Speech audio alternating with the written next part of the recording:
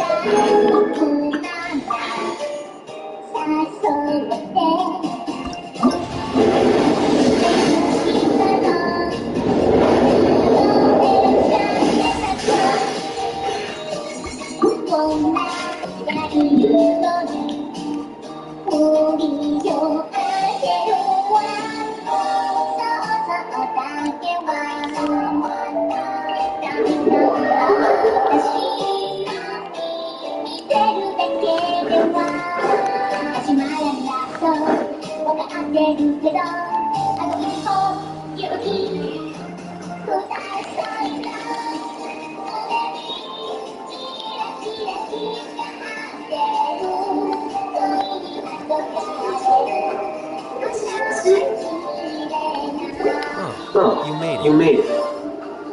Huh? What are they doing here? I gave them some Technical work to do. It's the scribe. And is that the traveler I see? How's How's the work going?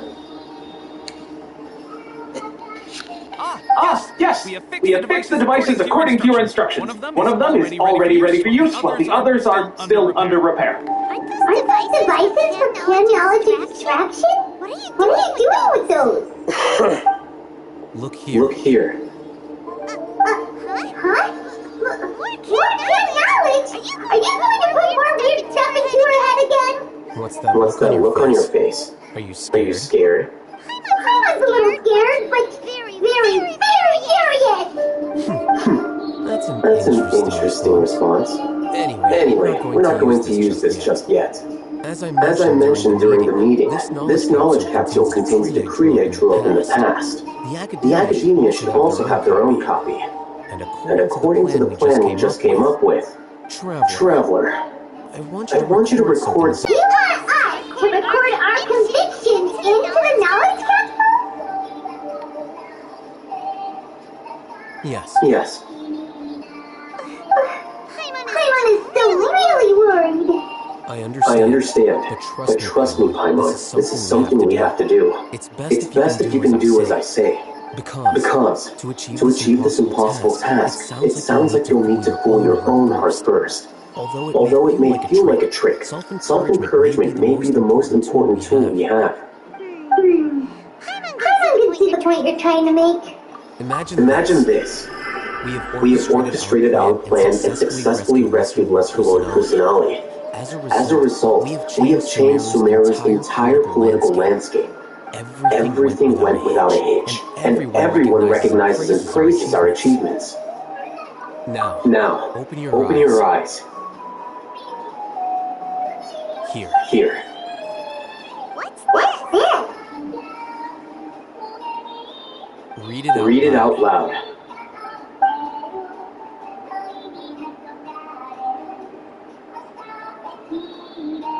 It's done. Is your head okay? Does anything hurt? It's just a recording. There should be no negative effects. But who are you doing this? Paimon doesn't get it. And that's perfectly fine. In any case, these capsules aren't meant to be used by you. Huh? What do you mean? Have you forgotten? Our plan needs to account for those who have long relied on the Akasha. You may find it hard to believe, but for those people, everything the Akasha transmits to them is nothing short of absolute truth. Imagine if you've been using a device like the Akasha since the day you were born, and this device has always supported you during times of need. After all that time, what do you think you'd become? A fool? A machine? A slave to orders. And that's why rules are so important. In addition, those who understand the rules can delineate boundaries and identify gray areas. But why do we need to identify the gray areas? You could say that those kinds of ambiguous zones can be very interesting. One might even say they're advantageous in the right hands. Things you're interested in are really out there. Are all Sumeru scholars like this? Anyway, that's enough chit-chat. I'm going to take those two to work on some small projects. You can head to Caravan Rebot and start preparing for the next step. Small projects? We're going to tinker with the Akasha terminal and make a few modifications.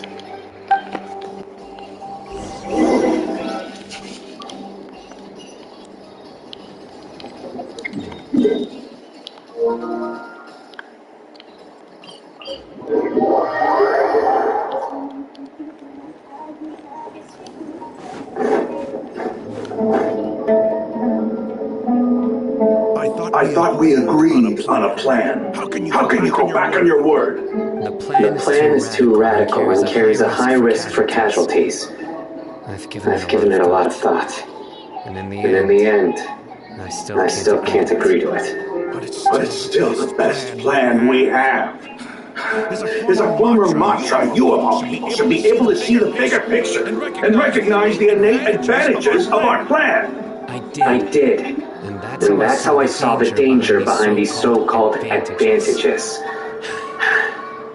Ethan's plan is even more radical than I imagined. Huh? Why are you guys arguing? My friend, you're just in time. Why don't you help me persuade Sino? He's turned against our plan. We agreed to work out a plan at the meeting.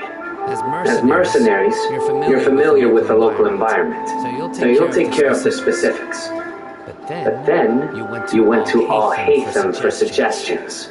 Had I known All Hatham would give you those kinds of suggestions, I would not have agreed to the plan. Look, you already know that we're all on the same side here, don't you? Mercenaries place a lot of importance on their bonds of friendship, but also will not hesitate to make sacrifices if they deem the situation to be sufficiently dire. I'm sorry, but as things stand, something you should know.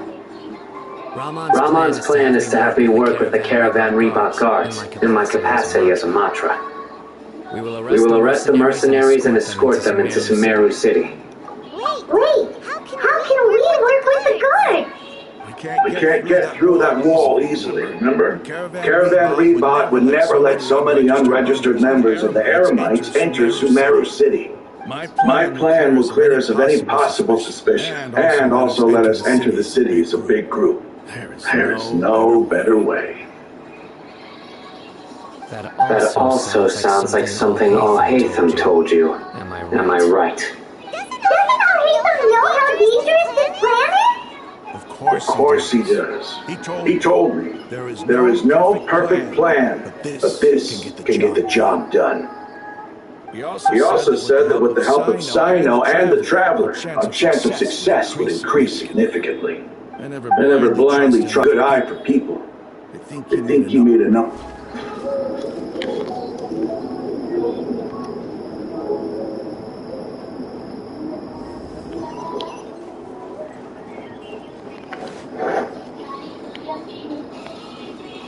I thought we agreed. The plan is to... But still, I did. Huh? Why are you guys arguing? my friend, We agreed to work. Had I known all... look, you already know. Mercenaries place a lot of importance on their bonds of friendship, but also will not hesitate to make sacrifices if they deem the situation to be sufficiently dire. I'm sorry, but as things stand, I can't. Seems you really do. Traveler, Paimon, Rahman's plan is to have me work with the... Wait, how We can't get through that wall. My plan will clear us of any possible... That also sounds like something all... doesn't Al-Haytham know how dangerous? Of course he does. He told me. He also said that with the help of Sino and the... never blindly trust anyone. If I make the arrests alone, I can control myself and prevent you from getting hurt. But I can't guarantee that kind of discipline from the guards. To make the whole thing more convincing, you'll need to resist to some degree. Casualties are inevitable once push comes to shove. I'm okay with the deaths of enemies. But now that we're allies, I'm against the meaningless laws of our own. I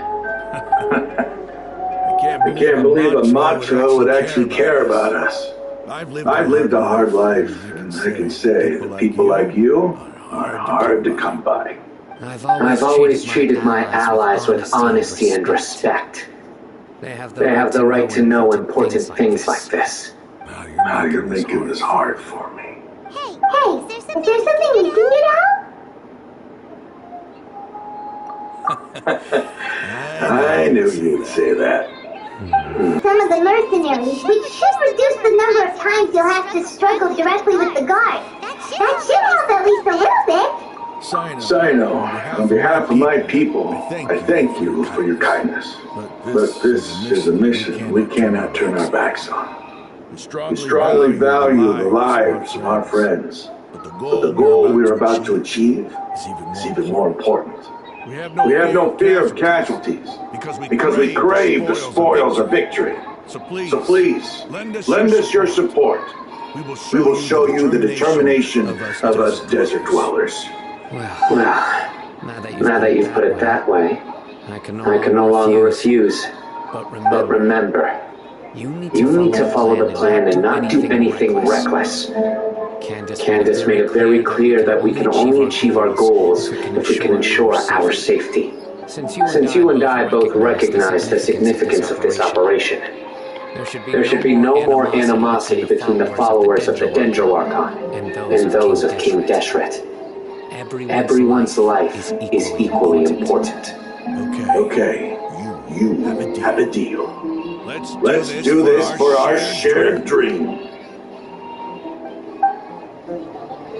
The guards should be stationed in the courtyard nearby. You can find them there.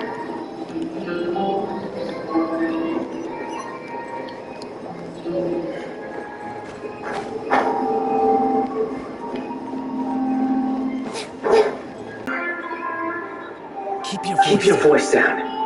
This is a secret operation. I'm going to arrest a large criminal gang near this location. According to the Academia's Guide and Regulations on Secret Operations, I have the right to ask for the cooperation of Caravan Rebot. Of course. Mahamatra Sila's order is the Academia's order. Just let us know what you need. But who exactly are you planning to arrest, and how many people are you expecting? Depending on the scale of this operation, we may need to report it to our superiors. They're a squad of air mites whose number is comparable to Ain el Akmar in Port Ormos. They're involved in the theft and resale of supplies from the academia.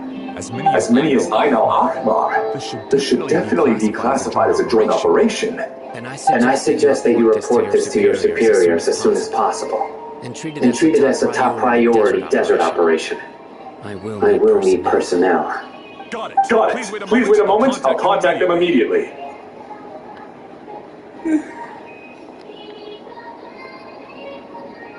Because this is work. Because I trust you. Paimon can't believe you're still in the mood to chat. This thing has Paimon's skin stiff. Aren't you even a little worried?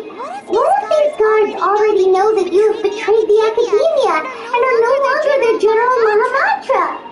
Even if that guard doesn't know, their superiors might, right? We discussed this, remember? The Caravan Reebok operation is of great importance. But don't worry. The guards there shouldn't know that Sino has stepped down. How can you be so sure? First, the other Mantras still don't know why Sino has left, which proves that the academia has been covering up the matter. Second, this is a crucial moment for the academia's God creation plan. If something were to happen to the General Mahamatra, it's bound to attract a lot of unwanted attention. No matter how you look at it, they don't seem interested in sharing the news of Sino's departure. A reasonable inference. I agree. Which brings us to our next issue. I'm sure some of you have been wondering if the prediction function of the Akasha will affect our operation. The Akasha is still in operation, so I must remain on high alert. Actually, considering the power of the Akasha, it's quite strange that it hasn't already tried to interfere with my actions. I've given that a lot of thought. For now, I don't think you'll need to worry.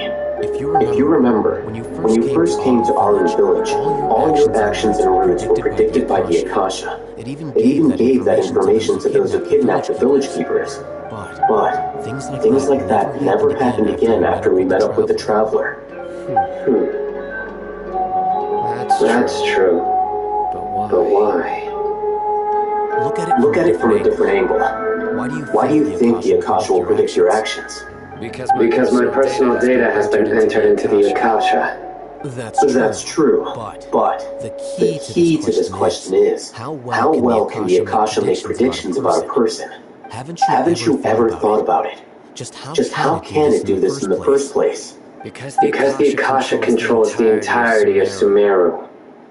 The academia firmly believes that all human actions can be explained through logic. By sorting and analyzing entered data, the Akasha can derive behavioral logic and predict the actions of those who fit an existing logic model. However, at the risk of sounding like an advocate for fallacies, can everyone truly be considered logical at all times? Emotions are part of our behavioral logic, but can you guarantee that every experience of the same joy or pain would be equally intense? How can our feelings and opinions be predictable down to the letter in every single instance? Sino, in the past, you've always worked alone. In the absence of another person who could sway you or your thoughts, the Akasha could produce predictions that were similar to your real-life behavioral principles. Decisive and principled, you were used to solving problems alone. That's why the Akasha could figure you out. But now, you've joined a team. And I believe the Akasha hasn't yet figured out the full composition of it. Thoughts and logic have intermingled and weave themselves together to become a complicated, chaotic mess. Any one of us could potentially disagree with another. The Akasha lacks data on these interactions, and it's impossible for it to predict your actions in the future based on your decisions in the past. After all, there's probably a limit to just how much we can be modeled or controlled by data. So, in my opinion, you're probably safe for now. Makes sense to me. I agree. The Akasha is not alive, and I don't think we can be completely controlled by something without a mind of its own. Is that so? I guess there are things that even the Akasha cannot calculate. And people will not be forever trapped by the past. I'm so glad that this is settled. Next time, pay attention during our meetings. Will do. Just remember to stay vigilant. Footsteps. General Mahamatra, we were not expecting your presence. I'm the security officer of the Grand Deshret Desert District. My name is Luxembourg. This is my assistant, the Traveler. She will be working with me. The construct next to her is for her work. Construct. Beep. What a great honor to meet you. Your golden hair is as bright as the sun. And this the latest technology from the academia? Have you made a decision regarding the matter I mentioned to your subordinate? It seems to be a dire situation, so of course you will have our full cooperation. To be perfectly honest, I've always longed to go on a mission with someone as well known as yourself. There's no need for flattery. Yes, sir. Take your most elite platoon and follow me to the eastern side of the district. We will carry out the operation there. Understood. Map. Hurry, bring the map. In 2 days, we will engage Ramon's Eremites and capture all of them. Any questions about the time or location? None at all, sir. Good. See you then. Yes, sir.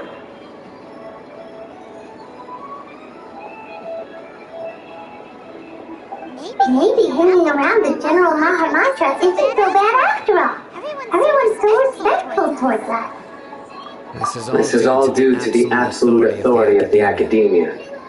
And now, we're going to strike back against that massive pillar of power. Get ready. We will move out in 2 days.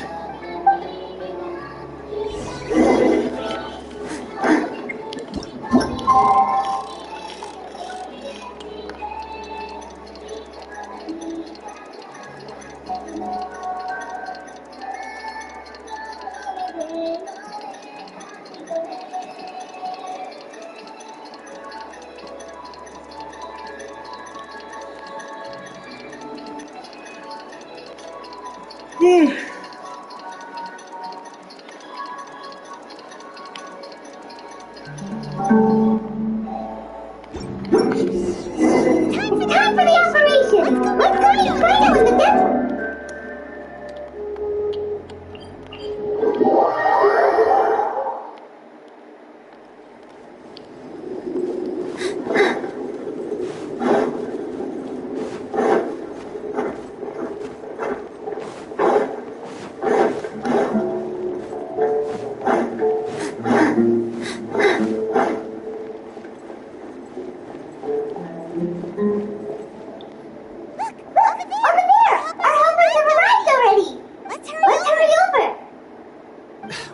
Wait a moment.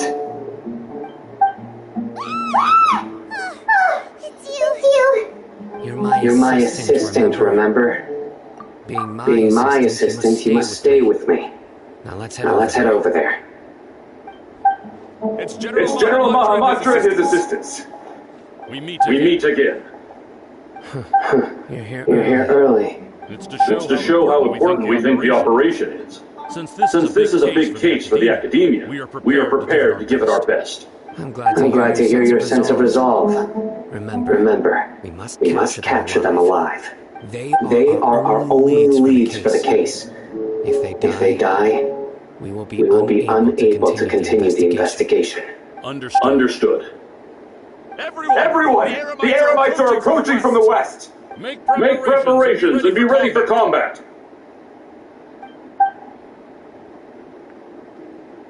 Halt! Oh? What a warm welcome! What do you want? Judging from those shiny weapons in your hands, it seems like you're not interested in a deal. Ramon, The Academia has caught wind of your smuggling and illicit sales. If you value your life, I advise you to surrender. Who are you supposed to be? A Matra from the Academia? Can't believe you came all this way just to catch us. I'm not here to talk. Oh. Nobody's given me this much time of day since I became a mercenary. Brothers! For that slight, let's wash our blades with their blood. Let's show them we Eremites are not to be messed with.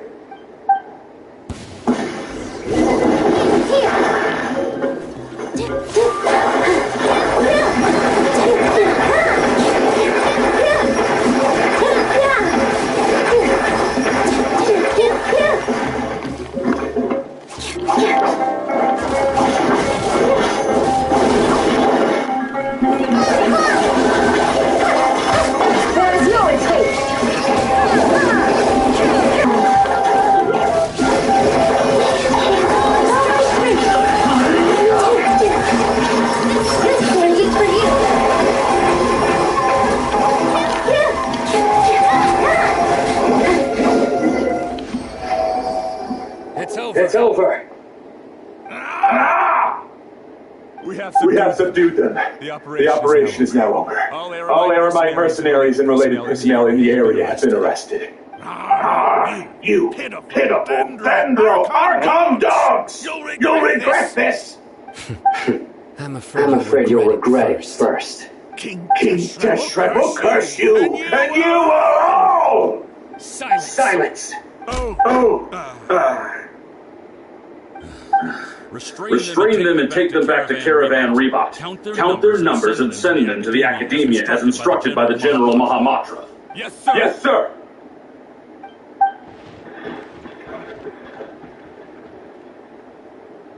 Mahamatra Sino, I will now take my leave. If you need further assistance, please come to Caravan Rebot and ask for me. Understood. You are dismissed. There they go. Let's talk elsewhere.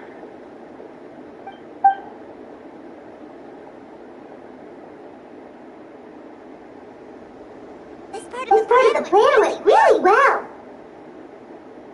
Yes. Things went perfectly. That's fantastic. And that punch you gave Ron on there sure looks convincing enough.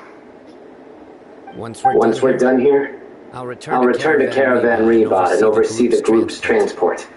I promise. I'll get everyone into Sumeru City safely. Yeah, you're the reason why everything went so well. It's not the time to celebrate yet. I believe Dia should already be waiting for you. Go join up with her.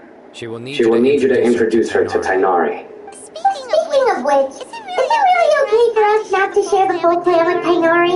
What if he'll feel miffed about it and refuse to work with us? I have a very close relationship with Tainari. Given how well we know each other, I believe my message alone should be enough to bring him to our side. He knows I won't make jokes about things like this. If we need help, Tainari is the best option. Get ready for the next phase of the plan. Don't keep them waiting.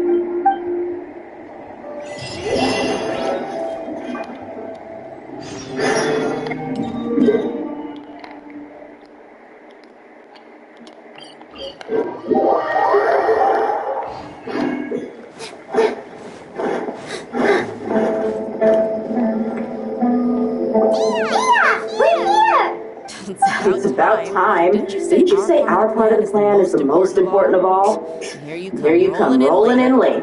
In the time it took you to get here, I already did 5 laps around the place, downed 7 drinks, and even did some clothes shopping. Sorry. We didn't mean to keep you waiting. I just wanted to fix your attitude and rub it in a little. After all, you took your sweet time getting here. We've got important stuff to take care of. I just like seeing that serious look on your face. Alright, I'll stop. All joking aside, I'm glad you're here. Let's get moving and take care of this as soon as possible. But where should we start? Our responsibility is to get a status update on the Fatui Harbinger known as the Doctor. We need to make sure he won't get in our way when we rescue Lesser Lord Kusanali. Dealing with an institution that controls all of Sumeru is already hard enough. If the Doctor were to crash the party, it would be next to impossible for us to achieve our goals. Yeah, we sure don't want him showing up. Ooh, he really gets time on the creeps. Right? Hearing his name just reminds me of those stuffy old geezers in the academia. I'd rather not have to deal with someone like that. According to the plan, we should first go to Pardis DI and ask for Forest Watcher Tainari. If all Hatham and Sino's sources are solid, then we can be sure that Tainari still has the Academia's trust. So, we'll find Tainari and convince him to get us the latest intel on the Doctor. Then, depending on what we learn, we'll make any necessary adjustments to our plan.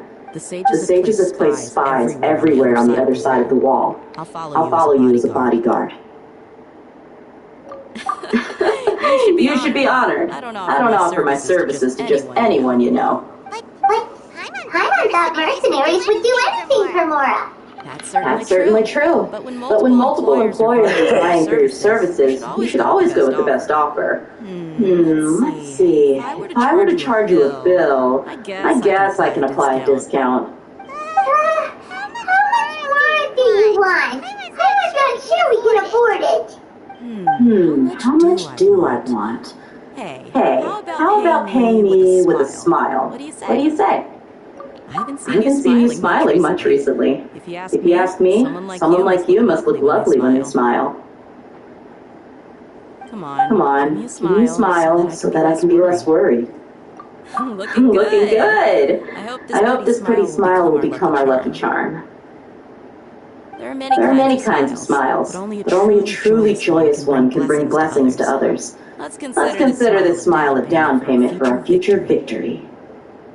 Let's go. It's time to pay a visit to Pardis DI.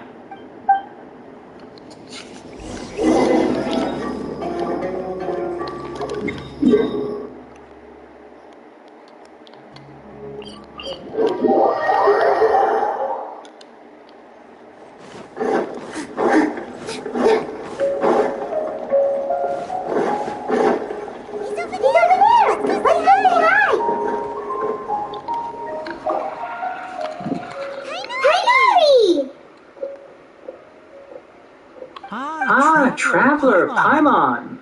And you are? Hey there. This is our friend Dia. She's an Eremite mercenary. A mercenary? You must have some big news for me. It's something really important. Please help us out. All right. Then follow me.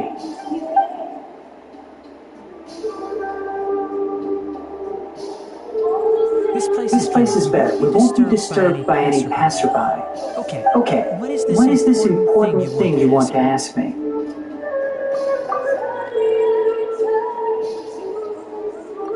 The doctor, huh? He's that strange-looking Fatui Harbinger with a map. Paimon thinks he has blue hair. Yes, I know him. Actually, he left Pardis DI just a little while ago. He left already?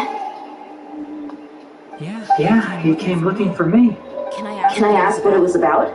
Sorry to ask you like this after having just met, but your answer is very important to us.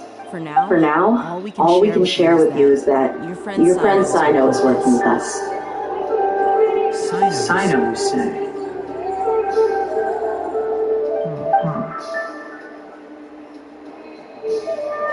I see. So that's why he hasn't been at the Academia.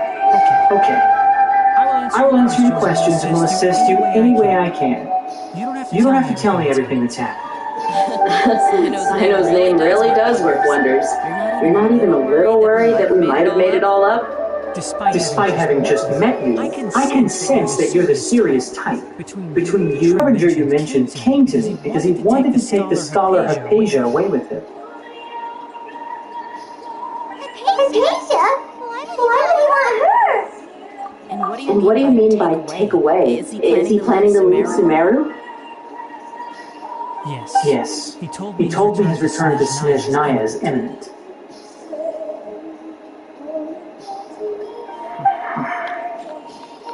So you mean you're leaving this place soon? Indeed. Otherwise, we could have perhaps talked a little more. I was just about to set out when I remembered something important. To that end, I made a final trip to Pardis Di. Let me ask, have you been taking care of a scholar by the name of Hypatia? Your sources are accurate. No doubt, because you've recruited many informants. But you're right. Hypatia has indeed been receiving treatment from me. Forgive me for asking, but how's the treatment coming along? Given the way you're asking, I assume you have something to say. Since you asked, I'll be frank. I would like to take Hypatia to Snezhnaya. It's incredibly difficult to transfer a patient. As a scholar yourself, shouldn't you at least be aware of this? I can't believe your utter lack of faith in me, to the point of even questioning my general level of knowledge. How unbefitting.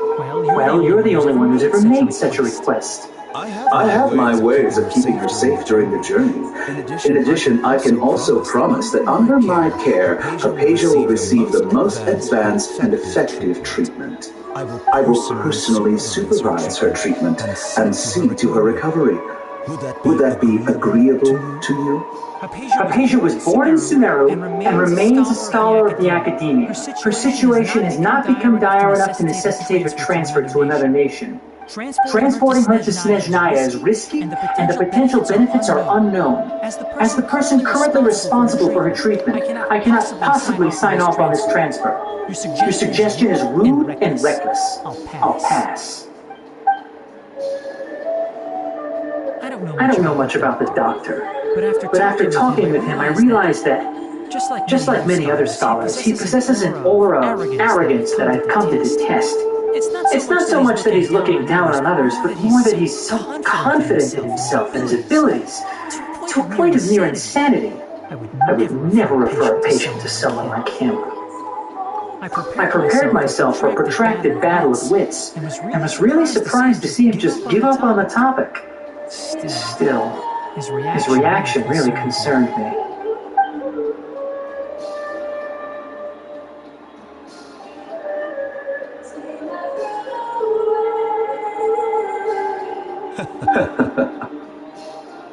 I see. Of course, your opinion makes perfect sense.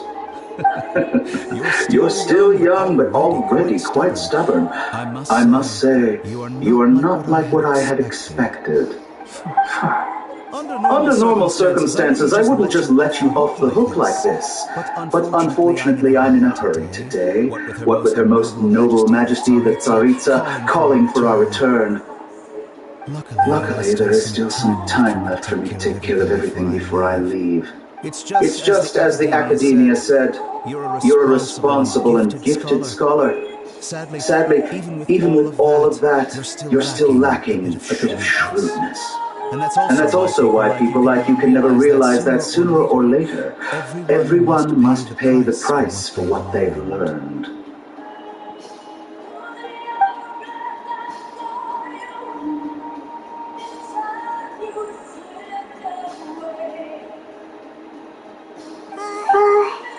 Cleon can't help but feel like he's hinting at something unpleasant. He asked a question, yet didn't care for my answer. Perhaps I'm nothing but a talking rock in his eyes. He never came off as malicious, but an utter lack of compassion permeated throughout our conversation. From his tone, I can sense that he's always looked down on others. I can barely believe it myself. If that's true, the situation will be in our favor. I don't think I missed any details. Frankly speaking, I don't want you to do anything too risky. Now that you know a little more, it should be easier for you to stay safe. Sorry, we can't tell you everything. We appreciate that you helped us anyway. I won't forget your kindness. It's okay. I have an obligation to do so. To be perfectly honest, all of this may have started because of me.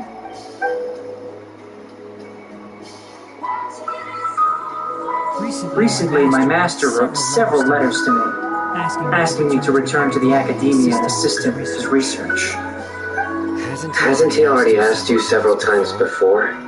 Yes, but there's something off about this most recent batch of letters. The handwriting and tone are both familiar, but some details have been omitted. My master will occasionally leave a few dots on the back of a letter. One dot means that he wrote the letter on a sunny day, and 3 dots stand for a rainy day.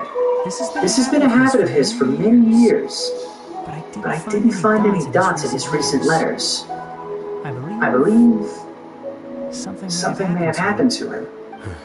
I get it. Since you are always at Gandharvaville, you would like me, someone already working at the academia, to investigate this matter, right? I'd like to ask you to do that for me.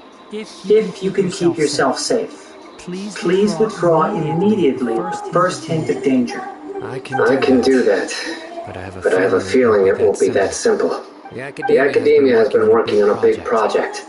I'm not quite sure what it is, but your master might be involved with it.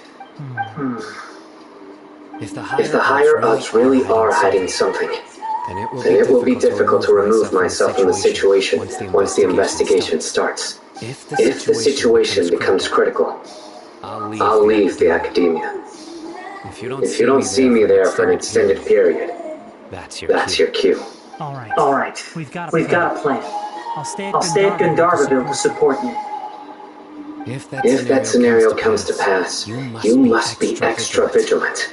And be wary of any messages or direct requests from the academia. I must say, I didn't expect a warning like this from the General Mahamatra. Being loyal to the academia doesn't mean blindly doing whatever the sages say. I know what I'm doing. On that note, aren't you also being quite distrustful of your alma mater? The academia, yes, but my master is a man of integrity. Even when I was a student, I was worried he'd get in trouble for sticking to his beliefs. I suppose he's lucky to have lasted so long. But in the end, still caught up to him.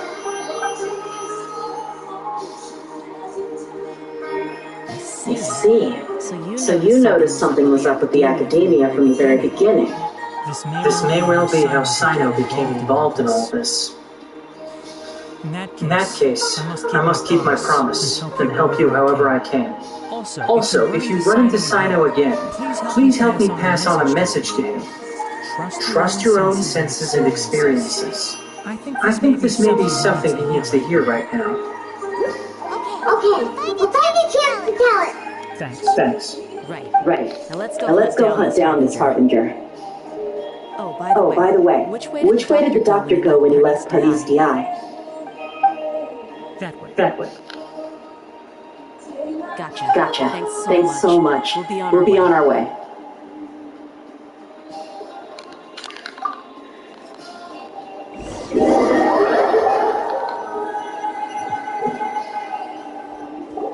According to Tainari, the doctor is leaving Sumeru soon. I want to check if the doctor was actually telling the truth. He also said that he'll take care of everything before he leaves. What did he mean by that? We need to be extra careful when dealing with a person like him. Just to be safe, let's chase him and see what we find. But we have no idea where he went. How can we start chasing him?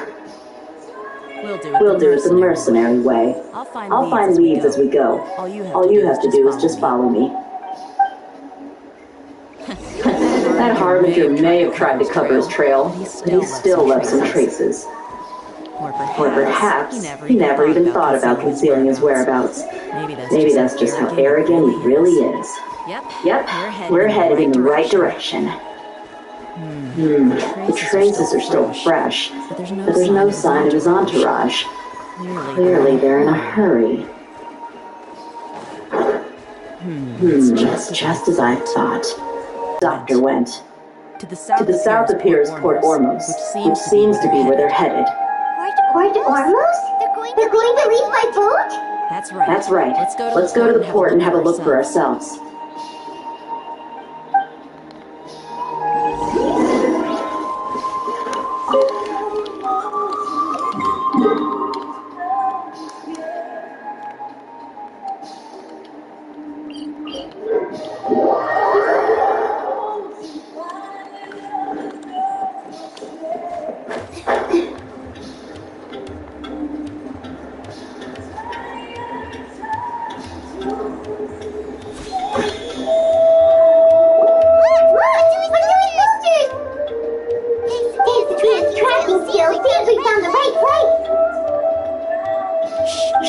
Don't draw their attention. The port is crawling with the Tui soldiers. Let's keep going and see what we can find. Now this is a proper farewell ceremony for a Snitch 9 Harbinger. The Lord Harbinger is leaving. I've still only seen him once or twice. I used to hold a position in our homeland, and back then, the doctor spoke in a very different way from the way he speaks now. Maybe the way people talk to Sumeru has rubbed off on him. It's always like that when you spend too long away from home. When he gets back to Snezhnaya, perhaps it will also take him some time to get used to the life there again. Huh? Sir, that can't be right. No, I remembered like it was yesterday, but his expressions and tones are now very different. Also, for some reason, he seems like he's all smiles now. He must be mistaken. Nobody's supposed to look happy when they're on a business trip.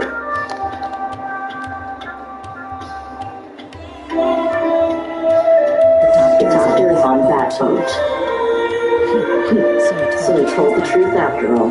He is actually leaving Sumeru. Let's get closer and find a place to hide so we can observe him.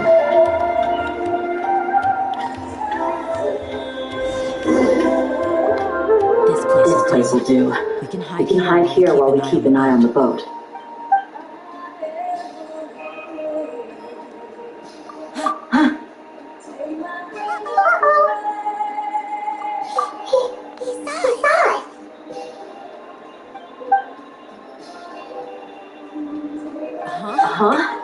Is he waving at us? It's time to say goodbye. Wait, is he the only person on the boat? You mean there's nobody with him? And where are all the soldiers we saw in the port just now? They were out here just a few minutes ago. But now, they vanished. This was a trap. Wait, don't tell me that. Luckily, there is still some time left for me to take care of everything before I leave. Oh no. They might be after Hypatia. Let's get back to Party's DI. Huh? What do you mean?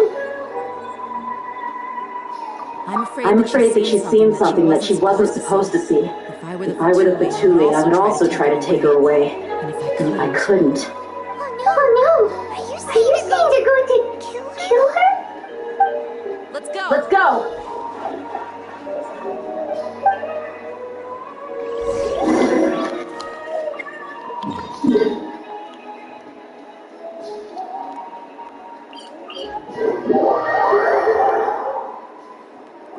Party's DI is not a place you Fatui can just show up and do as you please. I believe we've already made ourselves quite clear.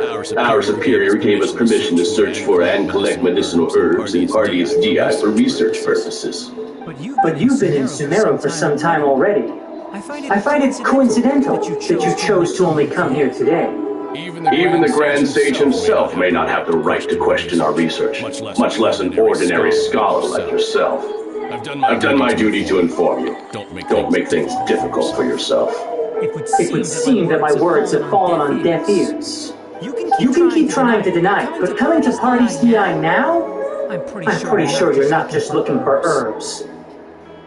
With all due respect, your baseless speculations will only lead to unnecessary trouble.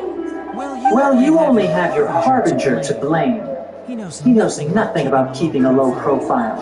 I may be staying at Party's DI as a scholar, but that doesn't mean I'm no longer a Forest Watcher. It is still my duty to protect the peace and safety of the scholars who have contributed so much to Sumeru.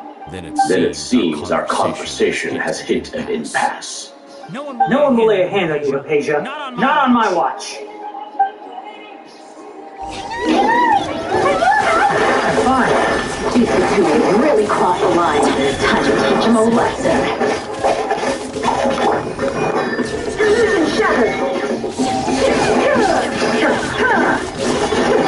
There's no use resisting. Give us Hypatia. Keep dreaming.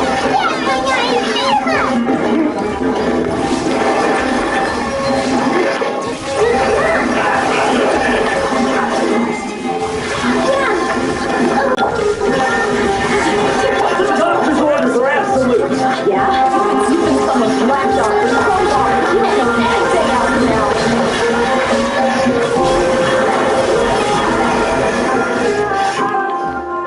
We're not getting anywhere. Traveler, Paimon, please go to Hypatia. We need to make sure they don't try to sneak around and attack from behind. Got it.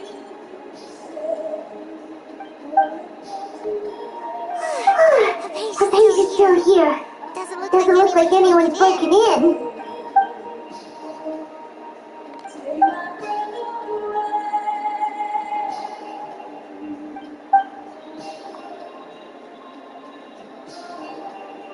Well, how is she? Oh, that's good.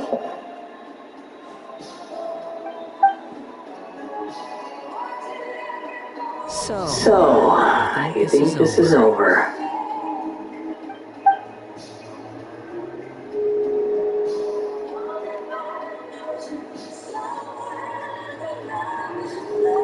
What? The Valadier is here?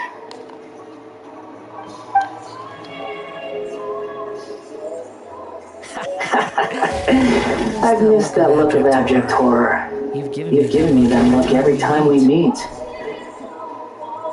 Where is he?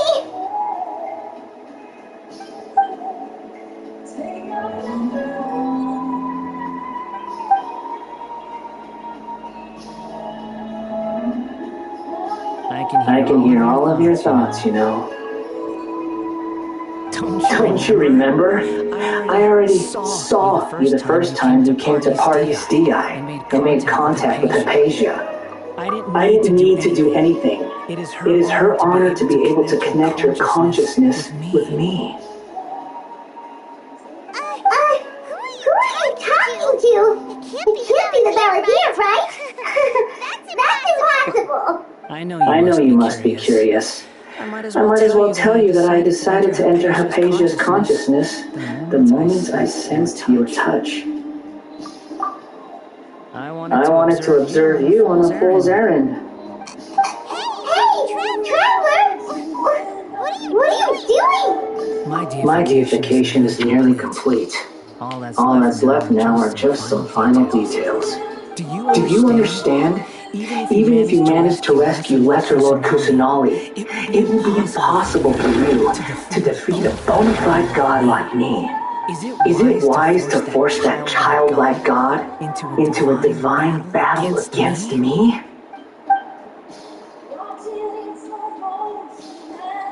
Scholars consider the god of wisdom to be the sum total of their faith. It's how they can justify reverence for a god as they construct it. But this also shows that humanity's worship of gods is a combination of blasphemy and exaltation. It's truly laughable.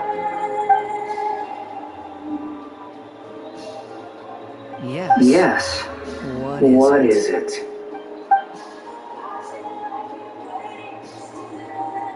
Yeah, I'm in a good mood, which is why I'm talking to you like this.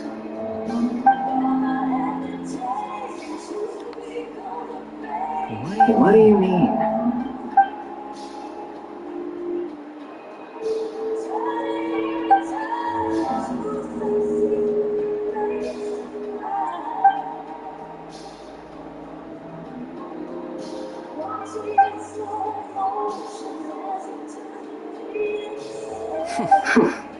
Those words almost make you sound like a friend who actually cares. But you're wrong. I'm different from all of you. I was born to become a god. My entire life up until this point has just been a meaningless routine. Just think about a sheet of paper. By itself, it holds no meaning. The content recorded on it is what gives it value. All I had recorded down before were some painful memories and boring human feelings. Such senseless drivel should have been erased a long time ago. Indeed, to me, the sight of you fools in your futile struggles is far more amusing. Tell me, just what has this world done for you to protect it with such zest and conviction? I'm connected to your consciousness, so I can hear what you're thinking and sense the depth of your determination. This is a good conversation we're having. So here's a word of advice. Let go of your misguided guardian complex. You know nothing about the truth. It'll be for your own good, as well as everyone else's. Humans are a species that can only find bliss in ignorance.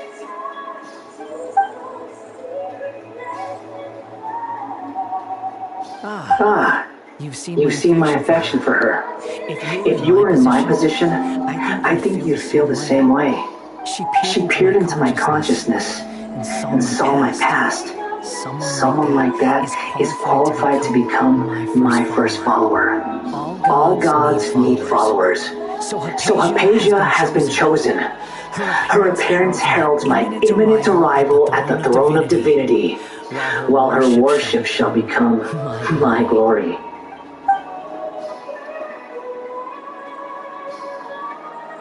You're doubting me again? No matter. Soon, you'll know what kind of authority you're challenging.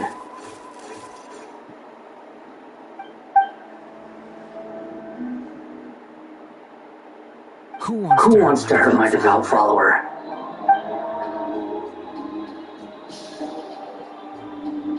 The doctor wants to hurt my first follower?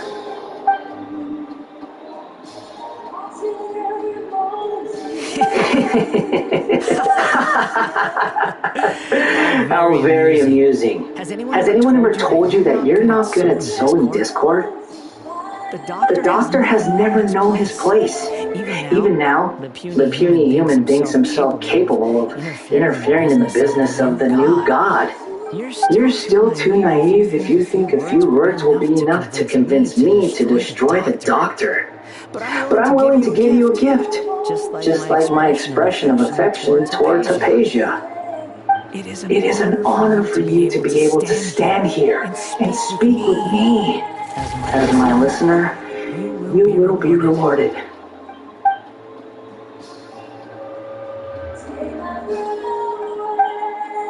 Both good things and bad things can be called gifts. After all, gods have never needed to be reasonable.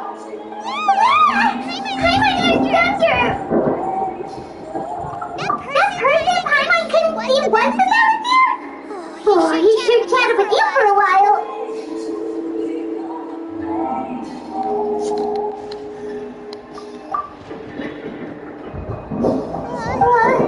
Where is the storm headed? Anyone outside?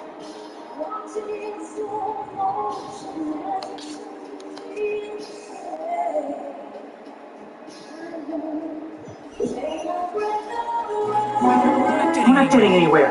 Traveler, Paimon, please go to Hypatia. Got it. I'm sorry, I need to tell this fucking internet. It's time to fucking do something about this fucking shit. That's why I said I won't fucking say this. Hello? How is she? Oh, that's good.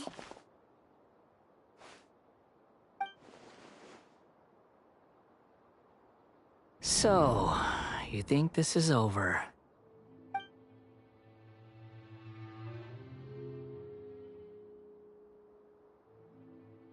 What?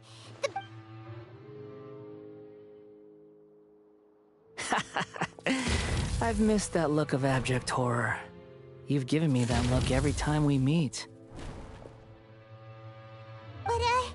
where is... I can hear all of your thoughts, you know. Don't you remember? I didn't need to do... I know you must be curious. I might as well tell you that I decided to enter Hypatia's consciousness the moment I sensed...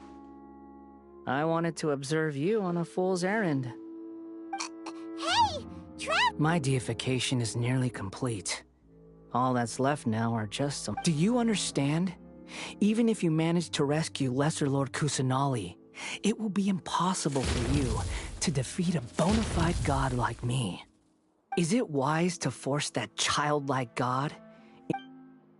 Scholars consider the god of wisdom to be the sum total of their faith, but this also shows... Yes. Yeah, I'm in a good mood, which is why I'm talking to you like this. What do you mean?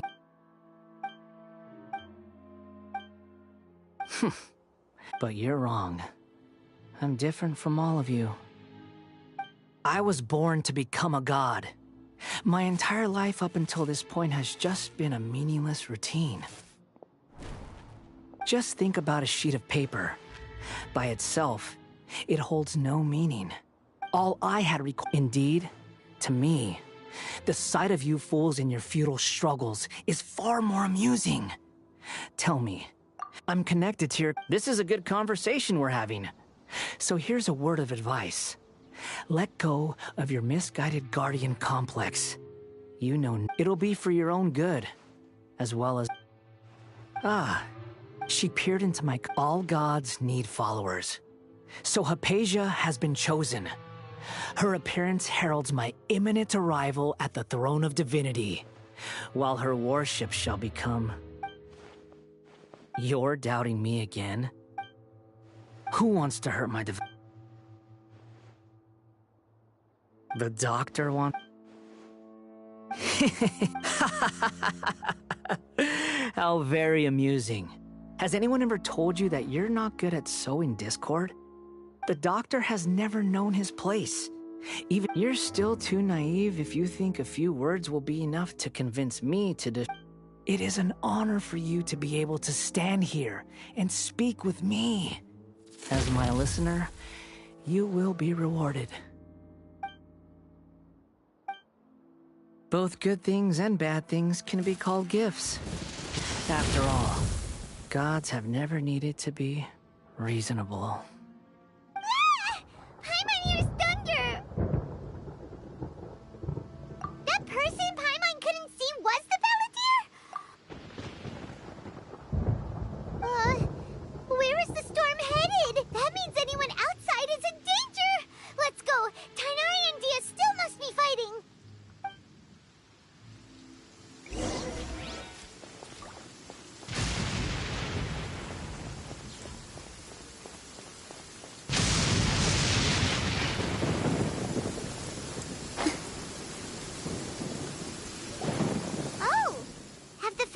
Retreated?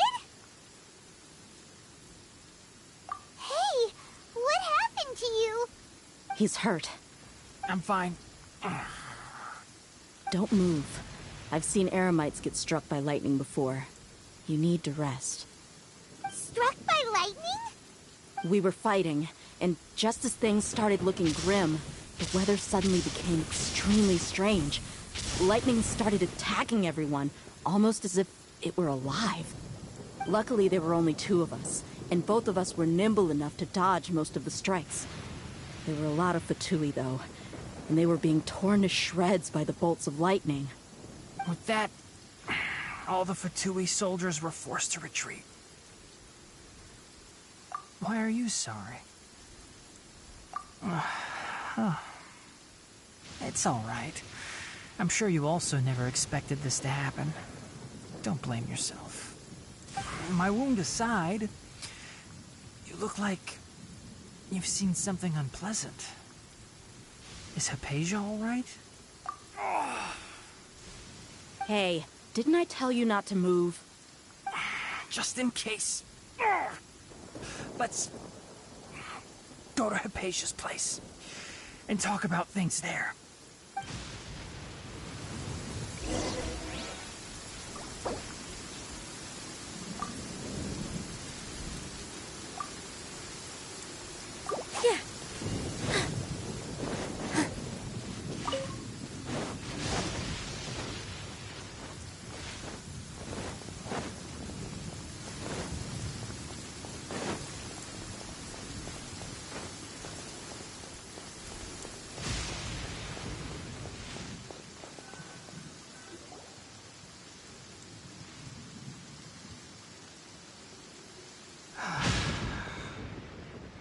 goodness, she's fine.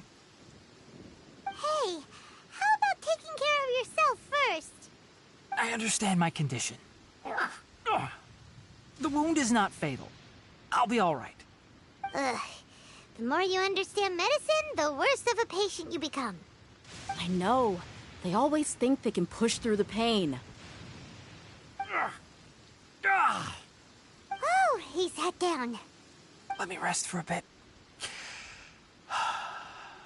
Sorry, Traveler. Now you may start.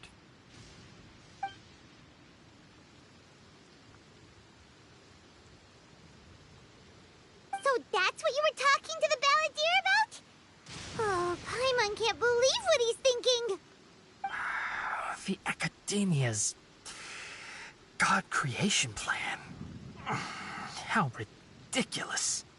That sounds, ambitious, I guess? Anyway, this is all way beyond me. As long as I can enjoy every day with a drink in my hand, tasty food in my stomach, and a good night's rest, that's enough. I'll only work when I have to. I must be the least ambitious person who's ever set foot in Party's DI. Don't say that.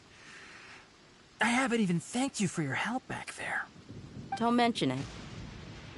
Well, if nothing else, all this proves that the doctor really did have some urgent matter to attend to, and left Sumeru in a hurry.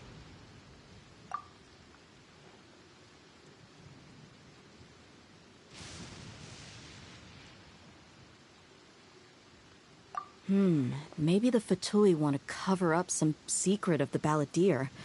Is that why they tried to seize Hypatia? You said the Balladeer claimed that Hypatia has seen his past. So, what could be there? Have you noticed? The Balladeer is not happy with the doctor's actions. He thinks the doctor has no right to consider himself as his equal. So, if the doctor was to show up again, would the Balladeer zap him with lightning? Based on what the Traveler has said, I think he would. Having the doctor gone benefits him as well as us. In other words, we've successfully completed this stage of the plan. The doctor is out of the picture now. Yay! That's a big accomplishment! I'm also happy for you. Thank you for the help, Tainari.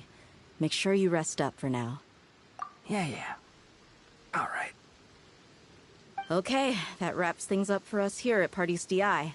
Traveler, it's about time we rendezvous with the others at the Grand Bazaar. Let's continue to keep a low profile. You can head there once you're ready.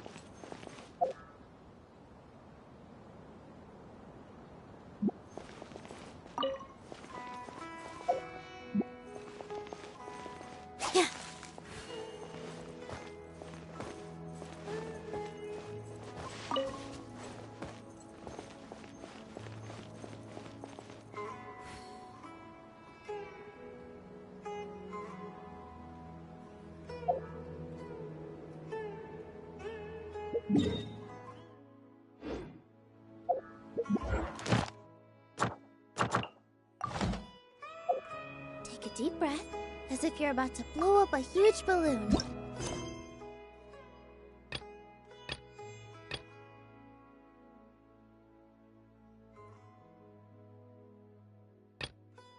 Exhale all your sleepiness into it, and then...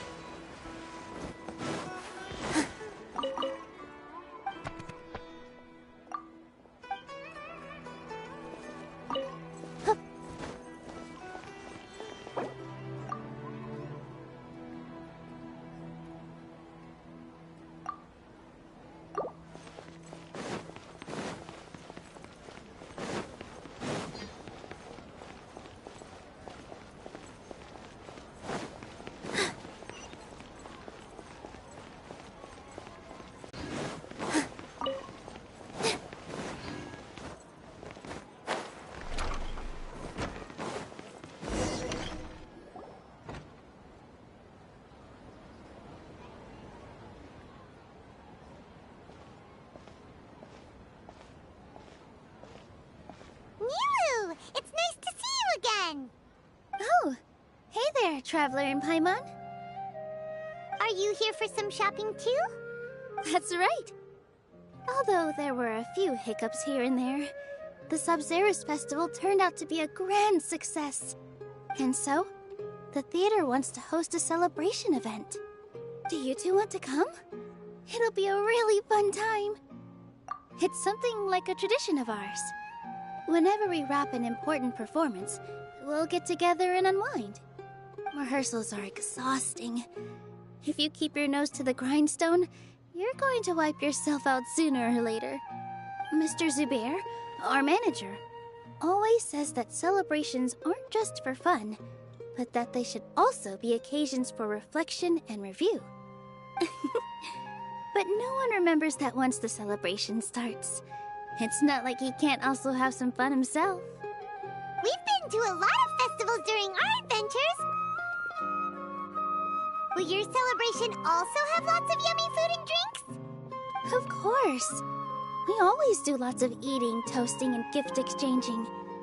We try really hard to show our appreciation for everyone. Ah, so we'll need to bring a present. No way!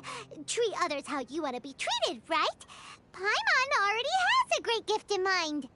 But maybe you could lend Paimon some more of first? It's fine. No need to stress, Paimon. You can come, present or not. The gift exchange is just to make the celebration more entertaining. You two being there would be the best gift of all. It'll also be a good time to introduce you to the rest of the theater. Is something up? Yeah, but for now, it's more important for her to rest and recover. I tried to visit her, but I got turned away at the door. The people there wouldn't listen to a single word I said. All I could do was to leave a letter encouraging her to get some rest and keep her spirits up. She'll be better soon. And then we can celebrate together at the theater. It's all thanks to you and Nilu that we managed to save Dunyarzad. You're way too modest. Just now, I actually felt really self-conscious when Paimon talked about us in the same breath. Compared to you, I really didn't do much at all. Anyway, all that aside, are you thinking about coming to our event? Paimon thinks it'll be a great time! What do you think, Traveler? Alright, then let's head to the theater. Wait, I completely forgot about this pile of stuff! Whoa, did you buy all of this, Nilu? Just one box. The rest were given to me. I really don't know how it came to this much. That's way too many freebies! Many vendors give out samples for free, but Paimon's never seen this much! All I know is that whenever I start chatting with people, my hands would get more and more full until I can't hold everything anymore. This seems to happen every time. I was planning on making a few trips to bring everything back before continuing on with my shopping, but I don't think I'll have the time. So this isn't even all of it? Are you sure? Of course! Carrying stuff is a piece of cake for her, right, Traveler? I'm so sorry to trouble you like this. I meant to invite you to our celebration, but now you're helping me instead. Well, let's hurry up and grab the last few things, so we can get back to the theater.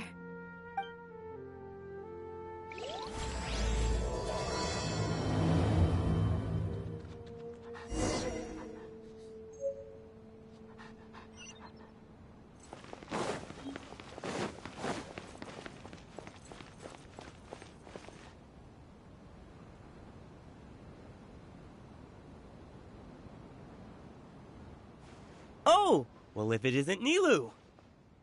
Greetings, Mr. Jute. Do you still have any food that's ready to go? Of course I do! I've heard that Zubair Theater is hosting a celebration event, so I've reserved some food for you in advance. Although, it looks like you're gonna need 2 more portions. Please allow me to introduce them. This is the Traveler, a very experienced adventurer. And this is Paimon, her super reliable guide and helper. No. Paimon is... hold on. She got it completely right. Look, Traveler! She introduced Paimon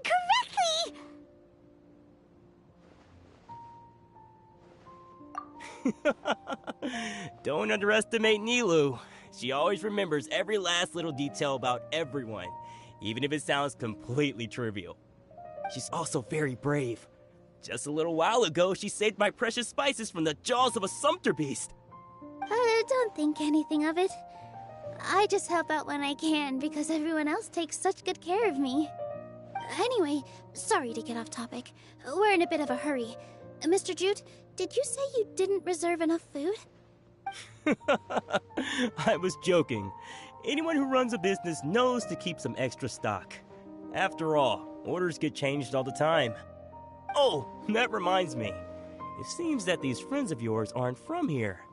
Have they ever tried any delicious tachin? Ooh, what a fantastic idea! Mr. Jute, did you bake a batch recently? Tachin is a mixture of rice and meat that's baked into a cake-like shape. Mr. Jute adds special spices into his. Its aroma is just so wonderfully delicious. If you ever see kids crowding all around Mr. Jute's place, you know he's baking up a storm. But is it really just for the kids? Don't you often follow them in too? I just can't help myself. We're 2 peas in a pod. Who doesn't enjoy some good food? Wait here. I'll bring some over.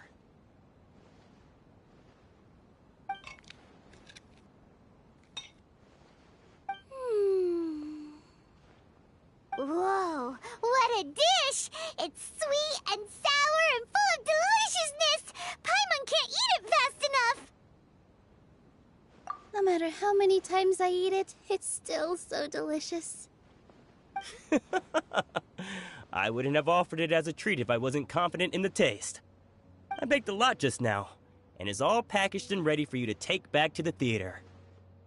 You made so much. Is it really okay to take them all? It was nothing. Making 1 serving or 100 servings is all the same to me. If anything, I should be thanking you for helping me clear my inventory. Don't worry about it. What kind of person would I be if I made you pay for a treat? Make sure you got everything. Feel free to come back anytime.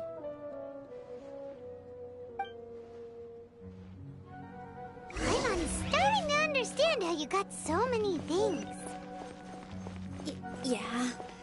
Everyone has their own way with words, and it's really hard to say no. What's so great about Nilou, good timing. I have the textiles you ordered. If you took any longer, the sumpter beasts might have gobbled them up. You and your jokes. Sumpter beasts won't eat those kinds of things, Mr. Offsheen. Jute said that some sumpter beasts ate his spices. Were they yours? Oh, yeah, really sorry about that. Nilou, if it weren't for you, I would have lost half of my profits that month. Trying to pull anything out of a sumpter beast's mouth is like playing a game of tug-of-war. So they really do eat anything, huh? What's that supposed to mean?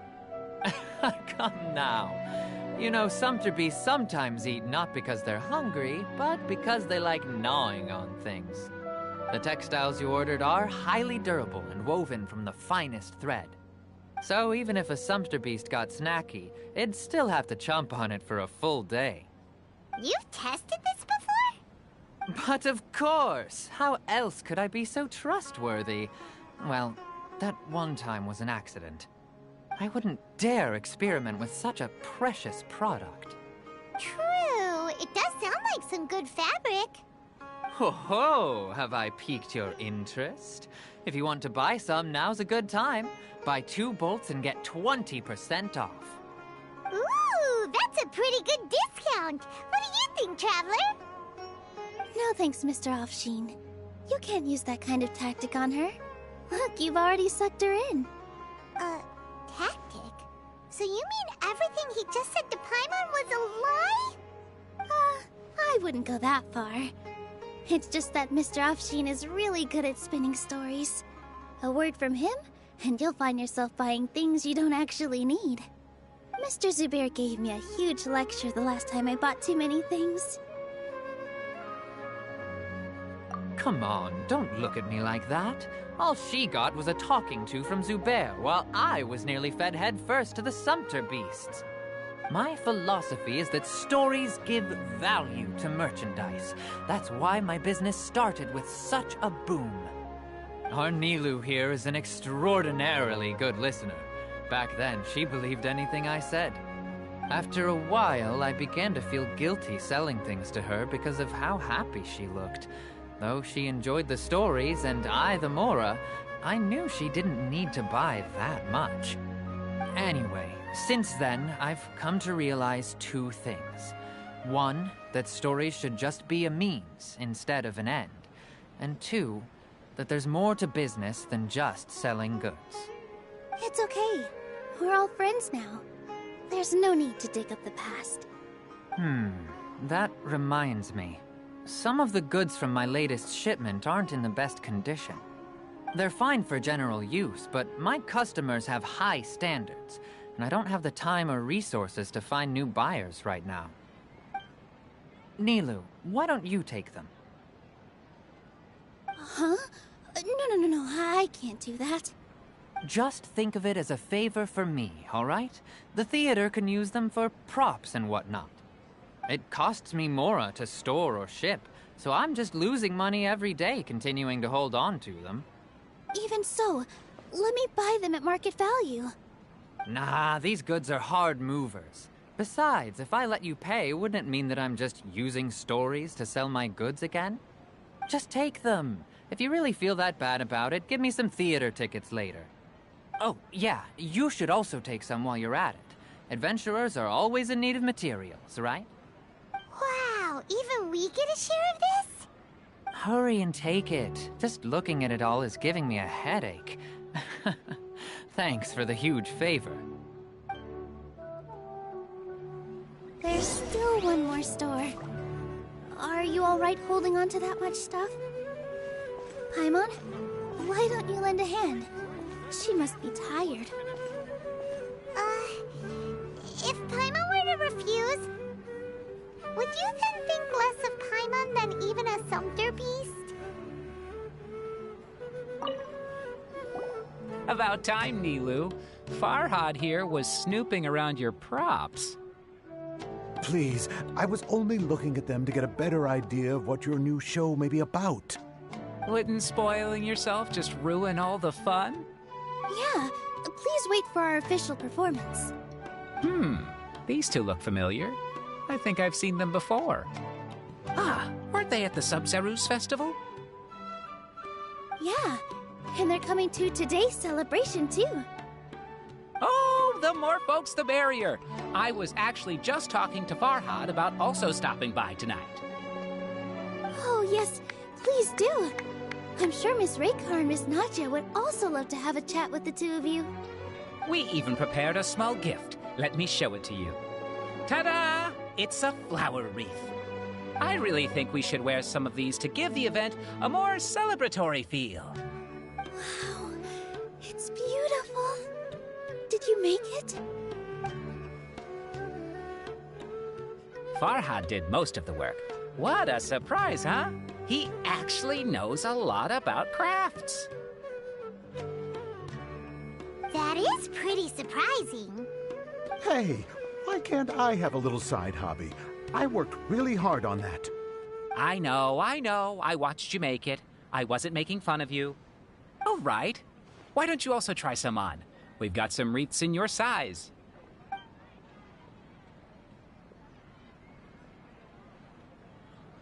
It fits perfectly. They're so pretty! Is there one that Paimon can wear? Unfortunately, we already gave out all the child-sized ones. I wasn't expecting the theater to invite such a fascinating guest. Fascinating? Huh. That sounds kind of weird, but Paimon will let it slide. Oh, you all sure got a lot of stuff there. Let me help you carry some. I'm a porter by trade, so this is what I'm best at. That'd be great! Please and thank you.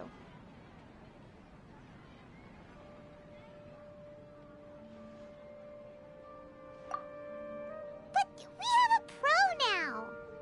Thanks for the help, Mr. Farhad. But let me make one thing clear first. Don't try to ask about what's in the new show.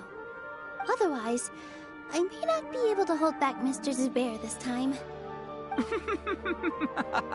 You're so obvious that even Nilu saw right through you. Shut it.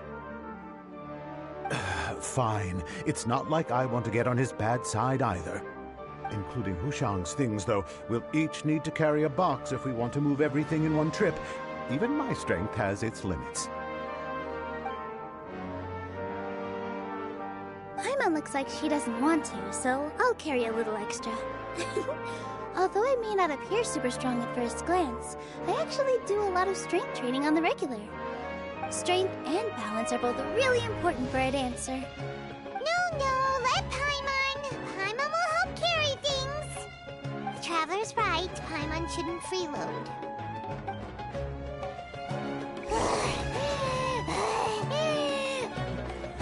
Paimon can't fly anymore. Are you okay, Paimon? Paimon's good to keep going. But Paimon now understands when people say there's no such thing as a free lunch.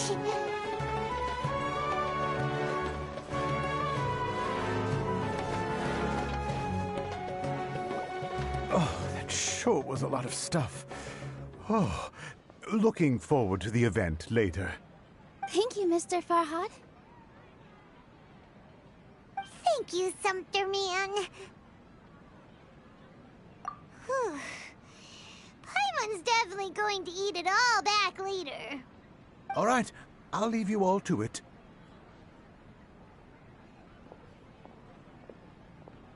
See ya! Good thing we had Mr. Farhad with us, or else that would have taken way longer.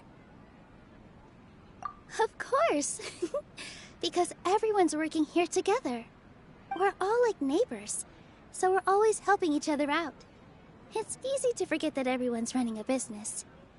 With this many freebies being thrown at you, you probably don't need to work. I felt so guilty at first, like I always owed someone something. I was always thinking of ways to repay others. Later on, I realized that it's actually like what Mr. Afshin said. By taking the freebies, I was helping everyone out and saving them money. When you order the wrong item, or make too much of something, sometimes the best way to maximize the value of those goods is to give them away. That's why there's no need to stress over the freebies. All of us repay others by helping them when they need it. Oh, that actually makes a lot of sense. This has become our norm, and no one keeps track of the back and forth anymore. So really, don't worry about it. Alright, I have to bring all this to Mr. Zubair and do a little bit of prep. Feel free to hang out here for a bit. It'd be nice if you could also get to know some other people at the theater. Nope. Mr. Zubair's really on top of everything. You two are our guests, so please, just relax and look forward to the celebration. Wow, the atmosphere here is so nice! Let's take a break and immerse ourselves in this warmth.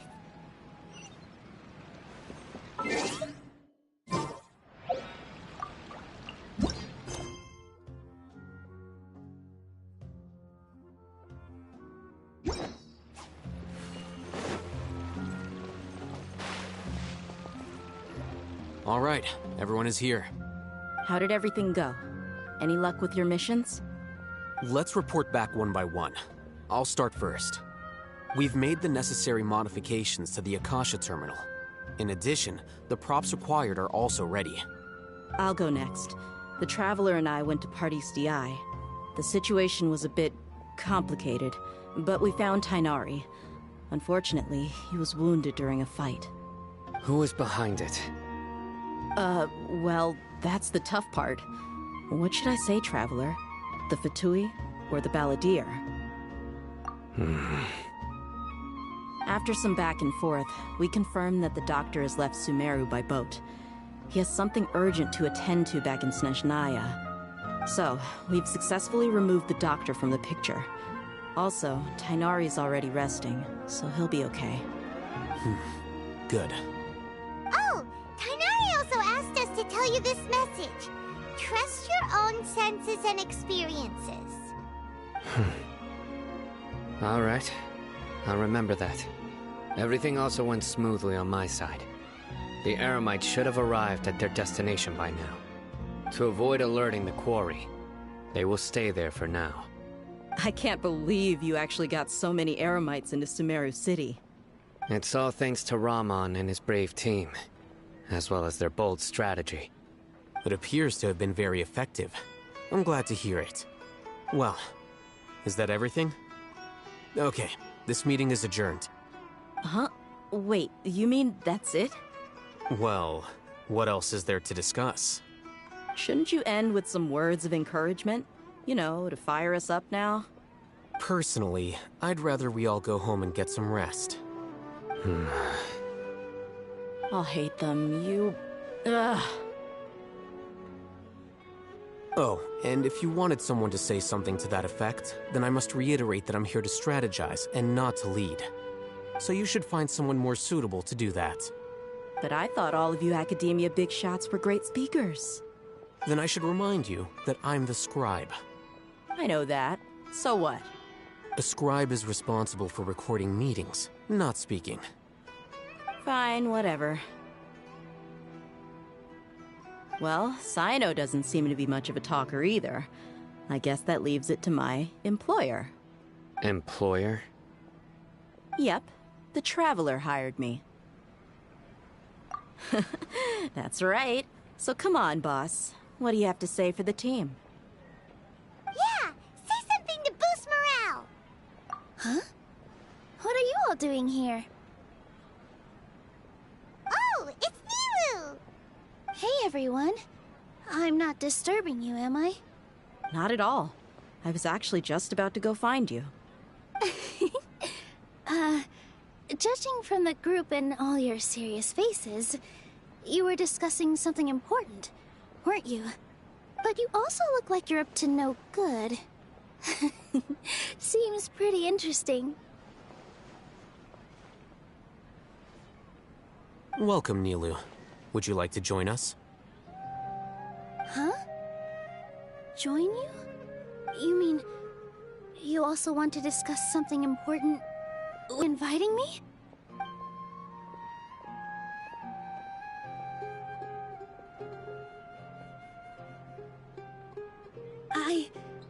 I can't believe my ears. You are truly the bravest and most passionate people of Sumeru, well, that I've ever met. Ahem. Oh, right. The Traveler and Paimon are not from Sumeru, but you are awesome as well. That's right. I must admit that I'm a little scared, but I'll try my best for Lesser Lord Kusanali. If I can somehow use my abilities to help you, then count me in.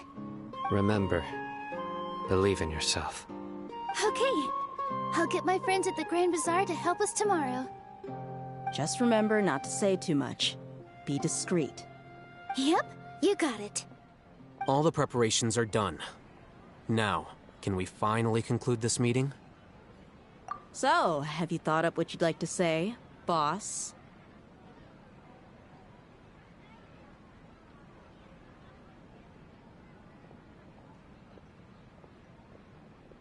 Yep, it's a grand plan and we're all super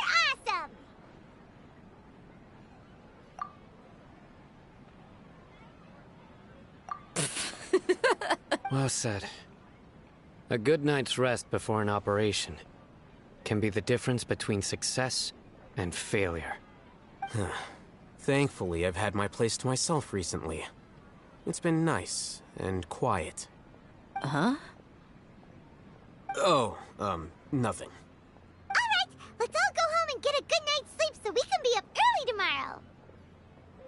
Okay. So I guess that means it's time to say goodnight now. Yep! Good night, everyone!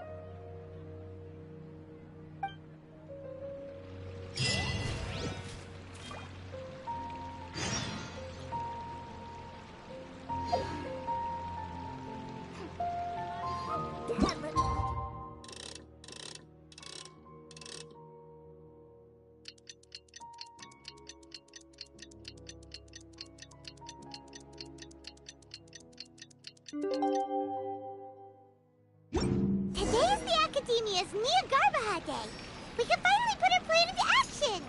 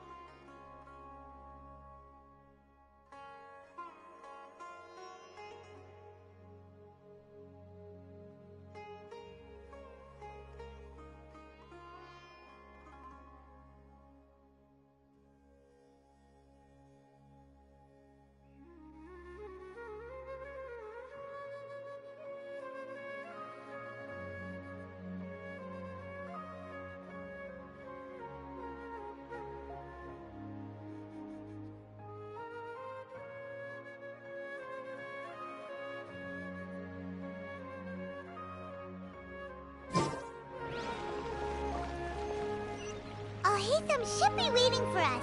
Let's go to the Academia and find him.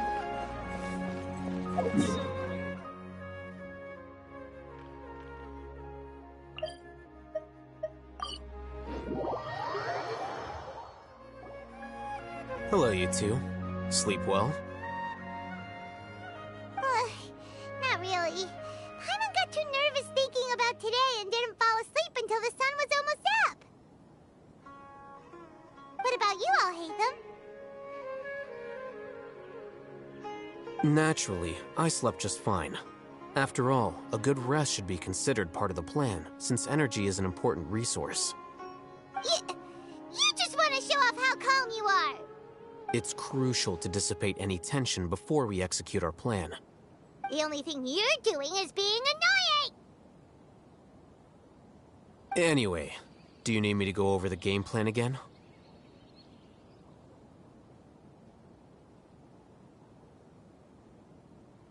Our target is Grand Sage Azar's office. Everyone in the Academia knows that's where the Grand Sage's console is. Only they can operate it. Many restricted commands and operations are executed via that console. I'm sure that console has a way to free Lesser Lord Kusanali. You know, Hyman's been thinking, what kind of technology could let the sages imprison even a god? That isn't something they could have accomplished with their scholarly talents alone. In the Sanctuary of Surasthana, there's a device of Greater Lord Rukkhadevata's that she once used to isolate herself while meditating. 500 years ago, the Grand Sage at the time modified the device so that it could no longer be controlled from the inside. They were effectively trapping one god with the power of another. So, how are we gonna get to the Grand Sage's office? Don't forget, today is Nyagarbha Day, arguably the most important day to the Academia. The sages and core Academia personnel are busy loading the latest batch of research developments and legal decrees into knowledge capsules so that they can be entered into the Akasha. All the Darshan's researchers have their noses to the grindstone, and the Academia's grounds are flowing with all sorts of people. It's the perfect time for an infiltration. When the Grand Sage leaves his office to supervise the entering process, that's our cue to access the console and free the Dendro Archon.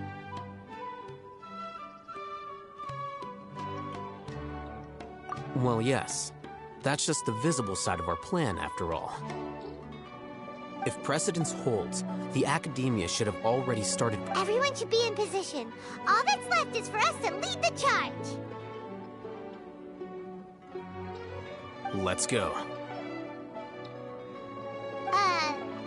So are we just gonna walk in through the front door, or...? Yes. Were you expecting a stealthier approach? Paimon can't think of a good comeback. Alright, it's all on Alhaitham if things go south.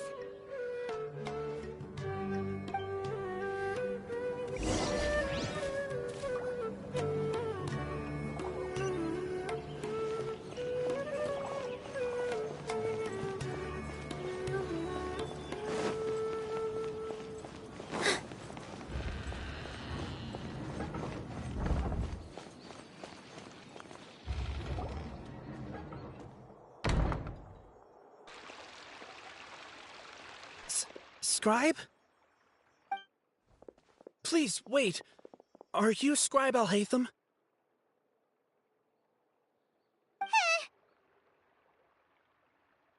That's me.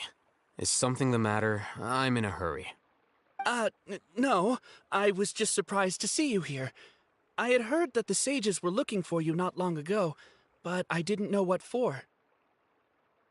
And, also, please don't bring outside guests into the Academia. Outside guests? How did you arrive at such a conclusion? Your groundless inference shames the Haravatat Darshan. What did you say? I'm the top student in Haravatat, and I earned 3rd place at the last Inter-Darshan debate. Don't look down on me! That wasn't my intention.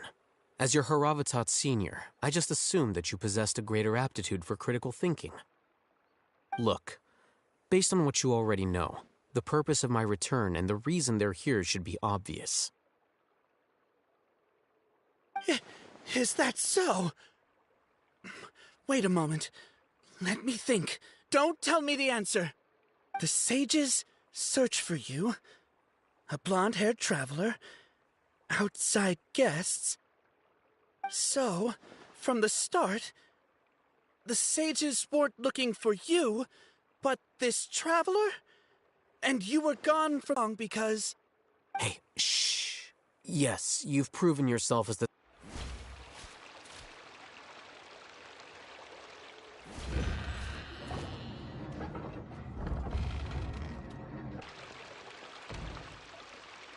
Scribe? Please, wait. Are you Scribe Alhaitham? That's me. The sages? So, from the... Hey, shh. Yes, you've proven yourself as the top student in Haravatat. I surmise you've arrived at the correct conclusion.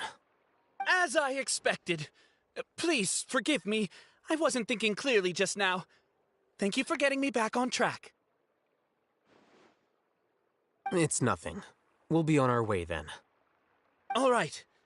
Thank you for your contributions to the Academia, Scribe.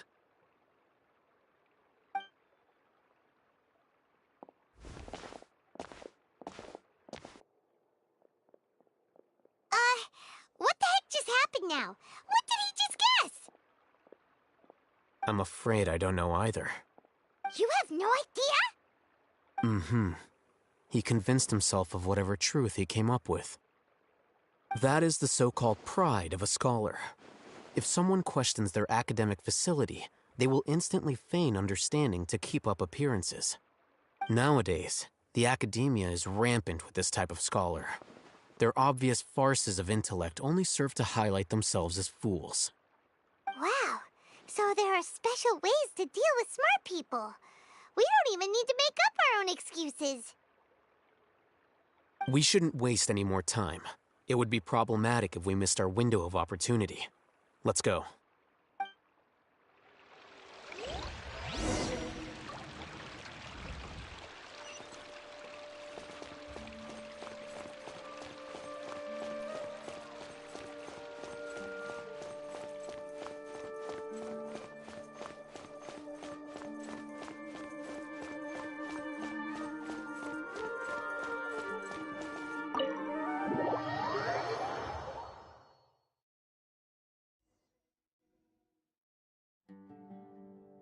Is this the Academia's library?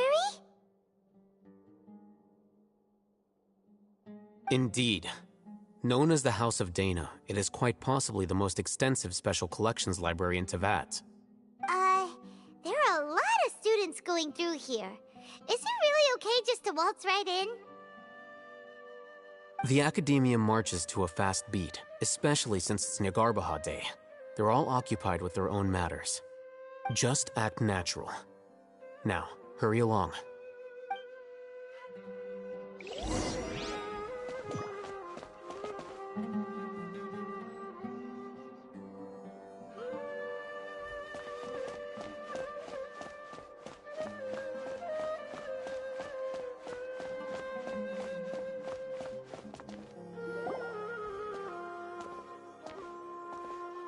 What's this platform for? It's a lift that Academia personnel use to access higher floors.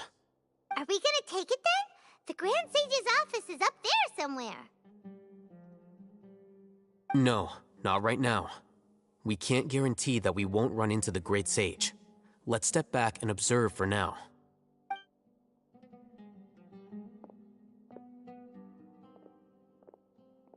You think the Grand Sage will exit from there? And after he does, we'd sneak past him? Oh, Paimon thinks that's really dangerous. Who knows? However, if we can confirm Azar's current location, our operation will be much safer if we... Allow me to offer you a hint. If you wish to know his location, look behind you. What's Grand Sage Azar doing here?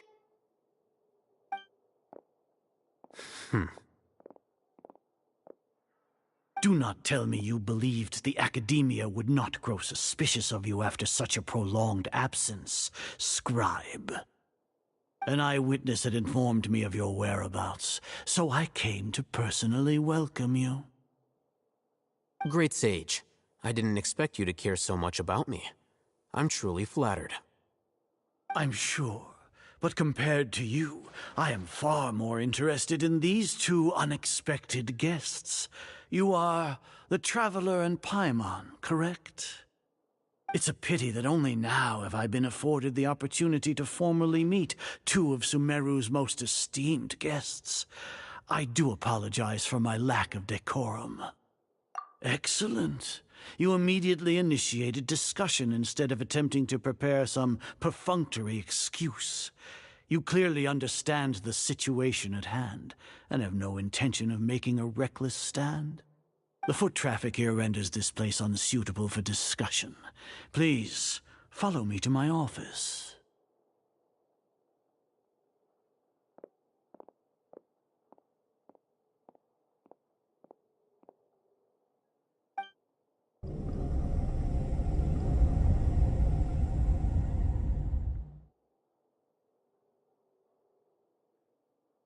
This place is crawling with guards. There's no way out for us. All right then, traveler. What did you wish to discuss with me? Today is Niagarbaha Day, so I still have many responsibilities to attend to. There is little time for idle chit-chat before I detain you all. You seem to know quite a bit about our endeavors. If that is so, then you should be praising our great work, rather than using your trivial misgivings in a futile attempt to sway me. Trivial? Then tell me, what do the Fatui want from me? Worthless. Those are all completely worthless. Benefits, divine power. These materialistic words do nothing but debase our great work. Creating a god. Yes, we are using human wisdom to create a god. If humanity cannot attain omniscience and omnipotence, then we shall create a god to reveal them. This is the pinnacle of human wisdom. We shall regain a god's guidance at long last. No longer will we flounder in the interminable void of consciousness and knowledge. Even Irminsul will be freed from its plight. For our nation of scholars, this is the ultimate aspiration. No cost is too great to realize it. You will never understand the rapture of having a god be born within your very hands. With your degree of knowledge, you cannot even comprehend such an emotion. Gods exist on a plane that far eclipses humanity's. Lesser Lord Kusanali, what can she even do? Care for the people? Fend off sandstorms? Fabricate silly fairy tales? These are but child's play for the academia. Does that make us equal to the gods? We are a people favored by Greater Lord Rukkhadevata.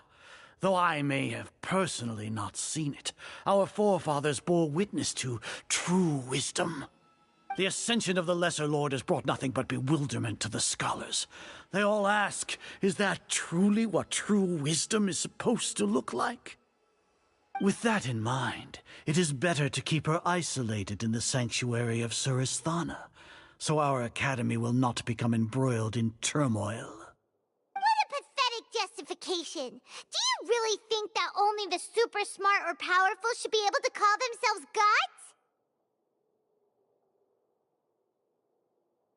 As per your judgment, Grand Sage, they are indeed dangerous individuals. Not only are they acting against the academia, but their ideologies have the potential to lead scholars astray.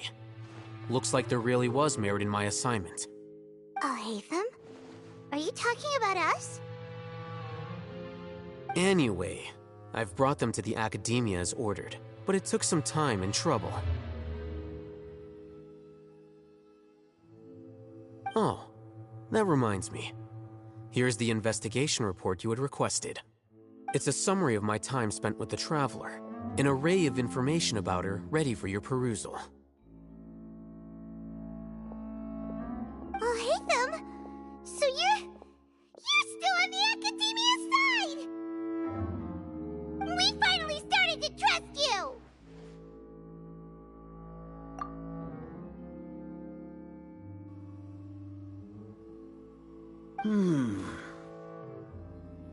Excellent. Detailed contents with no errors. I would expect nothing less than an immaculate report from the scribe. As it is Niagarbaha Day, I'll enter the information on you into the Akasha. Surely you know what that means. We'll be monitored, just like Sino. With the Akasha's calculation prowess, all of your actions will be predicted with an accuracy of at least 98%. Furthermore, your data will be updated in real time whenever new information presents itself. To put it into words you can understand, wherever you go, you will be walking under an invisible leash. This is Sumeru's greatest penalty for dishonest persons. Are you not familiar with the concept that great responsibility begets an equally great suspicion? In any case, you are Sumeru's most concerning external variable. Locking you down will greatly decrease the chance of any undesirable outcomes coming to pass. You're despicable! Despicable? Perhaps from your perspective, but I suppose you had mentally prepared yourselves for this, no? Your ploy was to sacrifice the traveler here, was it not? Lord Azar, I know what you're trying to say, but I've been following your plan this entire time. Why are you doubting me at this juncture? Must I delineate your entire plan? Very well, I will spell things out.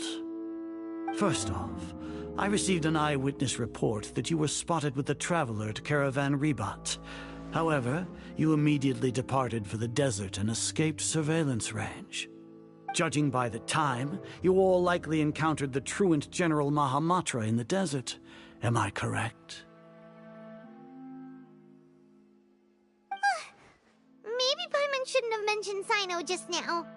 The Academia had not received correspondence from its scribe for a prolonged time.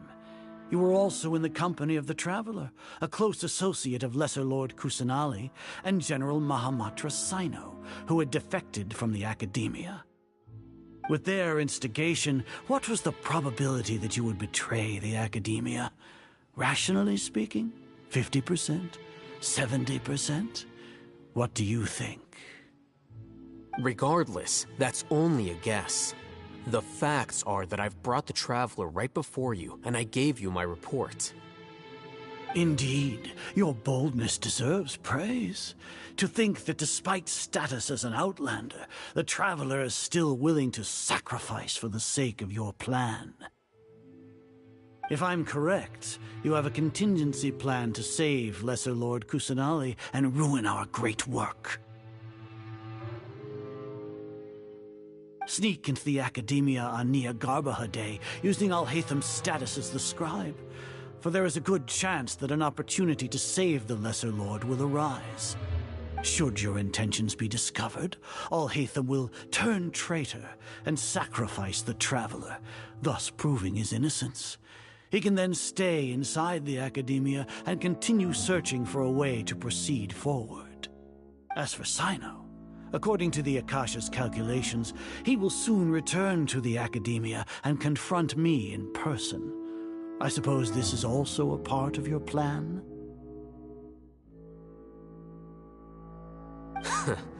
You'll see me as a traitor regardless of what I say, no? Even if you impugn me, it would have little effect on you all. You misunderstand.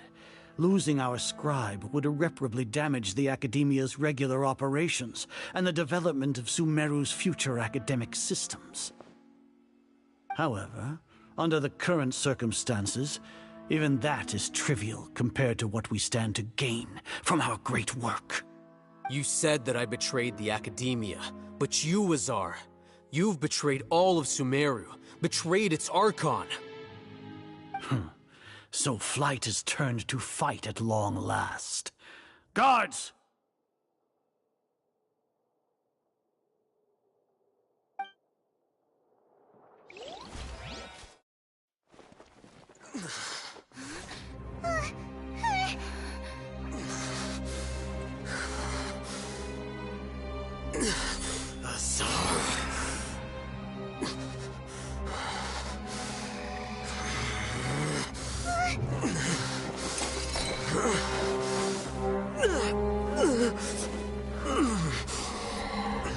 Well, what do we have here?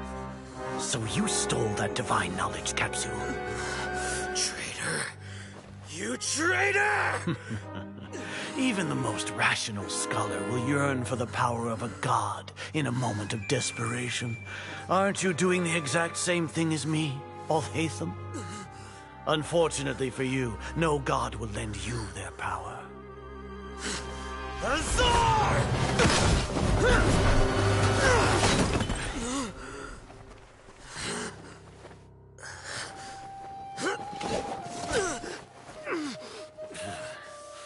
He has gone completely insane.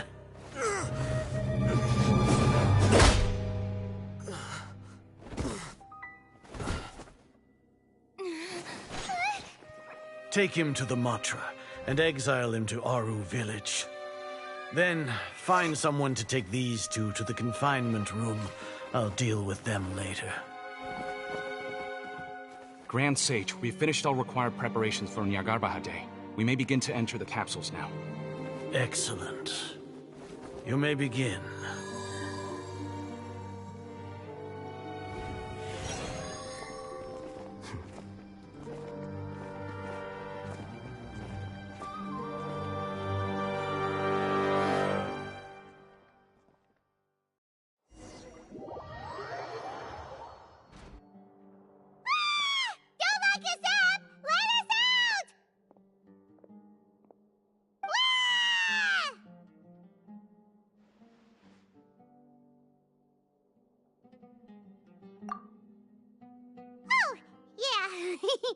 Paimon got a bit carried away there. How was Paimon acting just now? Great, huh?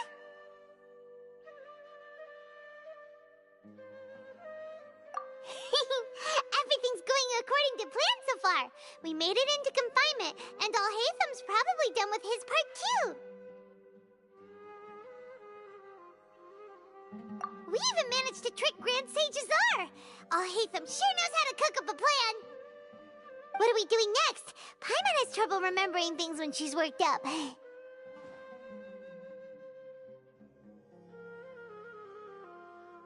Right. Paimon thinks it went something like this. Apart from that, we still have yet another goal in the first stage of our operation, which is to send the Traveler to the confinement room. What? Why do we want to get her locked up on purpose? She's always been the person the sages are most afraid of, as well as the greatest obstacle to the successful implementation of their plan. They are very aware of the risk she poses to them. Once the Traveler is imprisoned, the sages will likely think that everything is under control. And with their guard down, the next phase of our plan will have a much higher chance of success. I can already see the pompous looks on their faces. Oh, that's a super tricky plan. But Paimon still thinks it's not really worth it. That isn't the only reason, of course. She has a more important task once she's in confinement. According to the Academia scholars in Ramon's custody, Lesser Lord Kusanali has sealed off her consciousness in the Akasha ever since she was captured by the Doctor. That way, they can't pry any more information from her. Even if we break into the sanctuary of Surasthana, it will take time to awaken Lesser Lord Kusanali's consciousness. We need to do that in advance. So our job is to wake up Nahida! Okay, totally worth getting thrown in jail for. The confinement room is inside the Academia, close to the sanctuary of Surasthana. It's a completely enclosed space, and you won't be receiving any visitors. I'll work with Ramon's scholars to make some modifications to your Akasha terminal. Once you're in, get as close as you can to Lesser Lord Kusanali and try to connect to her consciousness. However, as for whether she'll actually wake up, that will depend on our luck.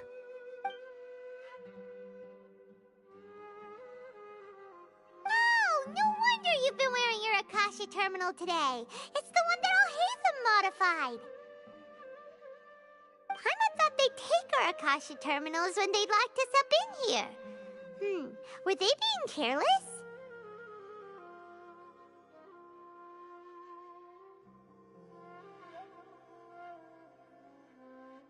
Alright, so what now?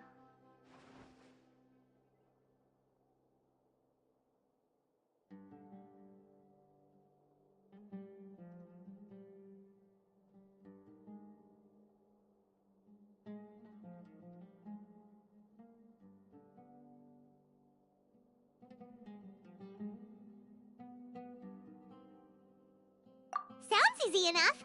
We can finally talk with Nahida after all this time. Let's do it.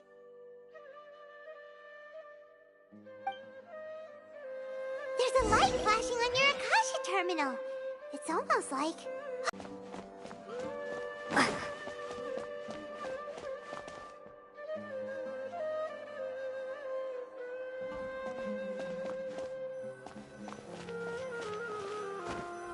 Here?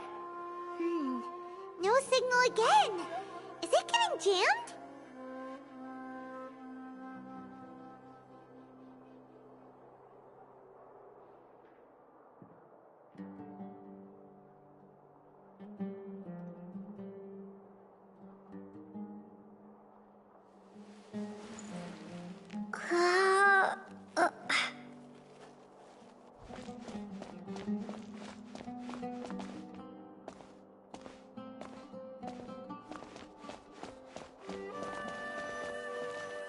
Whoa, it's Mora!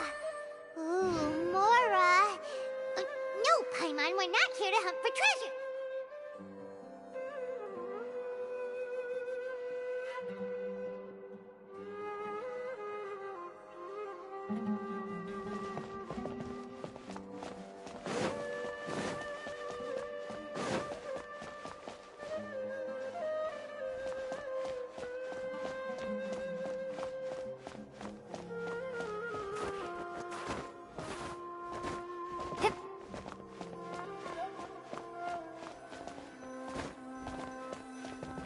Here? No signal again. Is it getting jammed?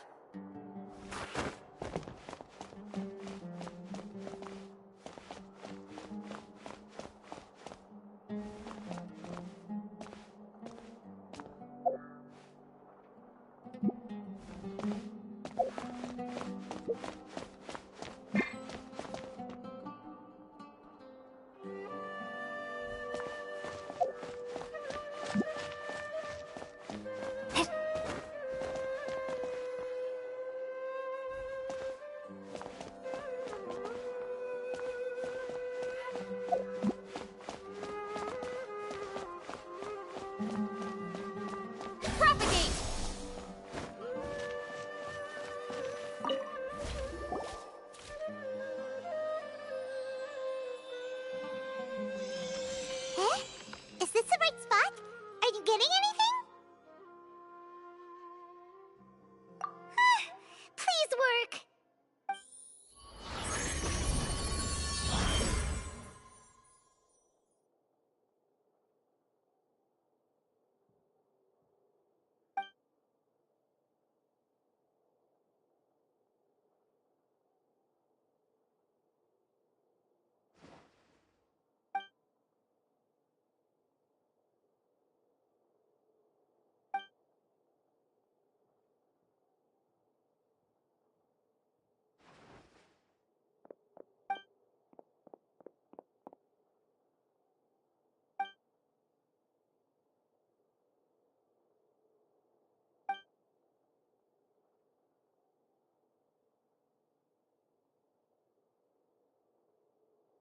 Nahida!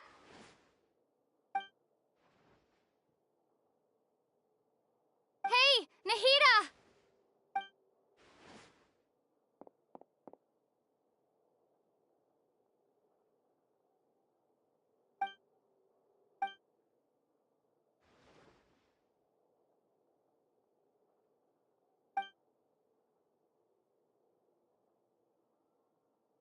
When did it first start? Oh, right. It started from the moment I was born.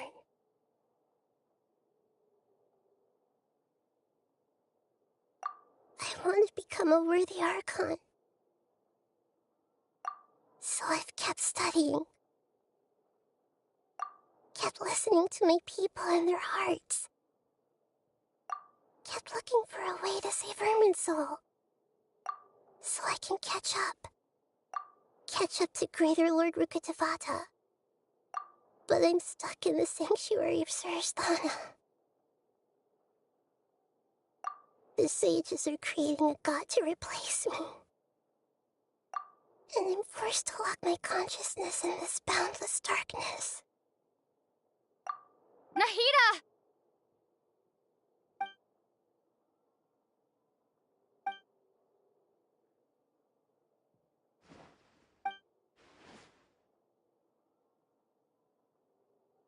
Nahida!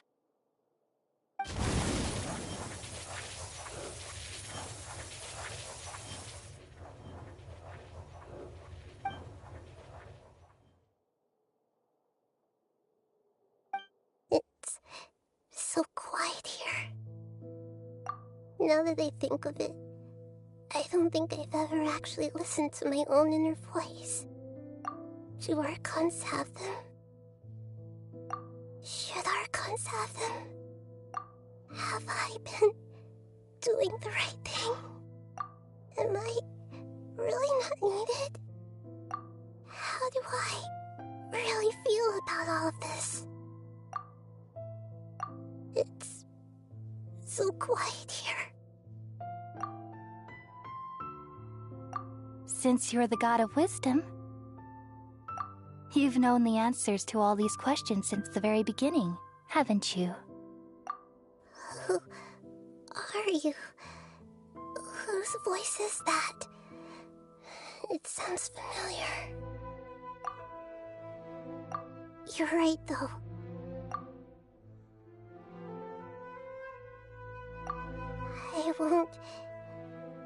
I won't ignore my own voice anymore.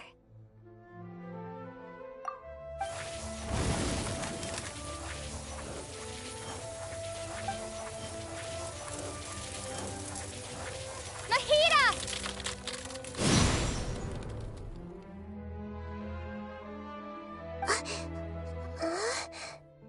Nahida? Did you wake me up? Thank you. Why are you here? We're here to rescue you. Are you alright? I'm fine. It's just... when I think of everything that's happened to me, I feel really angry now.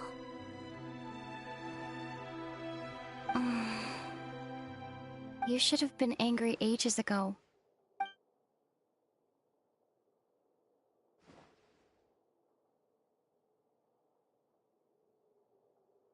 Huh? Oh, you're back! How's everything? That's wonderful news! Great! We weren't locked up for nothing! When you went to wake up Nahida, Paimon was listening for any sounds outside. You were out for a long time. There are fewer and fewer scholars going about now. You think everyone's done with their Nyagarbha Day stuff? Yep, so that means our next act is Nilou's performance!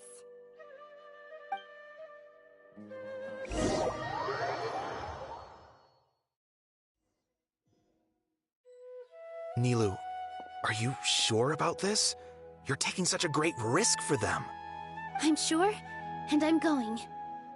You know that I don't like to pass up any opportunity to dance, and this one is especially important. All right. You seem to have a lot of trust in them, so I won't say more on the subject. But if anything happens, the few of us here may not be able to help you. Don't worry. They've been through worse. Everything's going to be fine. All right.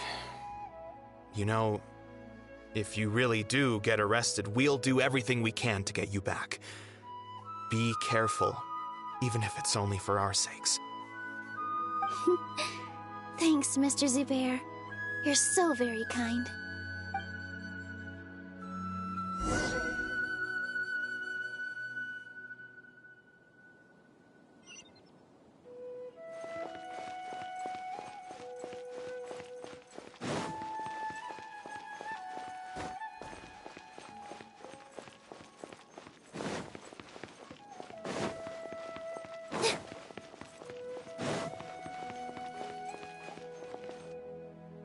Nilou, how's it going?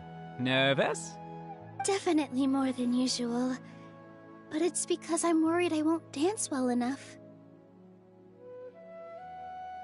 It's okay. Just focus on your performance. We'll take care of everything else. You sure know how to talk. Taking all the credit, even though we came here together to help out. Well, thank you both. I'll have to treat you to a meal after all this ends. I really, really appreciate all of your help. Ooh, that sounds great. Huh? How can we say no to that? All right, let's get back to business. Nilu, we'll be here to keep people from going to the academia so they don't interrupt your performance. I was planning on telling them something like, the Academia's been conducting a weird experiment, and some of their test subjects escaped. It's really dangerous there, so stay away. Oh, you couldn't think of anything better? Oh well, I guess it does sound like something the Academia would do. I think it sounds great. I'm counting on you guys. Don't worry, it'll be a piece of cake.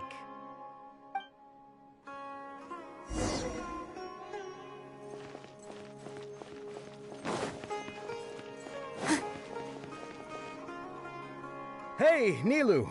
Sorry, it's great to see you, but I'm really busy right now. Our Bait People Away with Yalda Candies plan is working beautifully. Do you want some candy? We have more than we can give out. Vihar, thank you so much for doing all of this. And even dressed up as the Knight of Flowers, no less. I'll pass on the candy, though. I cut back on sweets in the period leading up to a performance, and I'm about to start one. You have a point. The stage is cleared and everything's ready, so you can start your performance at any time. Yeah, thanks to you. I'm really grateful. All right, time to hit the stage. You're welcome. The honor's all mine, since I'll have such a great view of the show.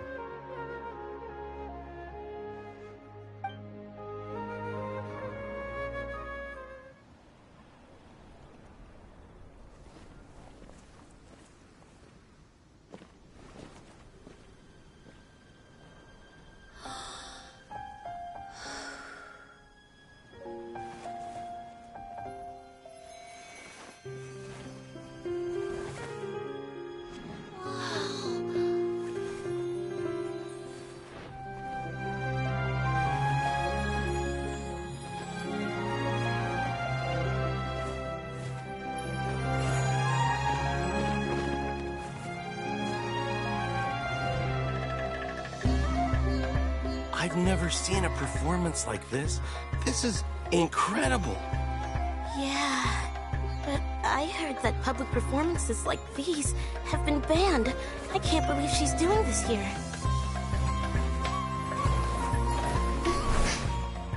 Grand Sage, there's some commotion outside. How uninteresting. Issue the new Prohibition Act from the Akasha to the guards. They'll know what to do. Do you think we should, like, stop her? Let's just watch for a little bit longer.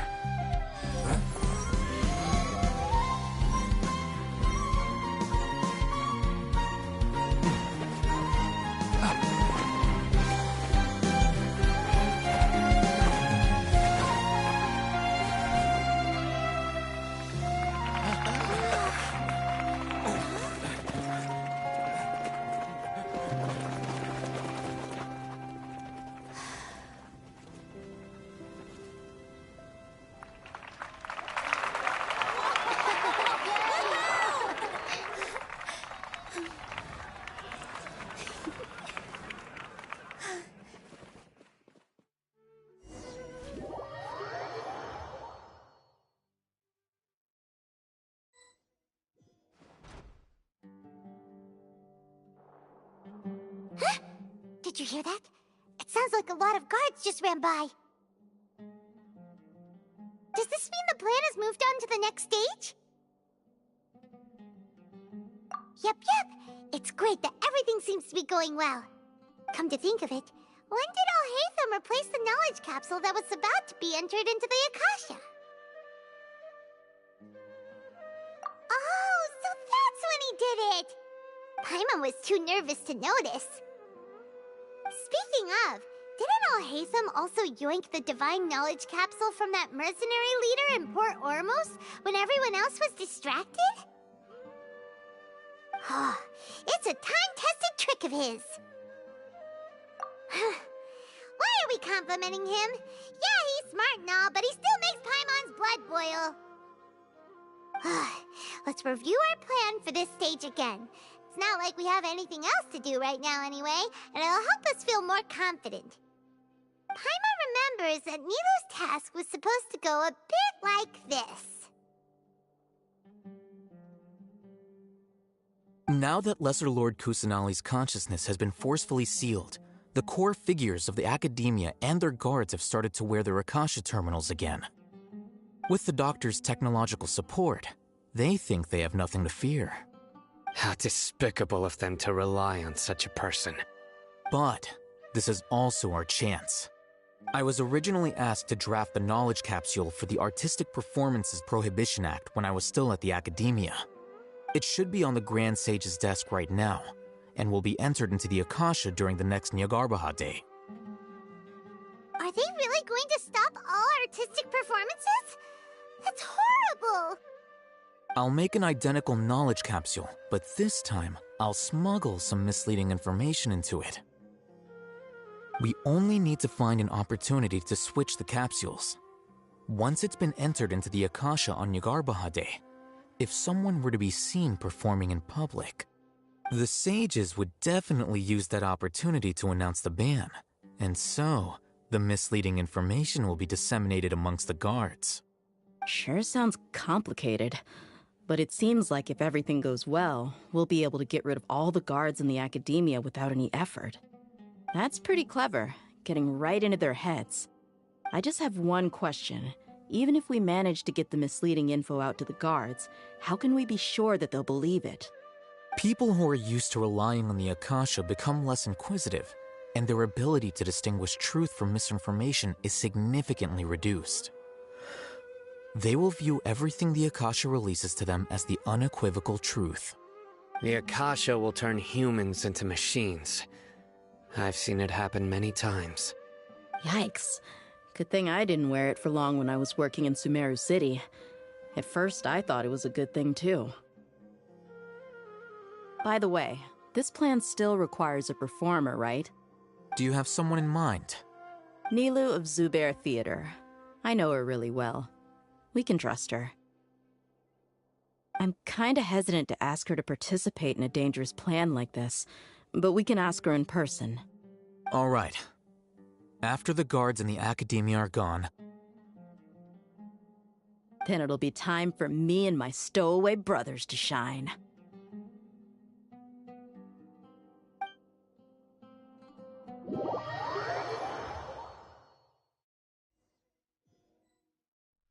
Here they come. Did you see that, Raman? They came out from the Academia in droves.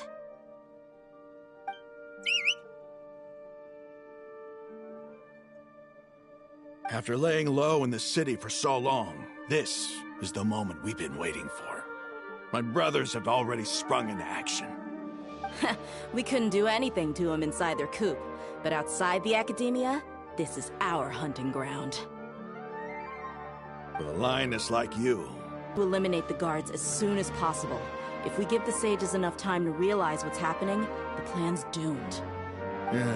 All they've done is to sit on their cushy salaries and twiddle their thumbs all day while we fought and struggled every day in the desert. The only advantage they might have is the numbers. Speaking of which, most of the guards who report directly to the Six Sages belong to the Corps of 30, but they have a completely different reputation. Following those blasted sages every whim, throwing away all the principles of being a mercenary. As someone in the same profession, I'm obligated to teach them a good lesson today. Indeed, the trap has been set.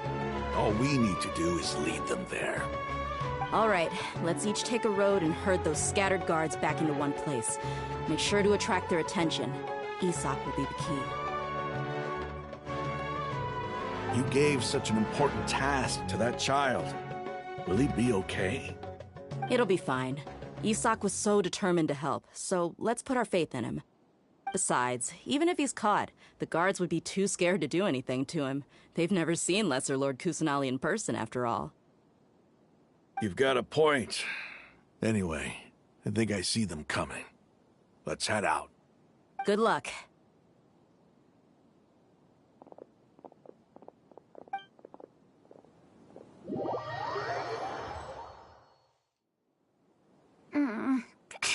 This outfit. Hey, do you remember what you need to do, Isaac? When the guards get here, you'll pretend to be Lesser Lord Kusanali and run away from them. Oh, yeah, I remember. Of course I do. I'm just a little nervous. Relax. Don't think about getting caught. Even if that happens, we won't leave you behind. You only need to think about getting the guards' attention and leading them to the Grand Bazaar. Leave the rest to us. Okay, got it. I'm here to pay back Lesser Lord Kusanali for helping Grandpa. I won't get cold feet. Hey, they're here. I can see the Academia guards.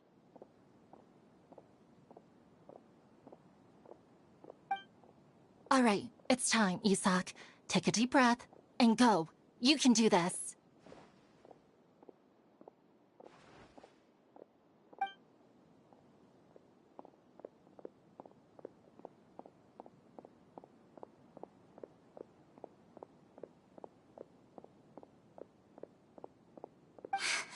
Why is there a guard over there?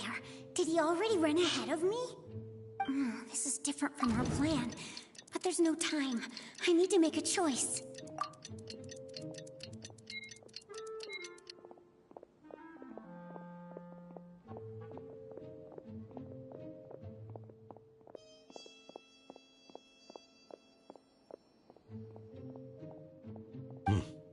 Let's have a look behind the house. What should I do next? Huh. Looks like nothing's here. A wasted time.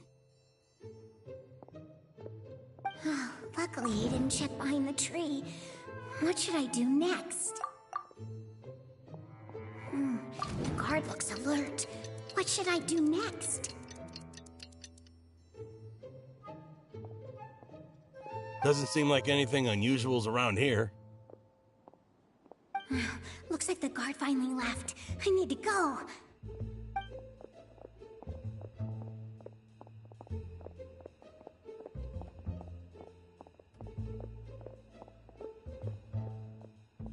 Hey! Lesser Lord Kusanali is over there! Stop! What? Lesser Lord Kusanali? How did I not notice that? They found me. This is bad. Where should I go?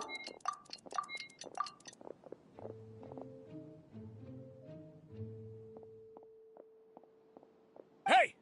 Lesser Lord Kusanali is over there! Stop! What? Lesser Lord Kusanali? How did I not notice that? They found me. This is bad. Where should I go?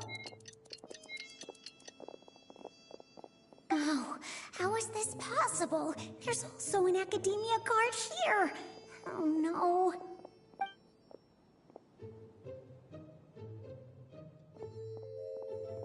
Hey! Lesser Lord Kusanali is over there! Stop! What? Lesser Lord Kusanali? How did I not notice that? They found me. This is bad. Where should I go? The target suspected to be Lesser Lord Kusanali has escaped into the Grand Bazaar. Assemble and arrest her!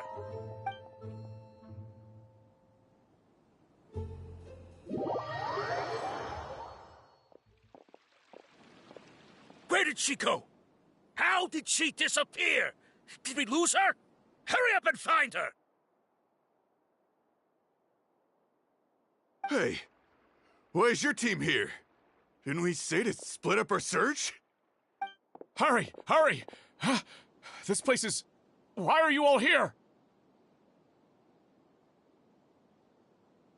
Yeah, isn't it one heck of a coincidence? Everybody's here.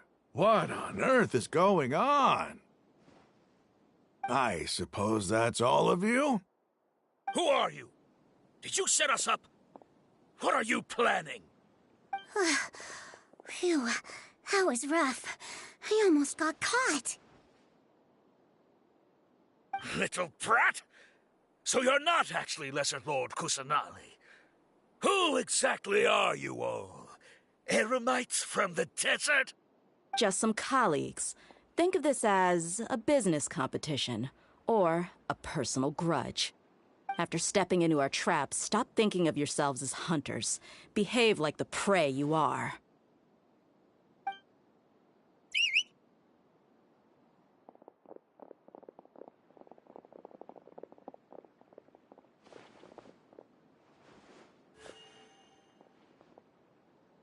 An ambush?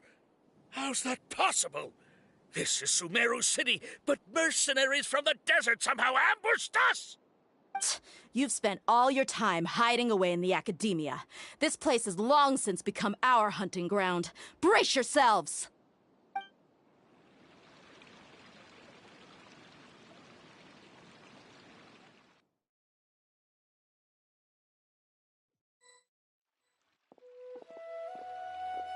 Where did she go? How did she disappear? Did we lose her? Hurry up and... Hey, why is your team here? Didn't we say to split up our search? Hurry! Hurry! This place is... Why are you all here? Yeah, isn't it one heck of a coincidence? Everybody's here. What on earth is going on? I suppose that's all of you? Who are you? Did you set us up? Phew, that was rough. I almost got caught. Little brat? So you're not actually... Just some colleagues. Think of this as a business competition, or a personal grudge. After stepping into our...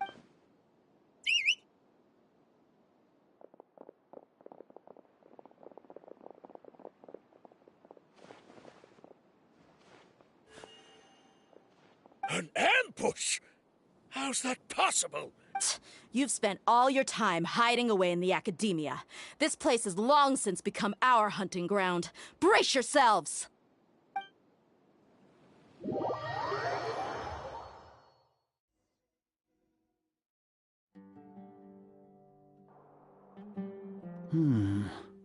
This is odd. The academia has quieted down after the conclusion of the Nyagarbha Day ceremonies, but it's much quieter than usual. Where are the guards? Why have I not seen a single one? Guards? Guards!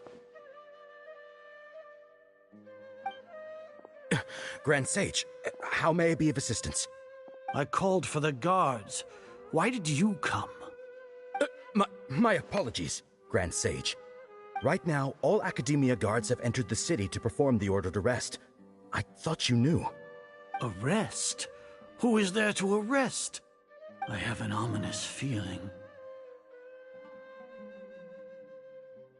Arrest Lesser Lord Kusanali, right? Is that not what the order was? Lesser Lord Kusanali? You mean she has disappeared? Yes. I wouldn't dare make up something like that. Right now, everyone is in a panic, and many are saying that Lesser Lord Kusanali will take revenge on us. What happened? Just what is going on? Lesser Lord Kusanali somehow escaped? Was it Alhaitham and his party that freed her? That's impossible. The Academia is heavily guarded today, and any order to release Lesser Lord Kusanali would be strictly confidential. Besides, Alhaitham and the Traveler are already in our hands. What manner of trickery did they employ? How could Lesser Lord Kusanali disappear into thin air? Disappear? Wait. How was the arrest order distributed to the guards? It was issued by the Akasha earlier today. Only you have the authority to send messages like that, so I thought it was your order. Let me check.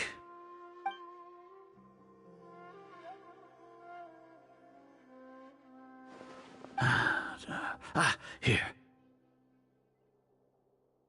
Lesser Lord Kusanali has escaped from the sanctuary of Suristhana. Go to the city and arrest the escapee immediately. The Akasha indeed contains this information, and it clearly appeared in my mind. How did they bypass my permissions to issue this kind of message? Was it the report about the Traveler that Alhaitham submitted? No. I specifically checked that knowledge capsule before entering it into the Akasha. Could that have been a red herring?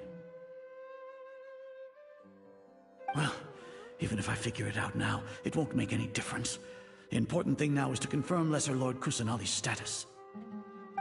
Have you been to the sanctuary of Surasthana to confirm that Lesser Lord Kusanali has indeed escaped? Confirm? No, I haven't.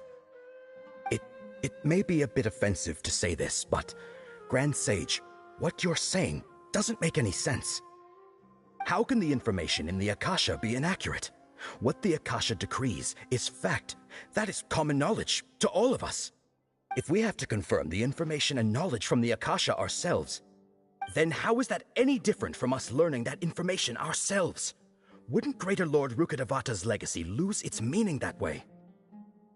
In the beginning, it was I who asked you to believe in the Akasha, to believe in the legacy left by Greater Lord Rukkhadevata. Are you trying to use my words against me? No, Grand Sage. I'm merely confused because I believe in you. I never meant to refute you. Stay here and see if there are any suspicious people around. I'll go to the sanctuary of Surasthana on my own. Yes, Grand Sage.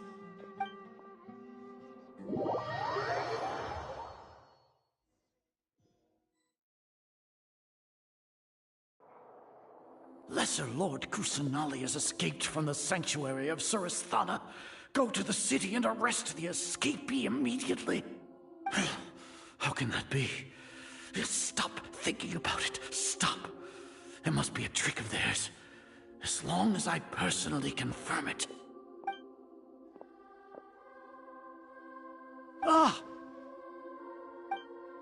Impossible. That's impossible. There must be something wrong with my eyes.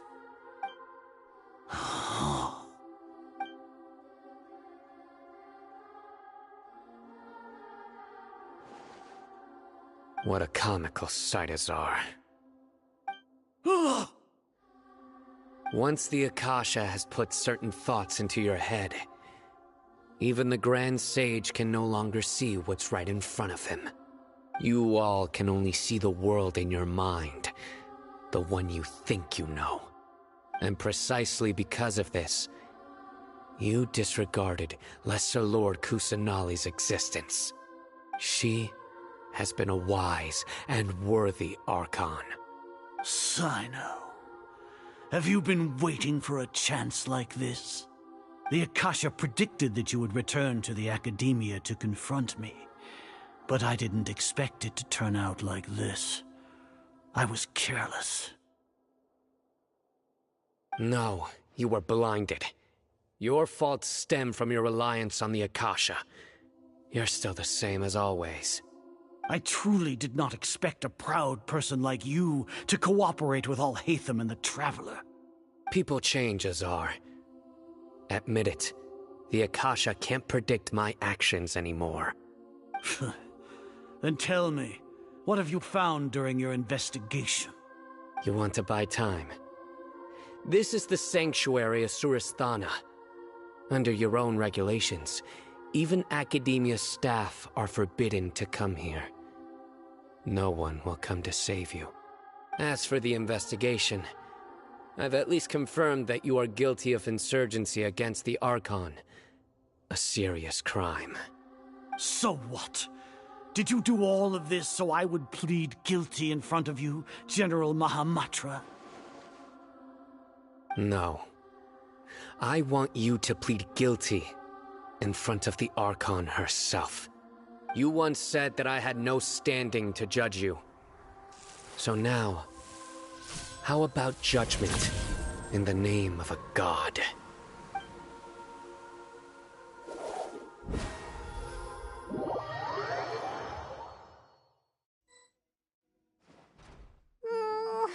How long do we have to wait?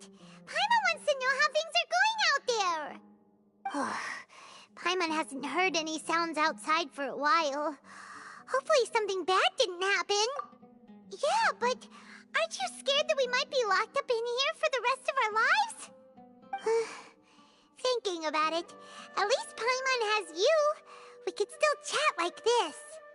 When Paimon thinks of Nahida being imprisoned alone in the sanctuary of Surasthana, Paimon can't help but feel sorry for her.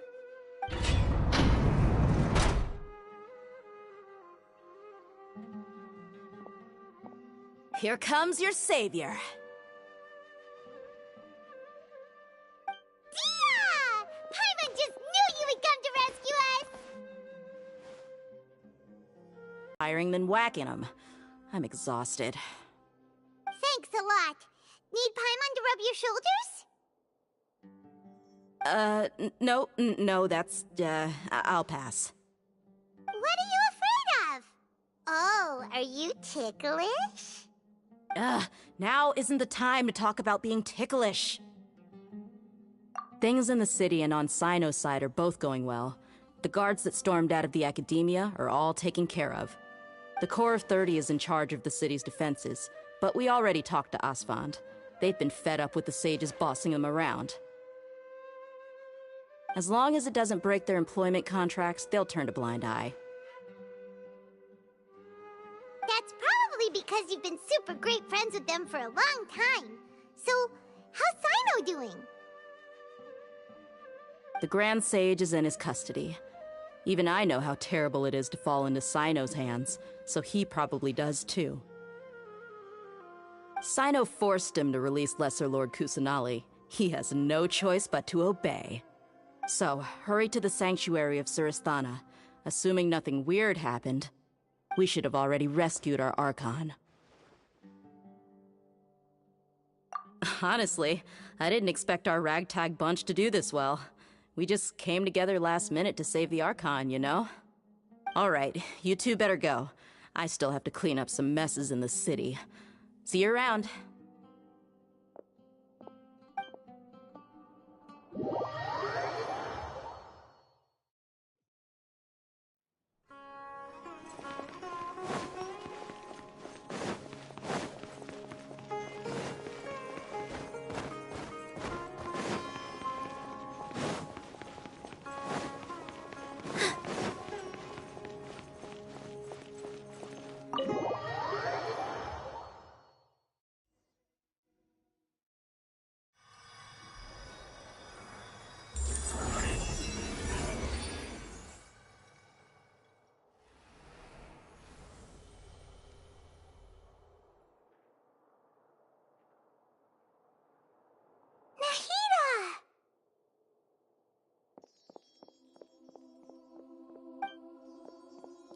Should I say it's nice to meet you? This is the first time we've met in real life. Before, we've only met in dreams, consciousness, or when I was in someone else's body. Thank you so much for coming to rescue me, but I also need to apologize. During this time, I did some self-reflection. My sense of inferiority and yielding to the Academia led to all of this, and created so much trouble for you all. Exactly! We're here because you're a good Archon and one of our friends! Thanks, you too. Amazing. So this is how it feels to walk out of that cage with my own body. It's like I just had an endlessly long dream. I can't even tell if I just woke up or was only now born into this world. My concept of self has become so clear. But now doesn't seem to be the time to indulge in this feeling. This is really embarrassing. You all just rescued an Archon, and now she needs your help to save her country, and even the entire world. It's okay. With you here, Paimon's sure that everything will work out. There's one more thing. What is it? For all the things the Academia did to me, and for all the folly it committed in the name of wisdom. As their Archon, I will make them pay. Ah! Wow! That's the spirit! You're finally standing up for yourself and not letting people walk all over you! I understand now. To be a better Archon, I first need to better myself. If you haven't even figured out how to be a caterpillar, how can you be a butterfly? Yes, true. That reminds me. I wonder how far along the Academia is with their god creation plan. We need to hurry and prevent the birth of that false god. I need to make some preparations. Since I'm now free, I can establish a direct link to the Akasha and control it. First things first, I need to remove the restrictions that the doctor put on me in the Akasha. After that, I'll make some adjustments and revoke the sage's permissions. The Akasha will then be like how it originally was, only operable by the Archon. After all, the Academia betrayed Greater Lord Rukkhadevata's trust. This might take some time. In the meantime, you should also work on your own preparations. If we don't stop the god creation plan in time, we'll be in for a tough fight.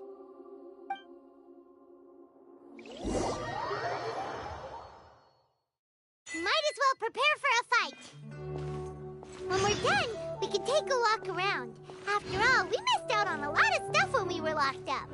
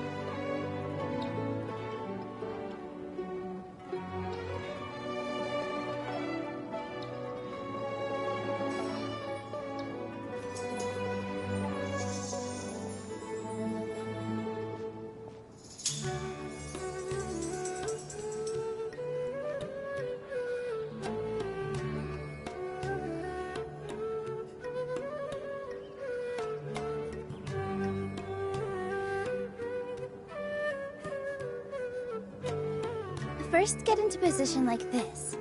Then move like that. Yep, that's it.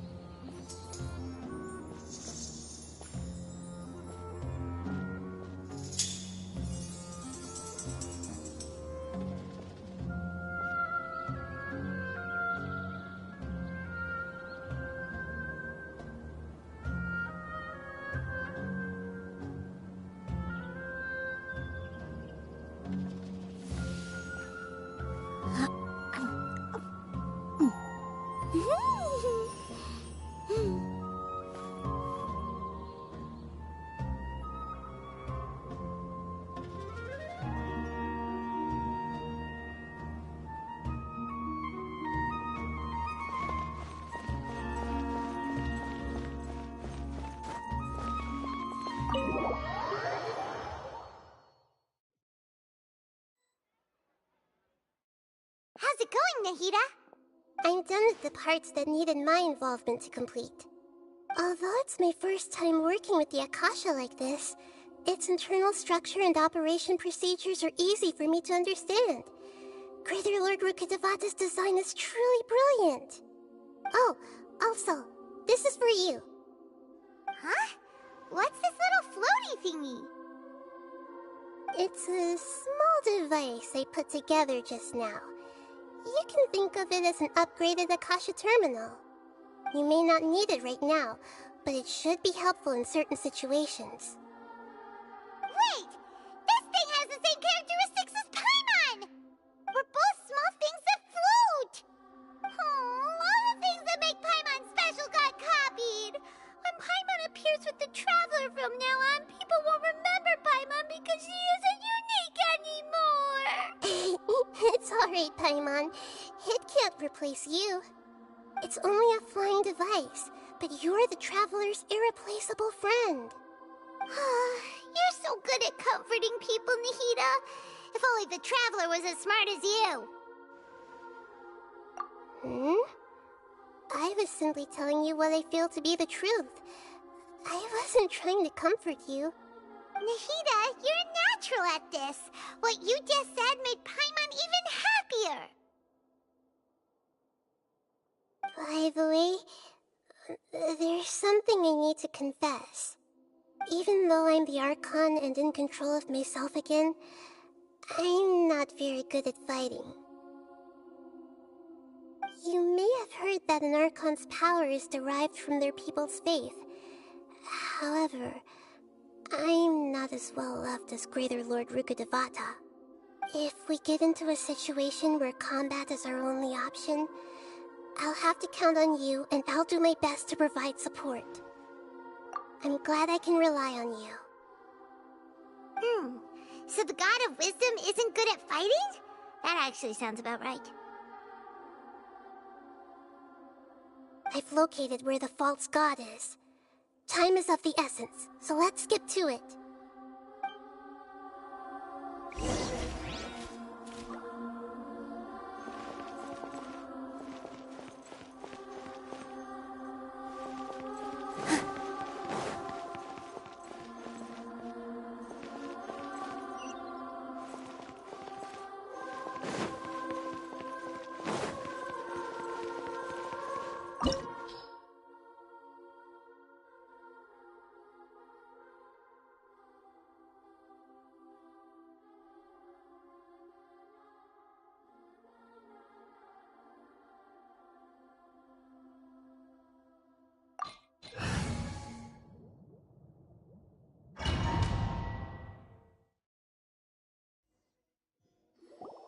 What is this place? Is this really the way we need to go? Wow. Who would have thought there'd be a place like this hidden right slap bang in the middle of the city? The sages wanted to realize their god creation plan without being discovered. The safest and most convenient way would be to build within the academia itself.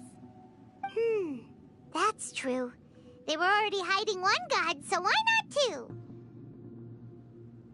Judging from the structure here, the project is a huge undertaking.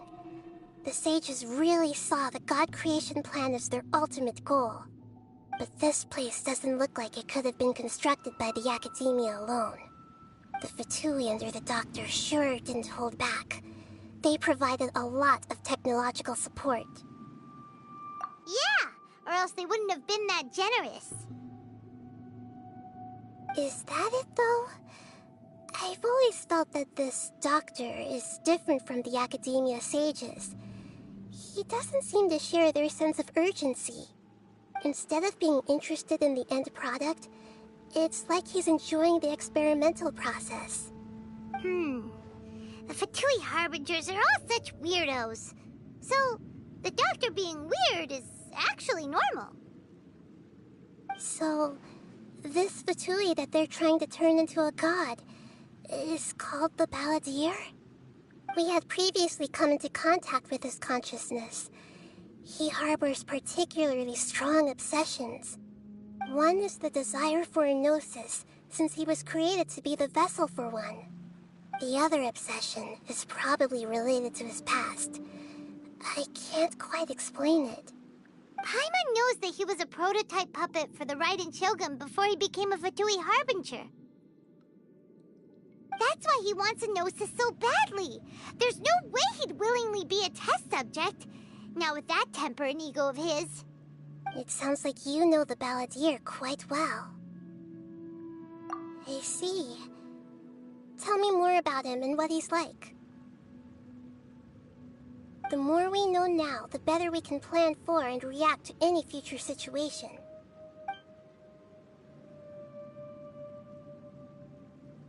Ah, I see. How fascinating. Alright, time to go. Let's get through here and meet him in person.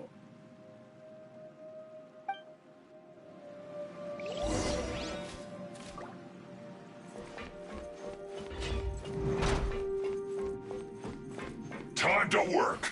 Position. Work to put your back into it quickly. Time to fulfill my duty. Fight this on the It's side. time for Shine reckoning. down. Now you shall perish. I guess this is it.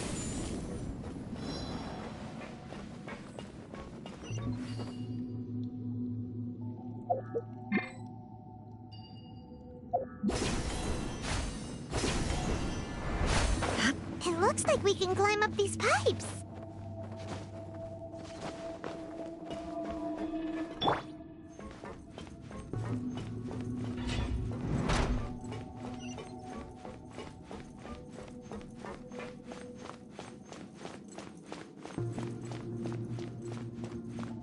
The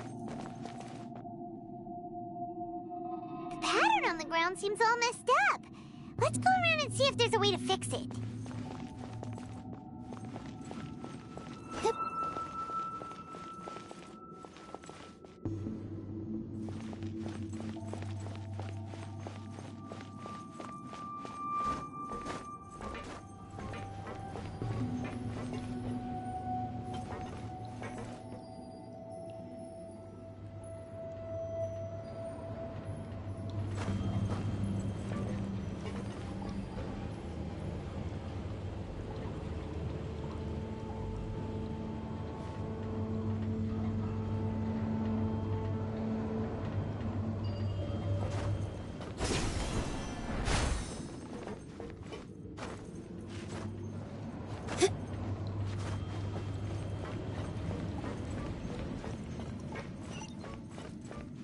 With all my strength. Let's begin.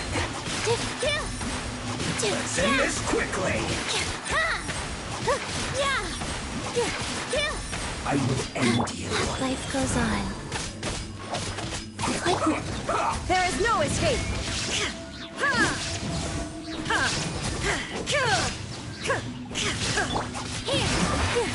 This isn't good.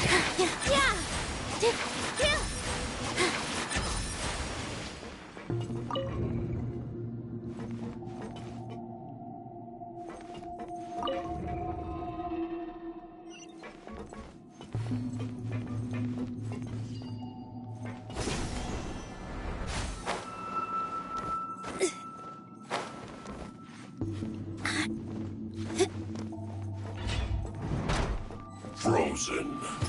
Kryptonite pour a blast blade chill to the bone.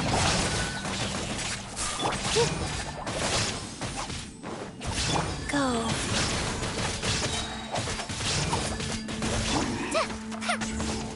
Just like you rehearsed. With all my strength.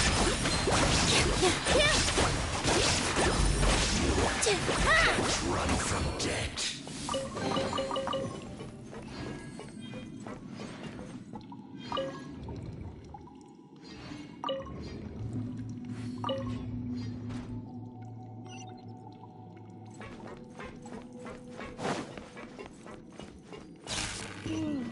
The cart is stuck. Maybe there's something wrong with the tracks. Let's try adjusting the direction of the device to clear the tracks.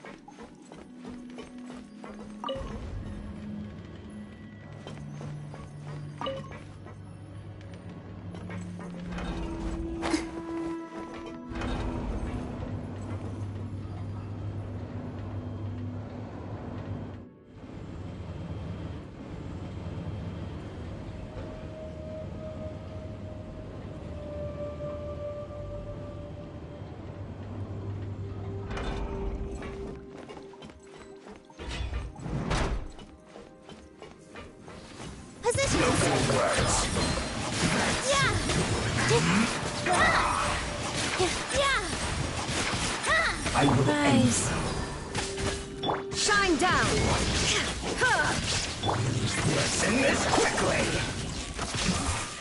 This isn't good. Follow my strength.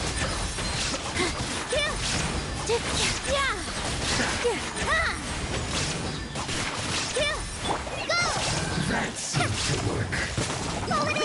Help! Illusion shattered.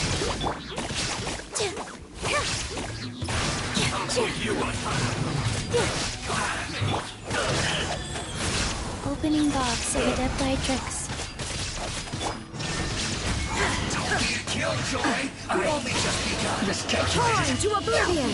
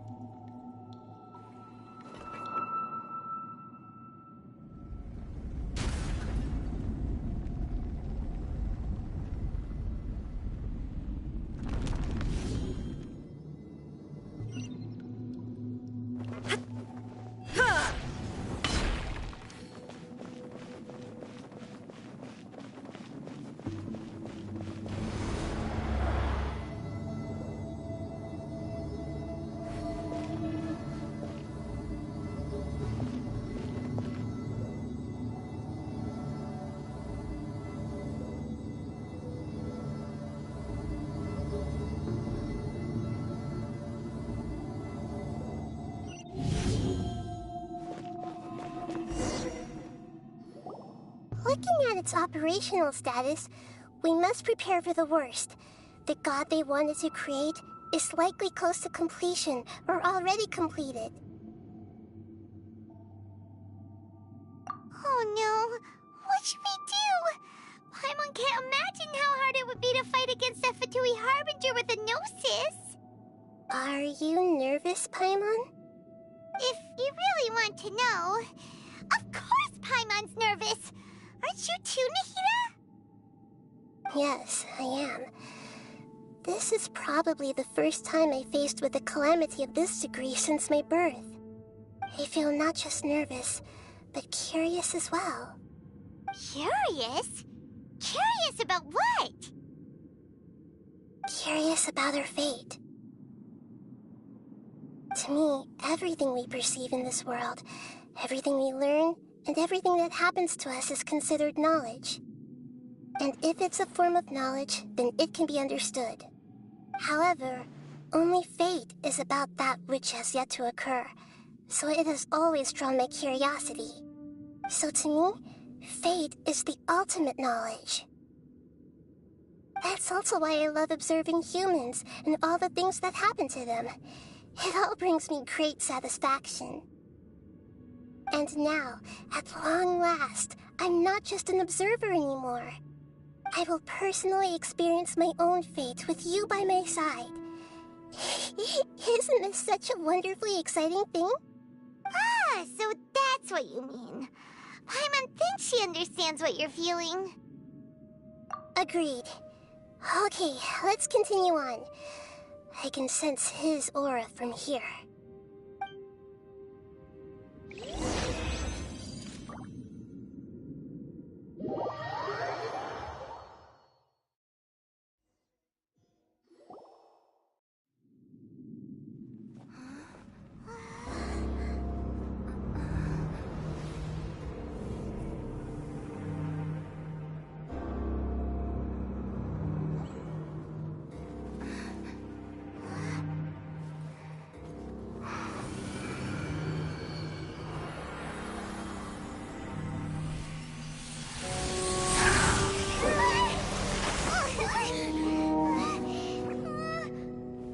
Who would have thought the world would be so eager for my birth?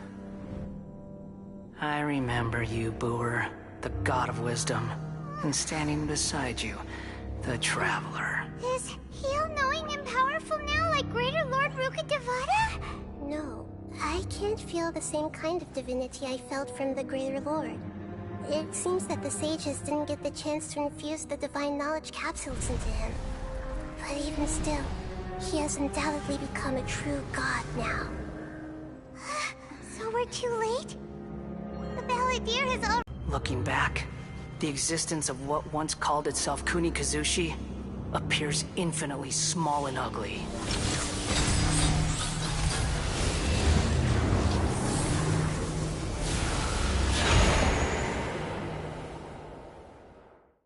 This imposing aura... It really feels like the gods!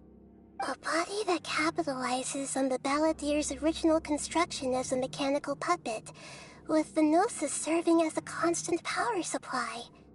How much effort and resources did the sages put into this? From a purely technological perspective, it's a commendable achievement indeed. It's no exaggeration to say, this is the culmination of human wisdom. You sure are something! Dishing out compliments at a time like this? But I don't think he's reached the spiritual height of a god. Strife is engraved upon every god and every gnosis brought forth into this world. Can you feel it? The exhilaration of such power, and the thrill of anticipation for our contention. Nahida wouldn't feel the same things as you! Do you not realize that you are interrupting a conversation between gods? Lowly creature, know your place!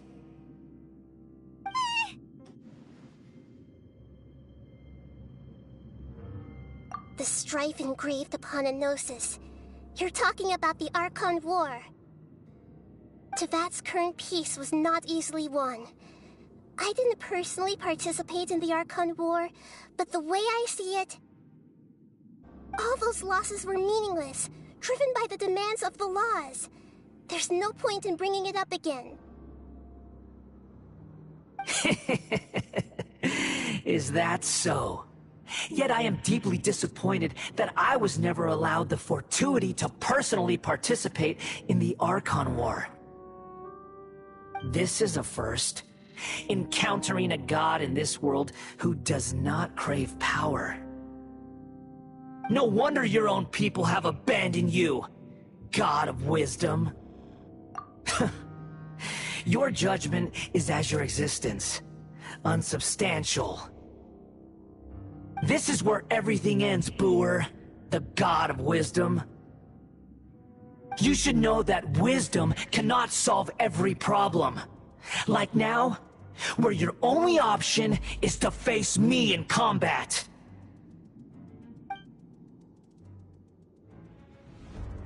Come! Let us reenact a scene of the Archon War. come and inaugurate my birth as a god.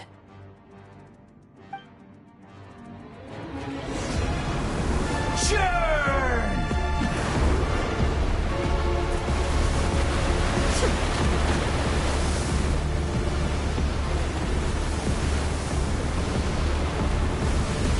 Feeble you! Shine down!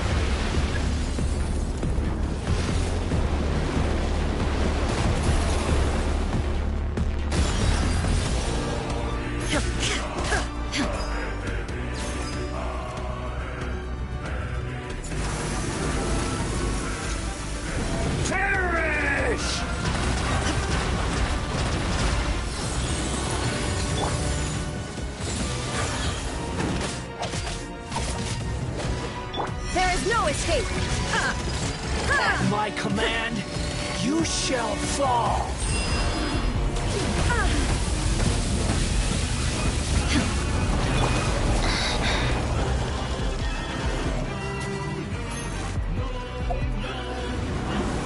Sure.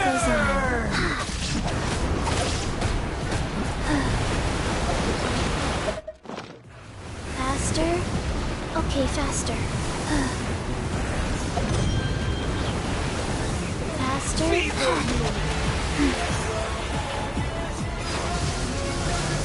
Faster? Okay, faster. Wow.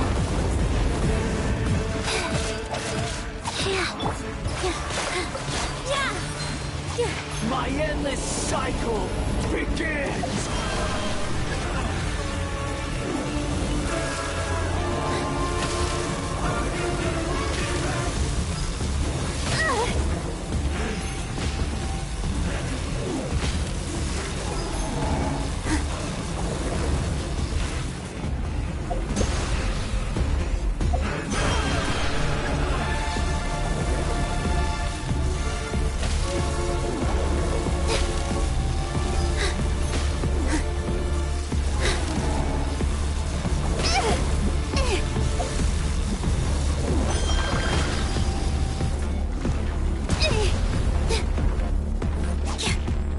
Insignificant past!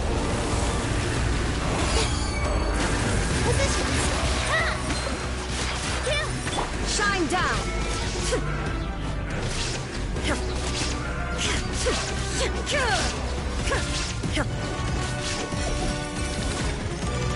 At my command, you shall fall!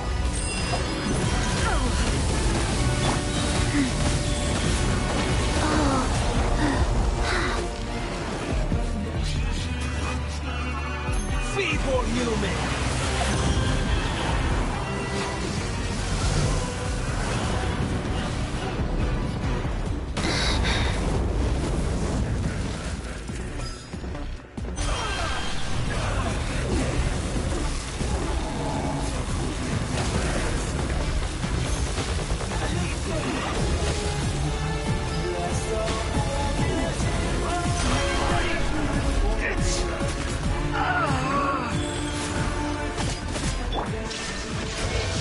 Shines eternal!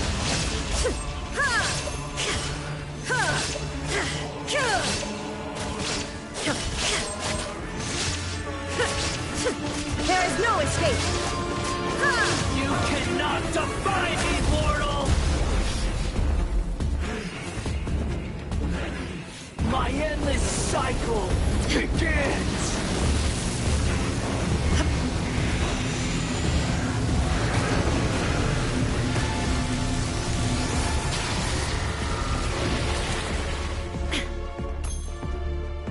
Insignificant past!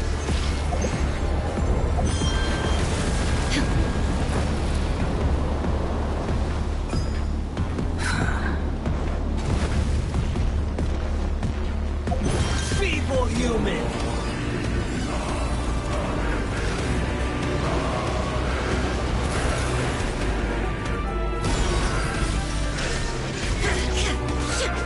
Life goes on.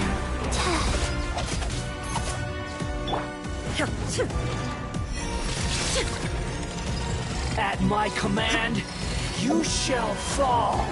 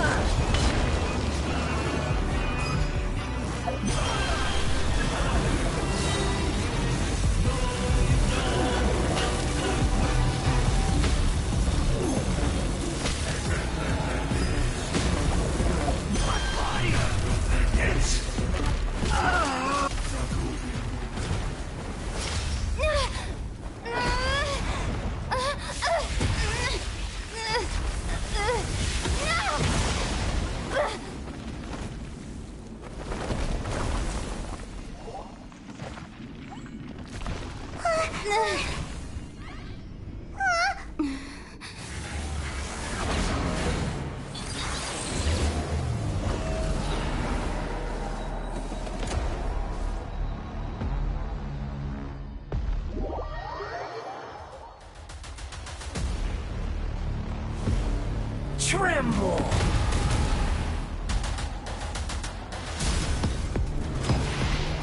Burn to oblivion!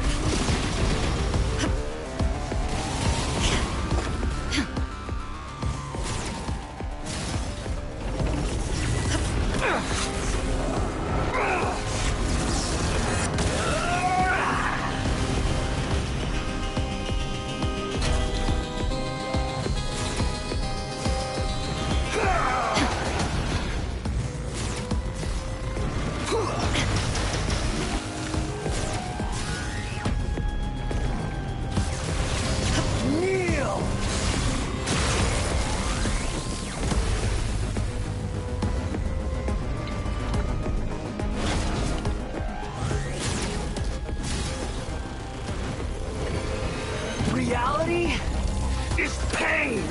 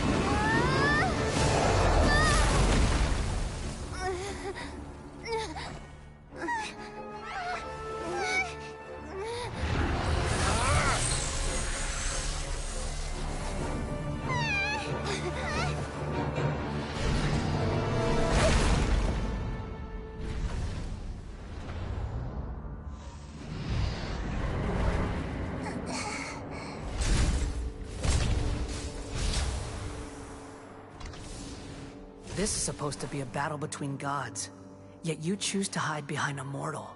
And now, you're acting like you'd sacrifice yourself for a human. Are you having fun proving a false sense of heroism to yourself, Booer?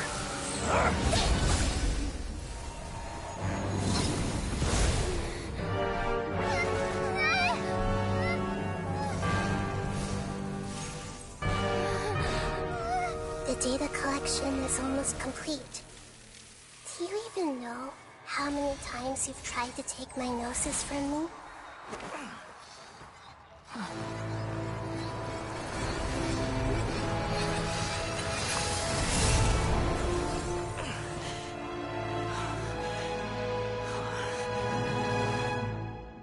We just concluded the 168th loop. Did you know that in the effort to create you, the people of Sumeru were forced to live through the exact same number of Sub-Zerus festivals and samsara cycles? The power of dreams. When did you use it on me?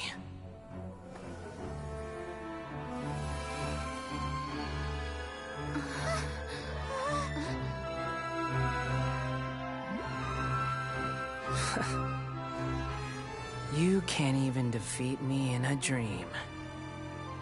What do you hope to achieve with this little trick? Come, Traveler. Just like before. Allow me to awaken the memories in your dreams. All that battle experience! It's more than that. compile everyone's wisdom in the name of the Archon. That is the original function of the Akasha. I've sent everything that happened just now to the people of Sumeru in the form of knowledge. I've asked them to help you find a way to defeat the false god.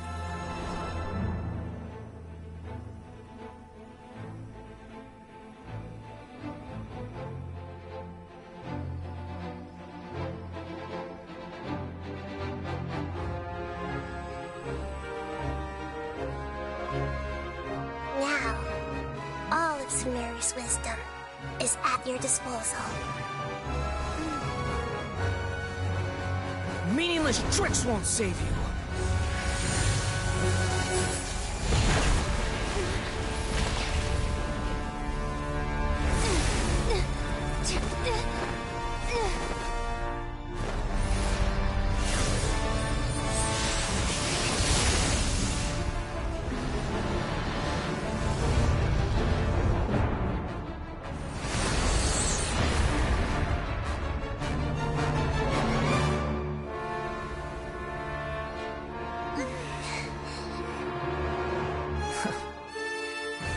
Are you done with your tricks? Can I finally take this as a real battle between gods? I'll leave this to you. The first sage of Boor.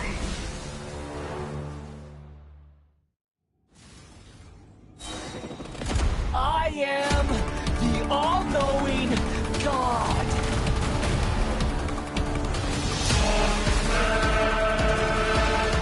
Burn to oblivion!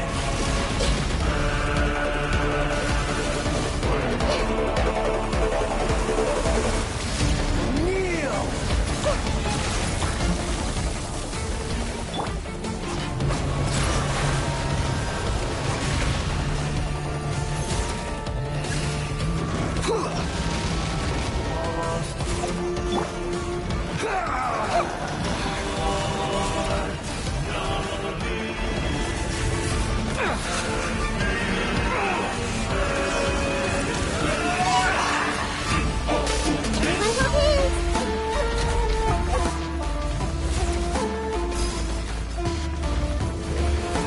Reality is pain!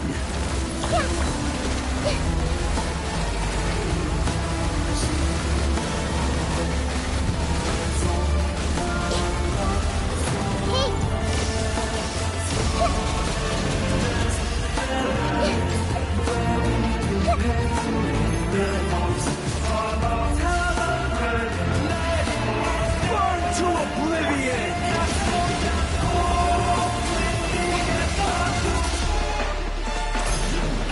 Tremble!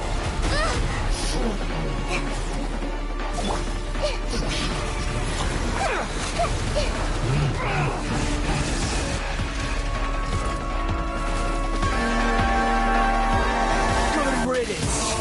Cruel world.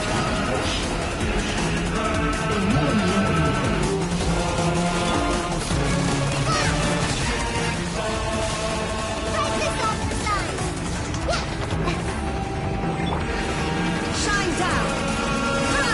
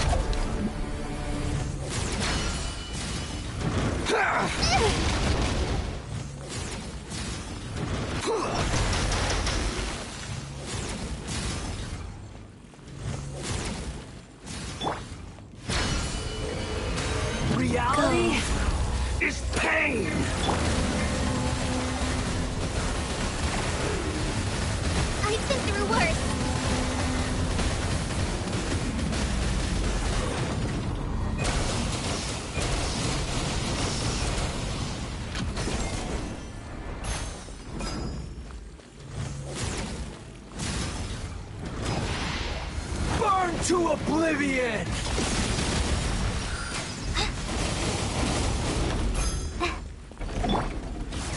I see everything! Kneel!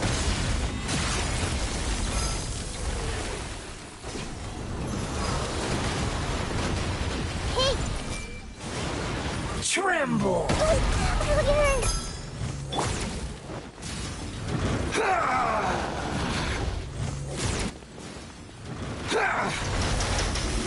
Here!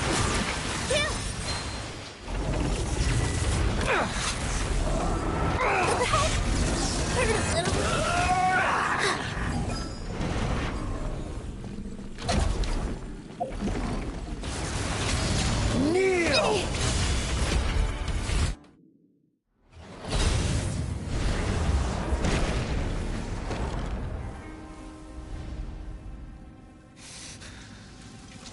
Humans. Filthy humans.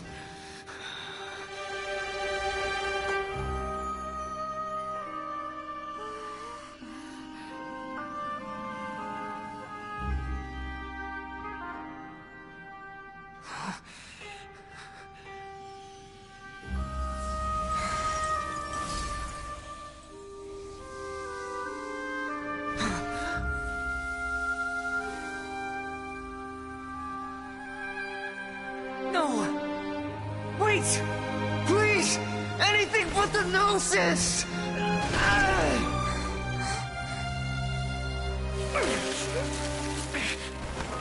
That's mine! Don't even try! I'll never go back!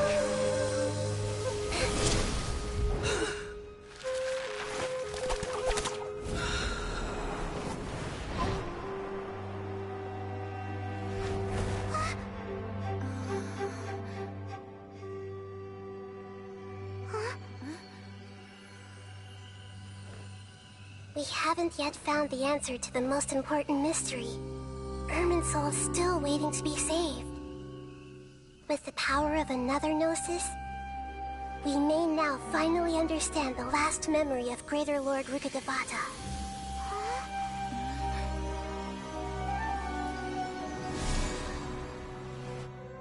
This is... That's right. This is the last memory of my predecessor.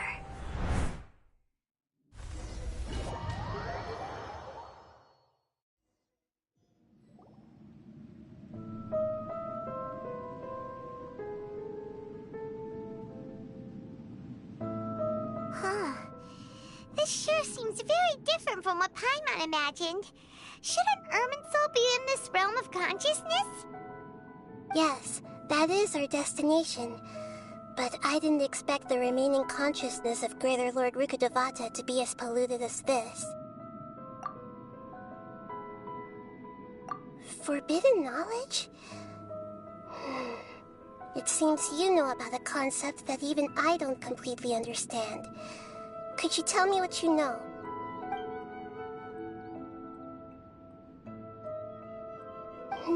Your inference seems logical enough. Forbidden knowledge once polluted the desert thousands of years ago, but was successfully repelled thanks to King Deshret's self-sacrifice, and Greater Lord Rukkhadevata nearly exhausting her power. Then, a second instance of forbidden knowledge pollution occurred during the Conria Cataclysm 500 years ago. But I'm afraid it is much more serious this time, with Irminsul itself already in danger.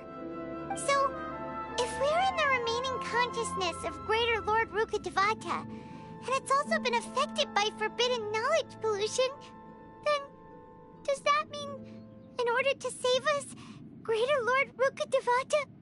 Yes. It's very possible that she sacrificed her life in the fight against forbidden knowledge. She didn't completely eradicate forbidden knowledge, but if it weren't for her actions, the pollution would have been far more rampant over these past 500 years. The way that everyone, including me, has forgotten everything about forbidden knowledge may very well be due to her restoration of Irminsul. Aww. Do you feel sad, Nahida? I'm just sharing her pain. The pollution of her consciousness here is severe. There is madness, chaos, and pain all around us. Did she fight to resist the forbidden knowledge pollution in such terrible conditions, all the way up to her last breath? She even used her last remnant of lucid consciousness to leave a clue for us to follow. Yes, her words were distorted by forbidden knowledge, so that's all we could hear. But now, we have a chance to find the answer to this mystery. We can cross the polluted consciousness until we found the right path to meet with her lucid consciousness. And then, we'll let Greater Lord Rukkhadevata tell us the truth in person. Each of us need to be mindful of the state of our own consciousness while we are here. Even with the Gnosis' protection, we must always keep a clear mind. Otherwise, we could go mad at any moment. That's so scary. Don't worry. It should be easy enough for you to keep that mind of yours clear, Paimon. Let's go.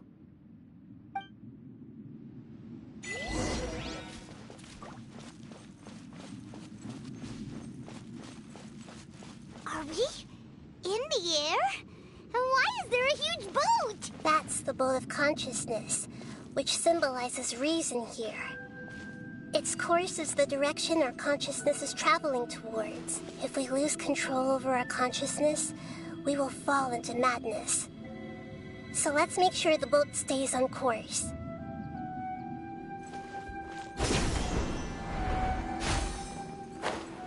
Wow! What are these? The monsters seem to have been affected by them.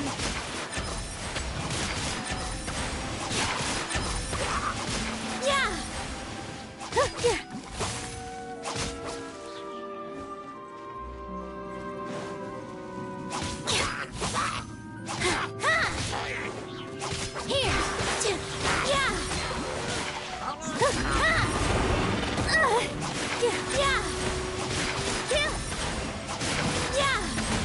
There is no escape! Ha! Ha!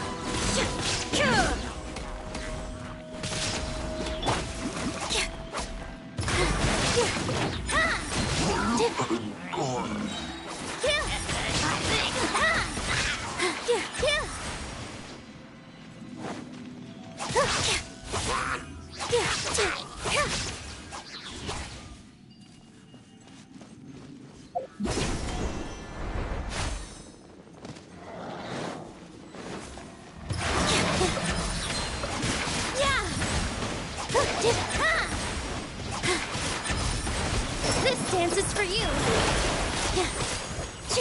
Illusion shattered! Go! Life goes on.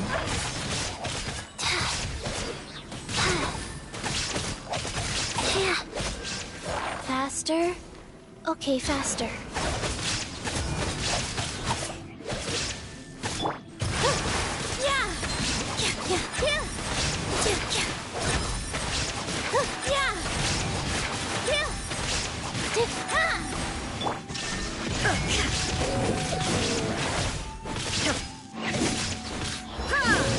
Torn to oblivion! A four-leaf sigil has appeared in the sky!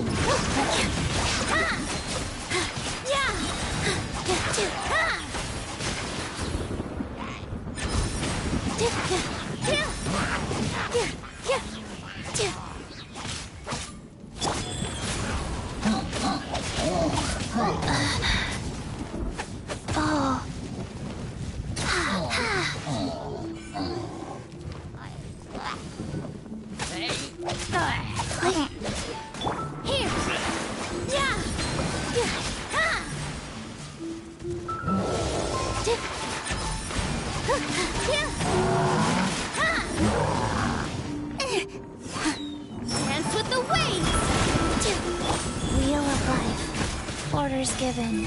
Orders received. Just like we rehearsed! There is no escape! Ha!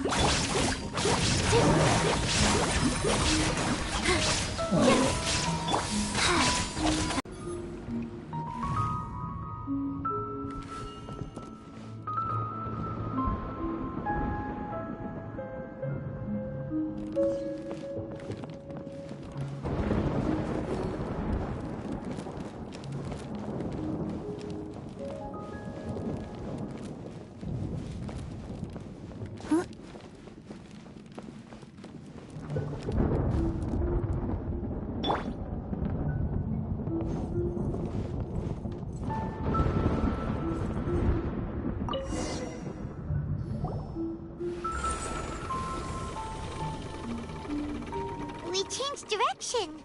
Are we still going the right way, Nahida? Mm-hmm. Judging from the current route, the bolt of consciousness will soon take us out of here.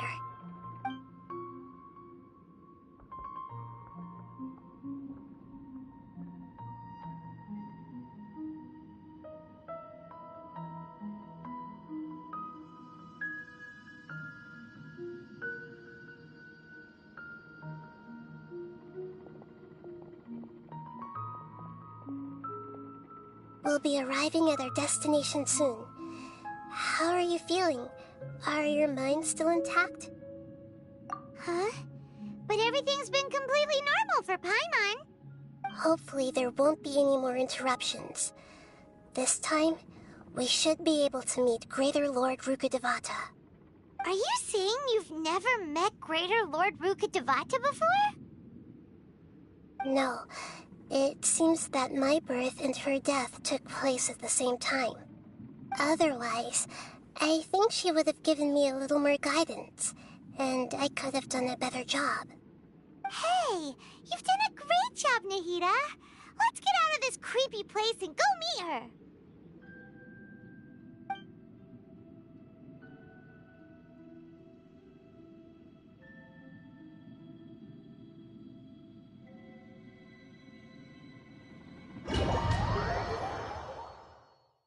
So, is this the place you were talking about? The base of Irminsul?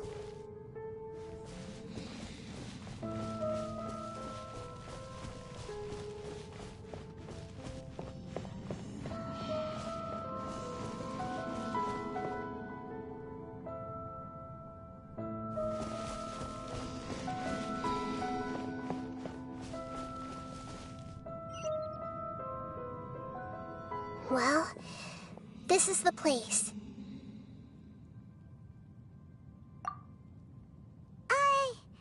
We're here to find Greater Lord Rukkhadevata, right?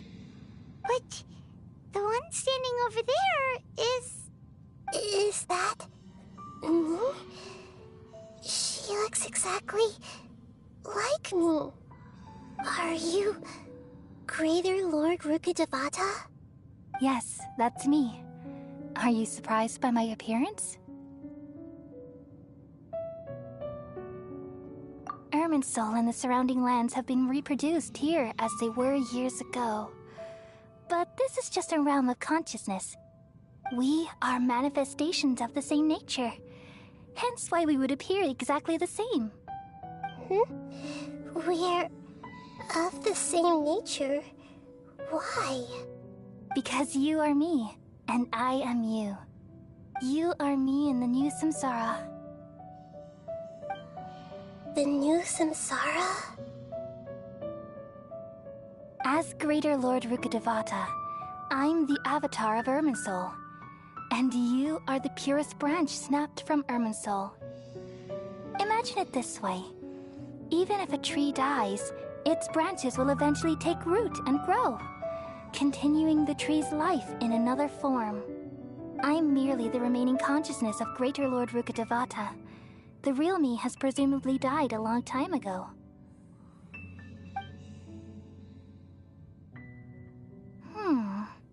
Judging from your appearance, I've probably been dead for 500 years. But you're finally here. My new self in the samsara. If this is true, then am I going to be a great Archon like you someday? Though we share the same nature, our fates are bound to be different. All things have their own fate. When a branch grows into a mature tree, it won't be the same as the original tree. That's why fate is the ultimate knowledge, isn't it? That's a great insight. Yes, very good. It's also precisely why you won't become like me. Really? But perhaps you may become an even greater Archon than I. I already see a determination in you that I didn't possess in my time, and the future that it leads you to will be yours alone. Along with the blessings from your past experiences. Don't worry. The growth of wisdom is like that of a plant. You only need to wait quietly for the flower to bloom. Come to think of it, the sages never had the faintest inkling of the meaning of wisdom. Thank you. Nothing makes me happier than discovering that the Archon I always admired was in fact myself in another fate. It's so nice to speak with you, Greater Lord Rukkhadevata. I've always wanted to meet you. The feeling is mutual. From the moment I snapped the branch off Irminsul and created you, I've also looked forward to talking with you. Could you tell me why you wanted to create me? And what exactly happened when you died? Ah, I see. You're here seeking answers, right?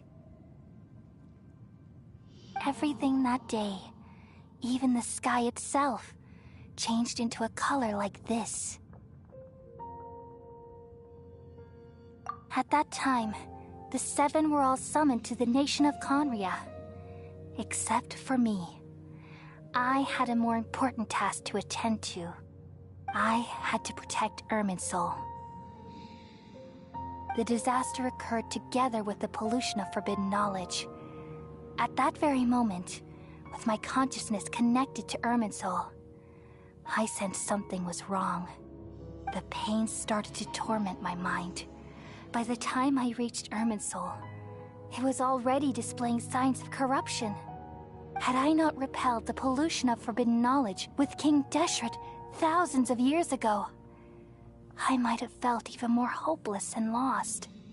So what exactly is forbidden knowledge? It's a kind of knowledge that doesn't belong to this world, and a form of truth that can't be understood. It came from the very bottom of the abyss. Even I could never understand it. The world is constantly rejecting it, leading to all kinds of bad phenomena. If we allow forbidden knowledge to pollute Irminsul, I'm afraid the entirety of Teyvat could fall apart. So, there's knowledge that even the God of Wisdom can't understand? At that time, I knew I couldn't repel the forbidden knowledge with my strength alone. Which is why I created a device that compiled human wisdom and named it the Akasha. It's truly the world's most amazing invention. Thank you. For a long time, I thought dreams were the fruit of human wisdom. Though it was selfish to do so, I borrowed people's dreams using the Akasha. Then I compiled their wisdom and all of my own power. Well, did it work? Thanks to the wisdom of the people of Sumeru, almost all the forbidden knowledge was cleared from Irminsul. But things didn't go as smoothly as I thought. I had a terrible headache, which gave me an uneasy feeling. And then I remembered that my consciousness was also connected with Irminsul. It brought me knowledge and wisdom, but vile corruption as well. From the very beginning, my existence had been polluted by the forbidden knowledge. Oh no! How could that happen? I I've experienced that pain in your consciousness. It must have been a horrible experience. Yes, but my feelings weren't important. The important thing was that...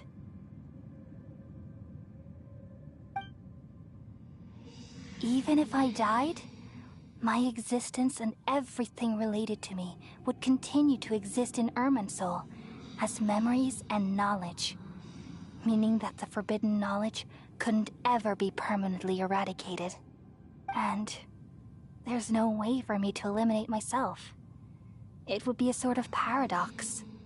So, I took the purest branch of Irminsul as my incarnation in the next samsara, and left a trail of clues, all in hopes that you would come here and remove me and my pollution from Irminsul forever.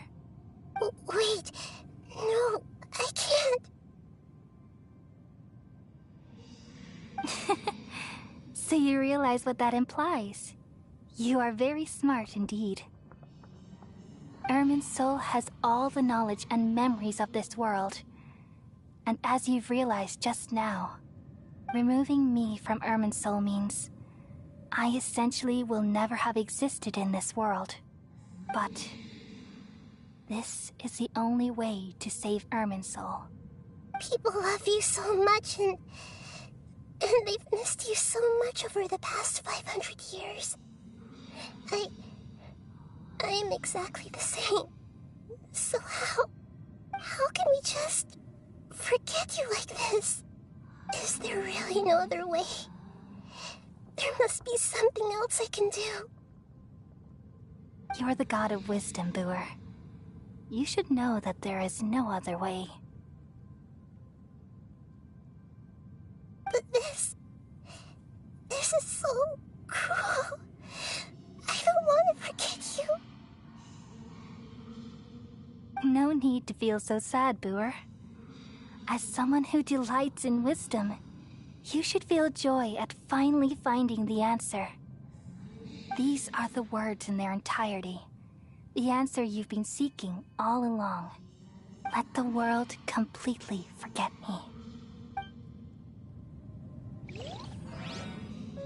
We all nestle under the great tree of wisdom, peering out to perceive the world. From the earth and from the rain, we perceive its wonders, until we become a white bird to perch atop a branch, and finally snap off the most important leaf. Once upon a time, I alone dreamed in this world. In my dreams, everybody would also dream after they fell asleep. Wild and wonderful thoughts would emerge from their minds. Some tumbled to the ground, and others floated to the sky, connecting all things in the world into one dazzling net. Among a plethora of worlds were numerous smaller worlds, all of fate, finding within the tapestry their brilliant glow. I gradually understood that these indescribable can completely repel the madness. Only dreams can awaken consciousness from the deepest darkness.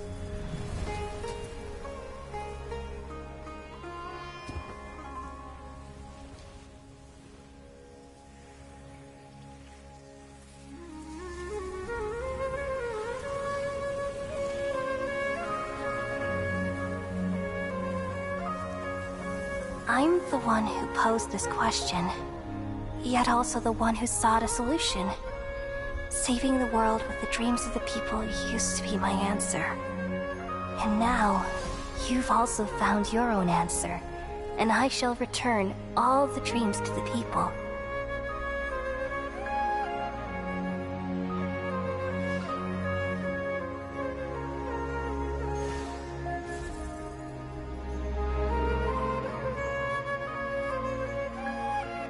Goodbye, people of Sumeru. May you be blessed tonight with the sweetest of dreams.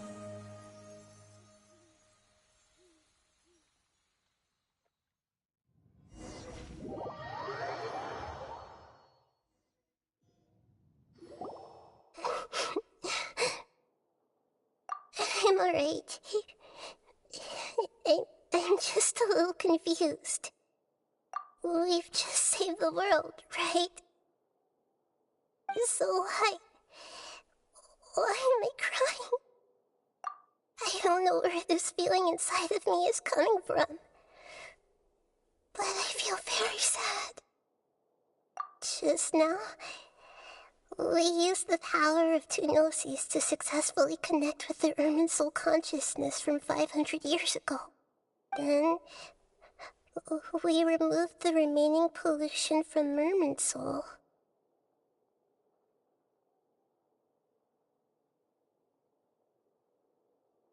Yeah, what's wrong? Weren't you there just now?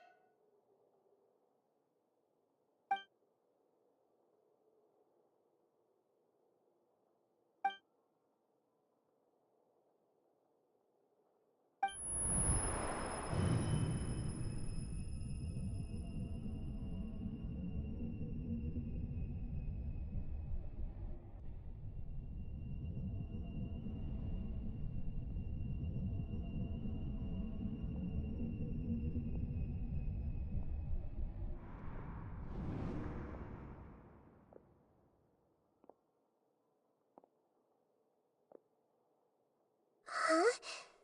That sound. Traveler! Paimon! I've been waiting here far too long. But finally I have the chance to be alone with you. All the precious time I wasted has finally paid off. The doctor! What have you done? Just a type of sound wave that can quickly put defenseless people into a dream. As I expected, it doesn't have any effect on gods. This is the only thing of interest I found among the sage's research. I thought I'd take it for a little spin. Don't worry. I know you would never forgive me if I actually killed them. I'm here to negotiate with you. Naturally, I won't do anything dangerous that could potentially damage our relationship. Negotiate with me? I heard you had already left Sumeru. Why are you here again now? I left Sumeru, but I also stayed in Sumeru. Even the God of Wisdom is restricted by the habits of cognition. How disappointing. You mean there are many different versions of you in this world? An astute guess. Even the same individual will have different cognitions at different ages. A long time ago, I made a major decision in hopes of preserving all my perspectives of how I observed the world. Observation is the first step of any experiment, but observing the current world doesn't satisfy me. It lacks an important dimension, that of time. So I saved segments of all my ages and made them into independent individuals. That's all there is to it. Indulge me. How does the God of Wisdom find my method of seeking knowledge? It's an insult to the very concept of life. Life inherently has many rules and restrictions, each with its own significance and reason to exist. They can't be broken on a whim. Good. Amazing, even. Indeed, it's difficult for humans to make peace with themselves, not to mention oneself from a different period. Since you were in the academia, why wait until now to show up? You could very well have stopped us and helped that fake god. Simple. Let me ask you this.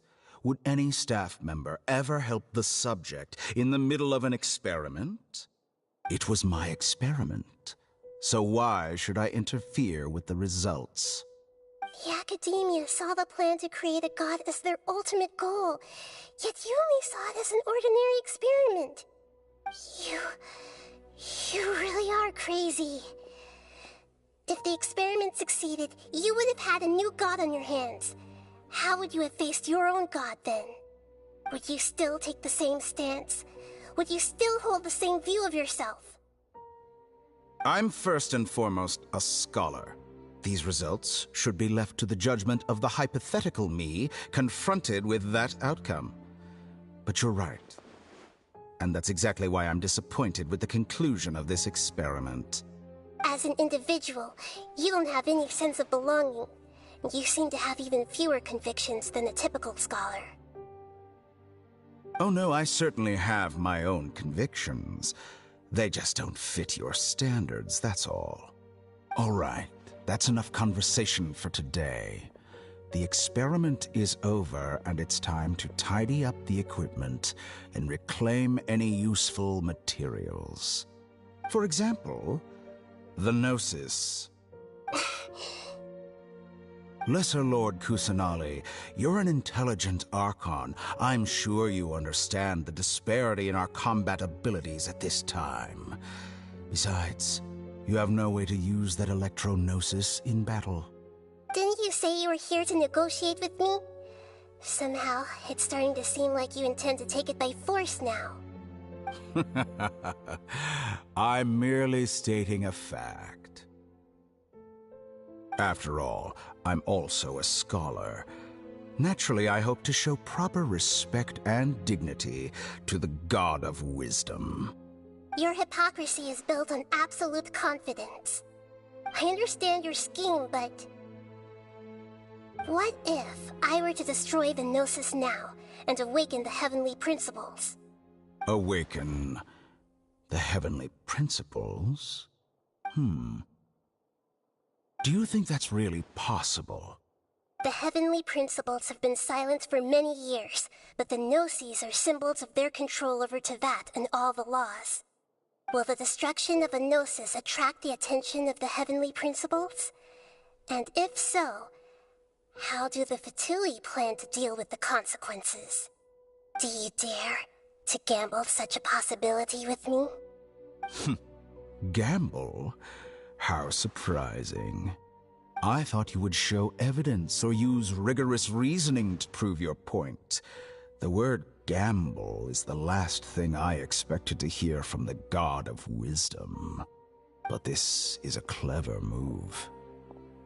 You must have seen through me when I first captured your consciousness.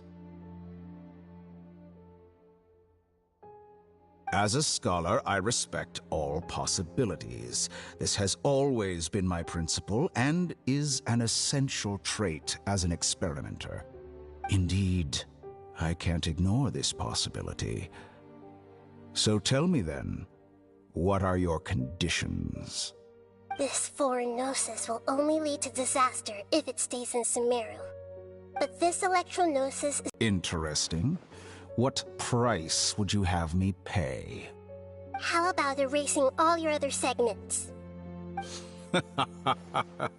So this is how you wish to restrict me, the most threatening opponent of the Nation of Wisdom. What you request of me is like plucking out the eyes I have placed in the dimension of time. Segments are extraordinarily difficult to make. They require extremely rare resources and enormous amounts of time and effort, requiring me to destroy them all here and now. Bravo.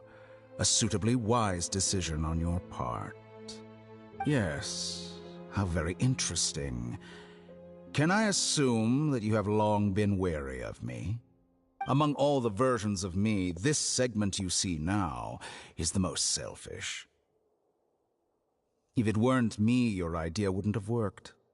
What did you see when you were imprisoned?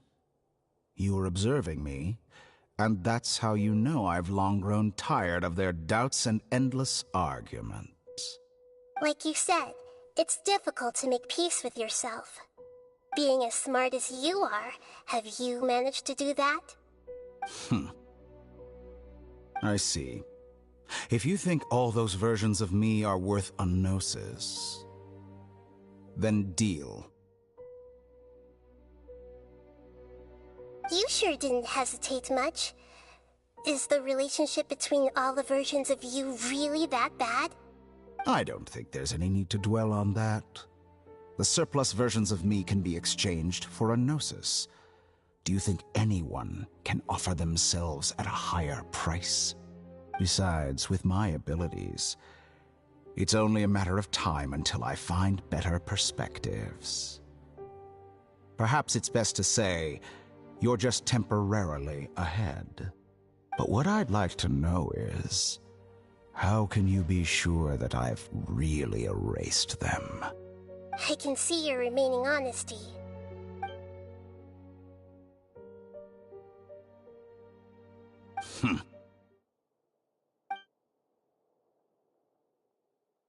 What a ridiculous decision! You can't be serious!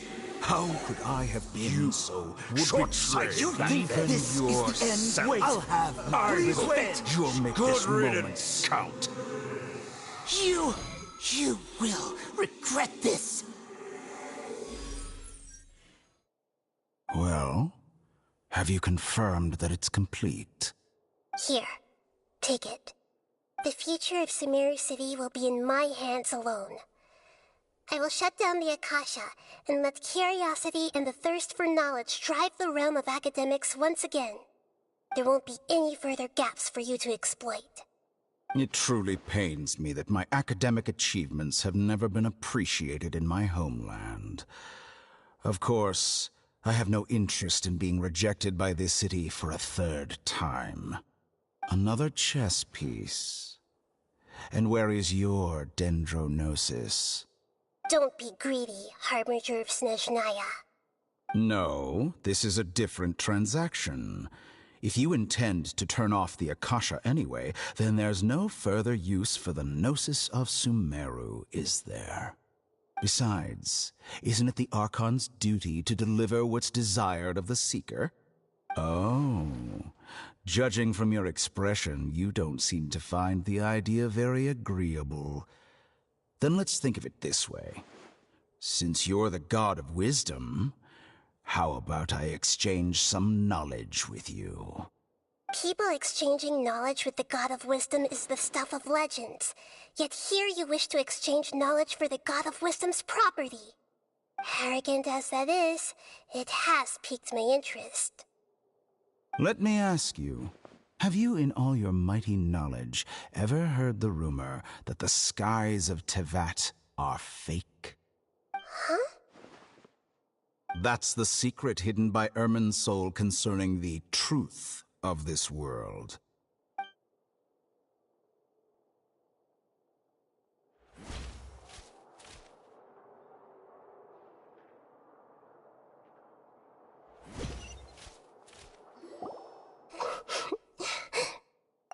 I'm alright. We've just saved the world, right? So I don't know where this feels just now. Wait, then. Yeah, what's wrong?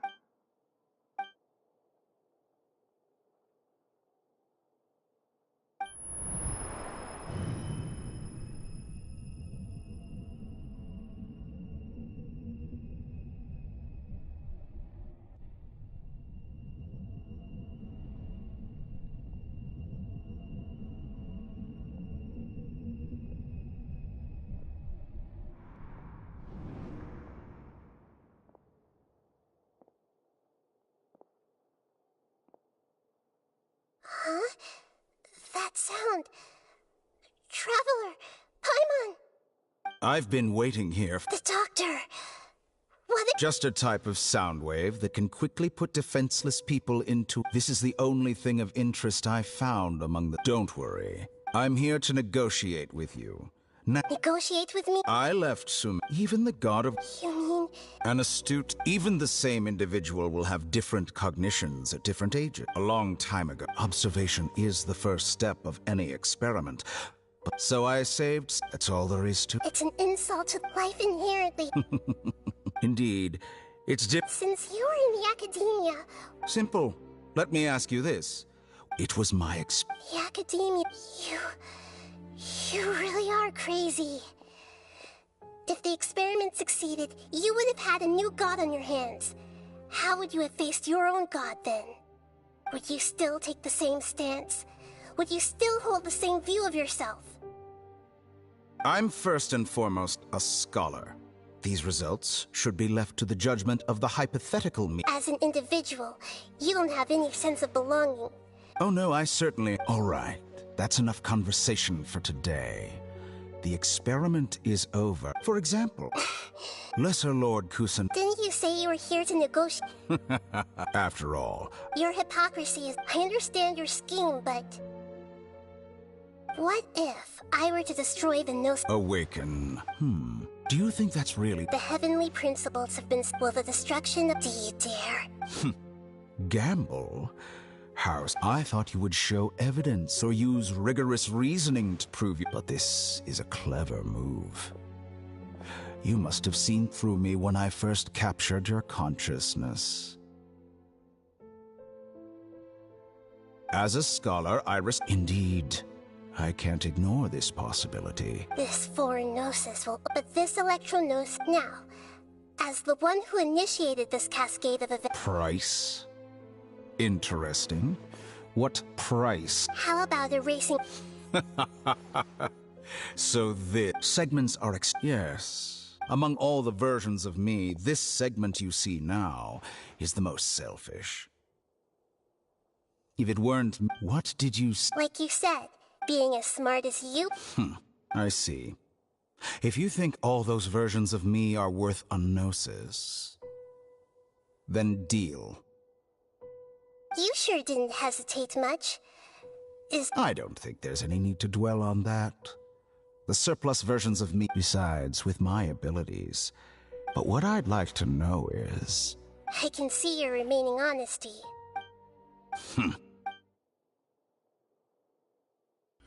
What a ridiculous decision! You can't be serious! How could I have been so short-sighted? You think this is the end? Wait, I'll have my revenge. You'll make this moment count. You will regret this. Well, have you confirmed that it's complete? Here. The future of Sumeru City there won't be any further... It truly paint another chess piece. And where is you? Don't be greedy, Harbinger of Snezhna. No, this is a different transaction. If you intend to turn off the Akasha anyway, besides, isn't it the Archon's duty to deliver? Oh, judging from your expression, you don't seem to find the idea very agreeable. Then let's think of it this way. Since you're the god of wisdom, how about I exchange some knowledge with you? People exchanging knowledge with the god of wisdom is the stuff of legends. Yet here you wish, arrogant as that is, it has piqued my interest. Let me ask you, have you in all your mighty knowledge ever heard the rumor that the skies of Tevat are fake? Huh? That's the secret hidden by Irminsul concerning the truth of this world.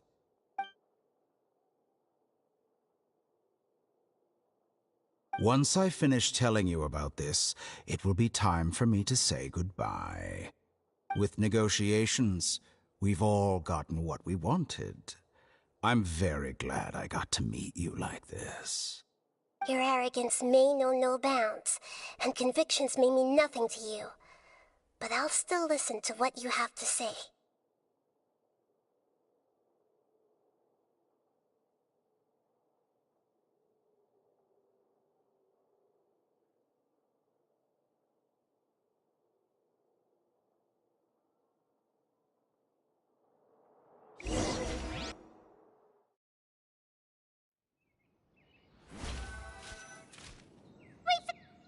Together! Okay. Wake her up.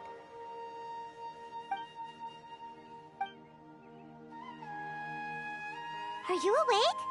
Kali says it's time for breakfast. Come on, get up! Good morning! How are you feeling today? Good to hear. It looks like we've recovered pretty well. Not even Tainari could stop us from going out now, right?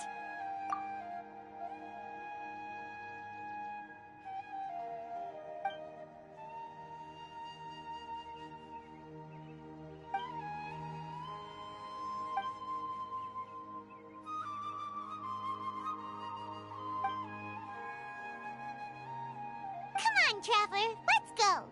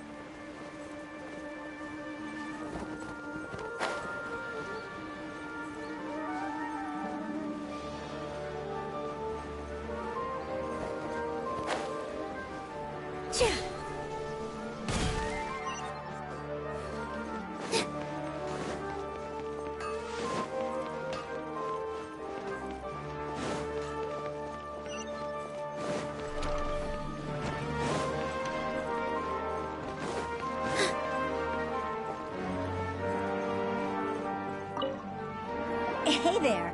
I saw you two helping Nilu move some stuff. Are you two also here for the celebration event? You got it! My name is Raykar. Nadia and I are this theater's prop engineers. I also help out with some other tasks like housekeeping.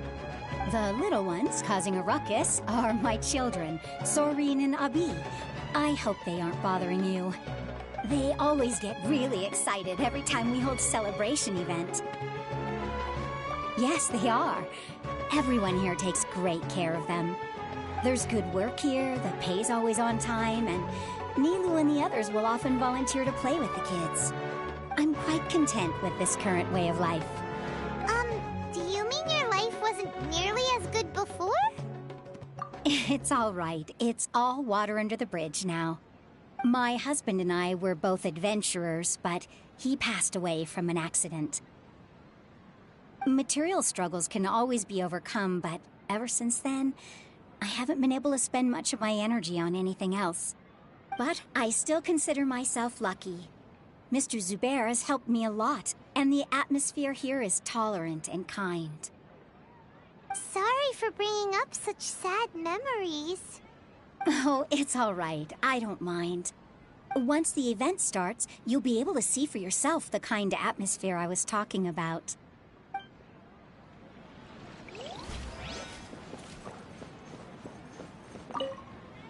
Hey there! Ah, a newcomer. Doesn't look too bright. Hey! Talk about judging a book by its cover! You, on the other hand... You're a special one. How would you describe the concept of art? Mere curiosity is all. It makes no difference whether you answer or not. So that's what you think, Unremarkable. Better than an average person's thoughts, but nothing exceptional.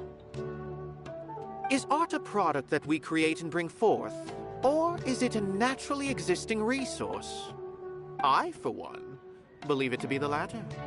Paimon doesn't follow. I've been staying here for a long time. On occasion, I'd assist them in penning lines of dialogue, but most of my time I just stand back and watch. I prefer to abstain from writing as it spoils the viewing experience. The existence of the theater, of Nilu, and of humanity itself. All of these can be considered as forms of art. It is not some intangible construct beyond the horizon. How does that have anything to do with us? Let me ask you this. What do you think is the meaning of art? I suppose that question was a little too difficult for you. To chance upon a spark of inspiration. I have been closely observing you, the players on the stage, and those watching in the audience. Art is already all around us.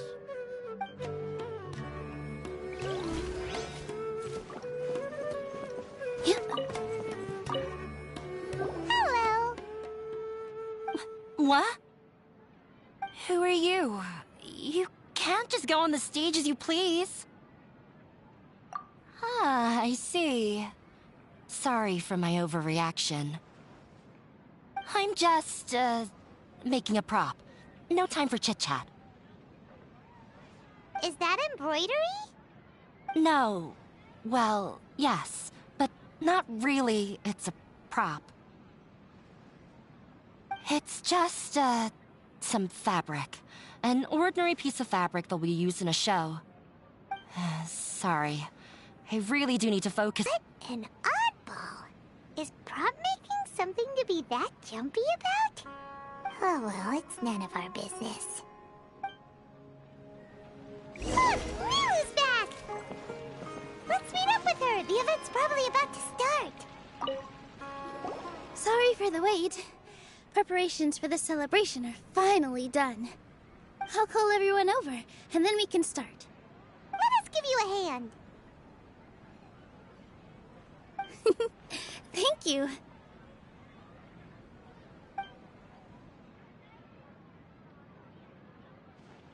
Maybe we really should have prepared a gift, then we could also be a part of the exchange. As it is, all we can do is wait and watch.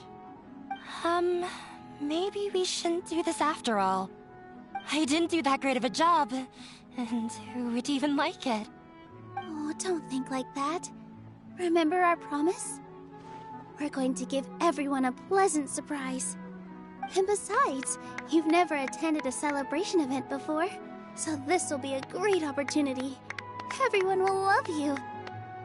I'm still not really sure about this. There's nothing to be worried about. Just take a step forward and give yourself a chance. There aren't any scary people here, right? Right. Alright. Maybe this will help. Everyone, over here! Inaya has something great to tell you all! Wait! I've already said that I'm not ready yet! What should I say? Take it easy and relax. Deep breath, in and out.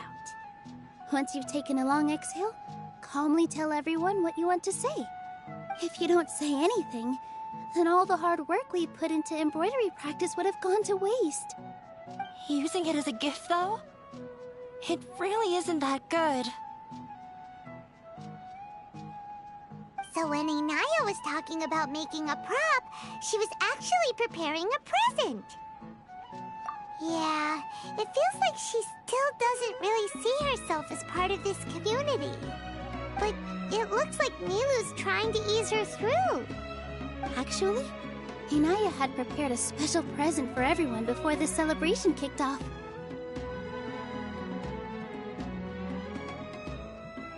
Woohoo! We're gonna get our first present from Miss Inaya! Pipe down! The louder you all are, the more nervous she'll become. You've worked on it for so long, so have some confidence. Don't be afraid. You've got this. Is Mr. Zubair here? Sheikh Zubair, this is an urgent notice from the Academia. This celebration, or whatever it is, must stop at once. What a condescending guy. What's his deal? Since Zubair Theater has long violated the Academia's policies and orders, we have decided to demolish it. As its manager, you must halt all operations and dismiss all staff members within 30 days, after which you will report to the Academia for further punishment. Why? Why force us to do this all of a sudden? Little girl, this is not the first time you've been issued a warning. I didn't hear anything about demolition the last time I asked, and now I suddenly only have 30 days? We have more shows planned, but it's impossible to do anything in just 30 days. How am I supposed to explain this to my customers and staff? That issue is of no concern to me, Mr. Zubair. You seem to understand the situation quite clearly. Perhaps you can reflect on the reasons why you have failed to prepare for the scenario in advance. Demolition? Why do they want to demolish this place? The Academia has never liked us, and they've never respected our work. To them, what we do is all a waste of time. This isn't the first time they've come by. They had asked us several times in the past to improve the quality of our performances by only putting on shows they consider to be sufficiently intellectual. But our audience isn't the Academia. It's the people of the Grand Bazaar. If our shows are too difficult to understand or too removed from everyday life, nobody would watch them anymore. Changing our content would not only mean turning our backs on our vision, it would also directly lead to the loss of our livelihoods. Yeah, the theater is very important to each and every one of us. The way they're doing things is so scummy. But I also don't know how we can stop them. I do not wish to explain everything again from the beginning. Time is of the essence. So you should act with haste instead of asking frivolous questions. But none of us plan to accept this. Such an abrupt notice is contrary to established policy. Ask whoever you will. The answer will remain the same. We have already given you sufficient notice. Enough! Does your audacity know no limits, Father? Huh? Father? Their family? What academia? This is all because you don't like Zubair Theater. You're just using the Academia's name to threaten us. Let me tell you, even if you manage to tear down this place, nothing is going to change. You've always been awful. But even I never thought my father would sink this low. This is strictly business. It has nothing to do with where you are, what you do, or what you think. I hope you all have not been irrevocably blinded by folly. I will not waste more time on pointless arguments. Wrap everything up, and make preparations to shut down at once.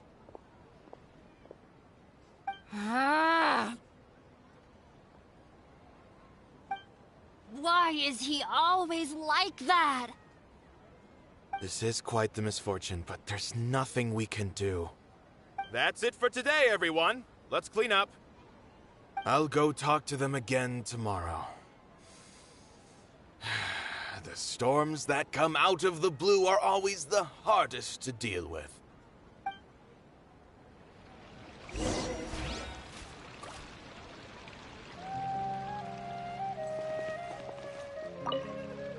Sorry.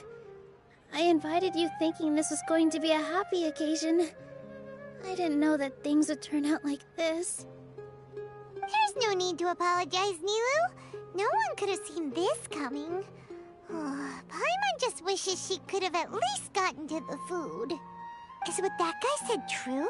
The Academia has already given you many warnings? Yeah, I guess you could say that. They've always seen us as being meaningless. Knowledge is king in Sumeru, and their pursuit of it leaves no room for the arts. But if that's all it is, there's also no reason to go so far as to demolish the theater. After Anaya ran away from home, I brought her here to Zubair Theater. She really talks about her family. All I know is that she didn't get along with them. I never expected it to blow up like this. If you did nothing wrong, then there's no reason to listen to the Academia, right?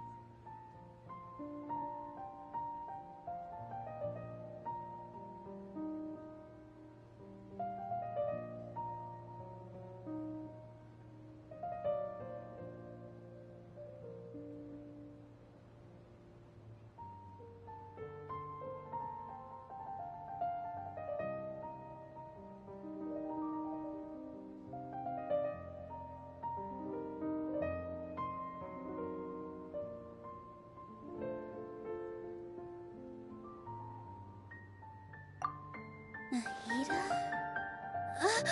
You mean Lesser Lord Kusanali? She'd probably help if she knew what was going on. No matter how nasty the Academia could get, surely they can't win against Lesser Lord Kusanali. No. I wasn't doubting her ability. I just feel like we shouldn't bother her with such a trivial problem.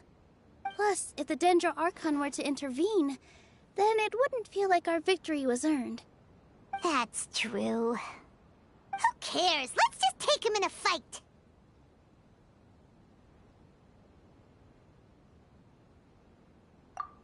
That's true. I'll try to think of something.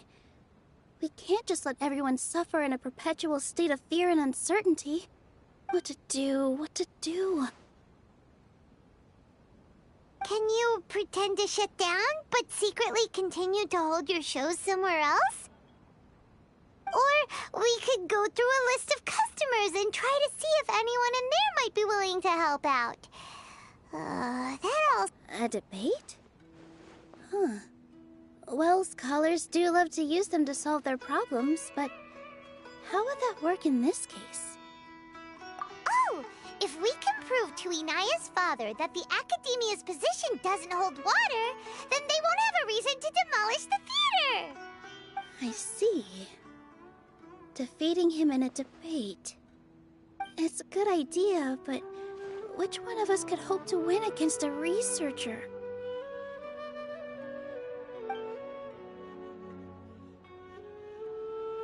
Huh? Me? No. I'm the literal worst at arguments. I can't debate. Nilou, you are only so stressed out right now because you care so much about protecting the theater. This theater holds a special meaning in all of our hearts. It's irreplaceable. But I just don't know. Can I really take on such a huge responsibility? Paimon will help too. You'll feel a lot more confident after doing some prep work. Believe in yourself. Thanks, you two. Alright, I've decided. Even though I may fail, I'll do my very best for everyone's sake. That's our Nilou! We're rooting for you! Okay, let's head back and tell everyone what we came up with.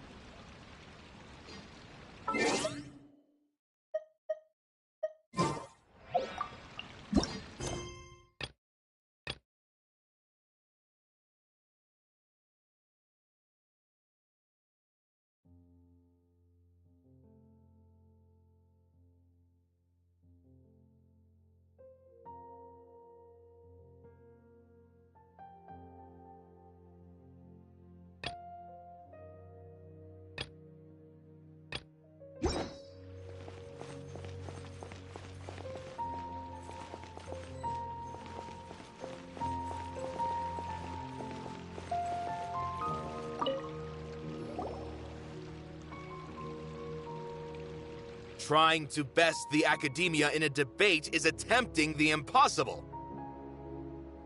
If you really want to try, I won't stop you. It's not like our situation can get any worse.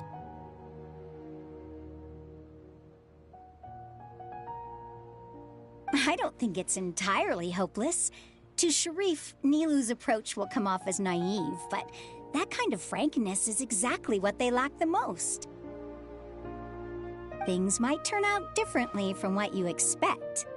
I am in favor of such a romantic feat. No playwright will turn down a compelling underdog story. Sure, in fiction, but I'm not sure how well that will translate to reality. Anything is better than just standing aside and watching the theater get demolished. I'm also pitching in. Let's show the Academia that we have some fight in us. Thank you, everyone. I feel a lot less nervous with your support.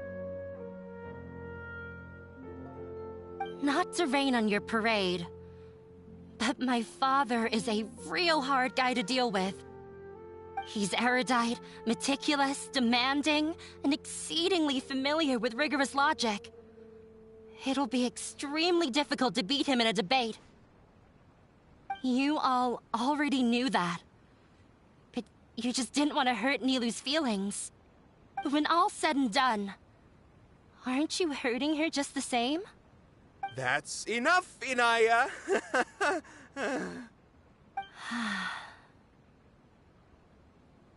Sorry, I ruined the mood. I just can't force myself to expect a positive outcome. Nilou shouldn't have to push herself for the sake of an impossible goal.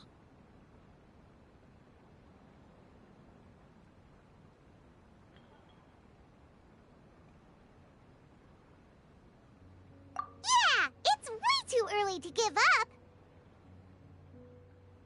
You're right, Inaya. We're up against the Academia. Everyone knows that they're very powerful. Being skeptical might actually be the more normal response. But I still want to try. I'm reluctant to just let Zubair Theater go. And it's not just me. I think everyone else here feels the same way. If we're unhappy, we should speak up and let our voices be heard. Say what's on your mind, and do what you think should be done. If we fail after that, then at least we won't have any regrets. I mean, after all, the only thing we can control right now is our choice at this very moment. I understand what you're trying to say. I also have my own intense feelings of anger and regret. Then, could I trouble you to tell your father about our plan for a debate?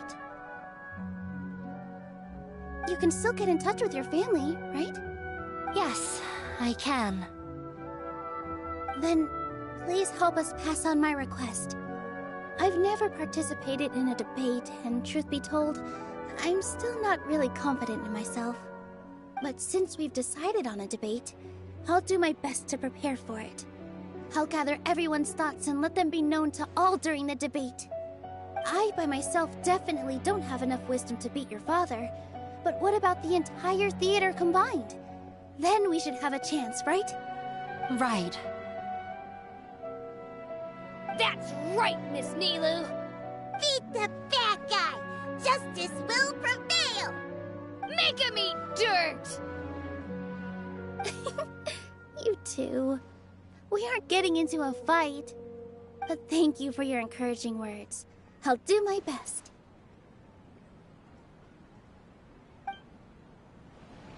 Well said back there, Nilou. I felt that I might have said a bit too much.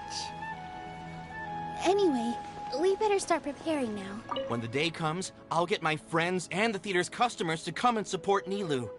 If anything goes wrong, I'll have them scream and shout and drown out whatever Sharif says. I can't do that? Fine, I'll think of something else.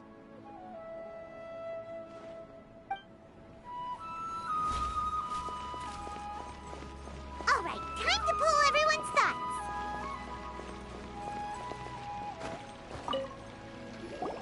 Mr. Zubair, we're trying to put together a list of arguments that might be useful. Any ideas? It won't be difficult to explain our position. They're in the wrong, and they know it.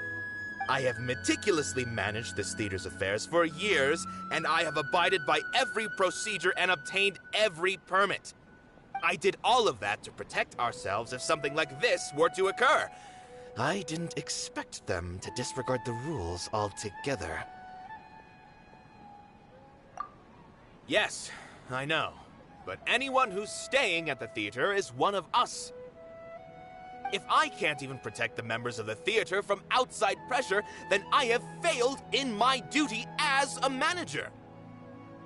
In summary, you need sufficient confidence and strict adherence to the rules.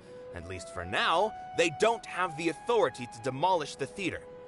As long as you double down on that point and force them to concede it, you'll gain an advantage. All right, got it. I've seen many situations like this before. The Academia sure likes to get its nose into everyone's business. While you prepare for the debate, I will also prepare the theater for the potential aftermath. It's best to prepare for the worst outcome. Once you're done chatting, do me a favor and tell our customers that we're canceling all of our shows. Do we really have to? Right now, no one's in the right frame of mind to perform. I have to consider both our staff and our customers. This is the only way. Nilou, you are incredible.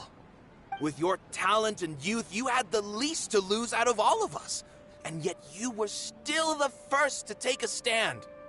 I've never thought about leaving your theater, Mr. Zubair. I truly love this place, and I want to keep dancing here. I also want to keep dancing with everyone else. You're becoming more and more like her. Do your best. We'll do all that we can, and leave the rest to fate. Her? My teacher. She was an excellent dancer, but she's retired now. If we have time later, I'd be happy to tell you more about her. I've gained a whole new level of respect for you. Inaya was right. It's true that I couldn't bear to bring down Nilou.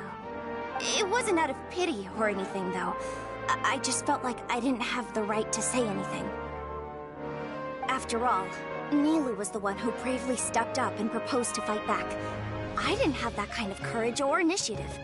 I'd be a terrible person if I spoke badly of Nilou without doing anything to help. She knows better than any of us how difficult this path will be.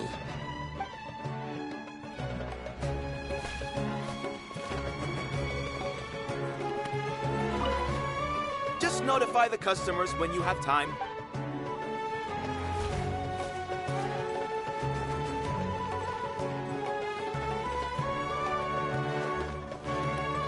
This just came out of nowhere. What'll happen next? Beats me. Everyone else must also be at a loss.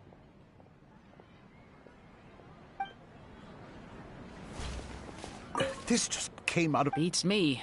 Everyone... This just came out of... Beats me. Everyone...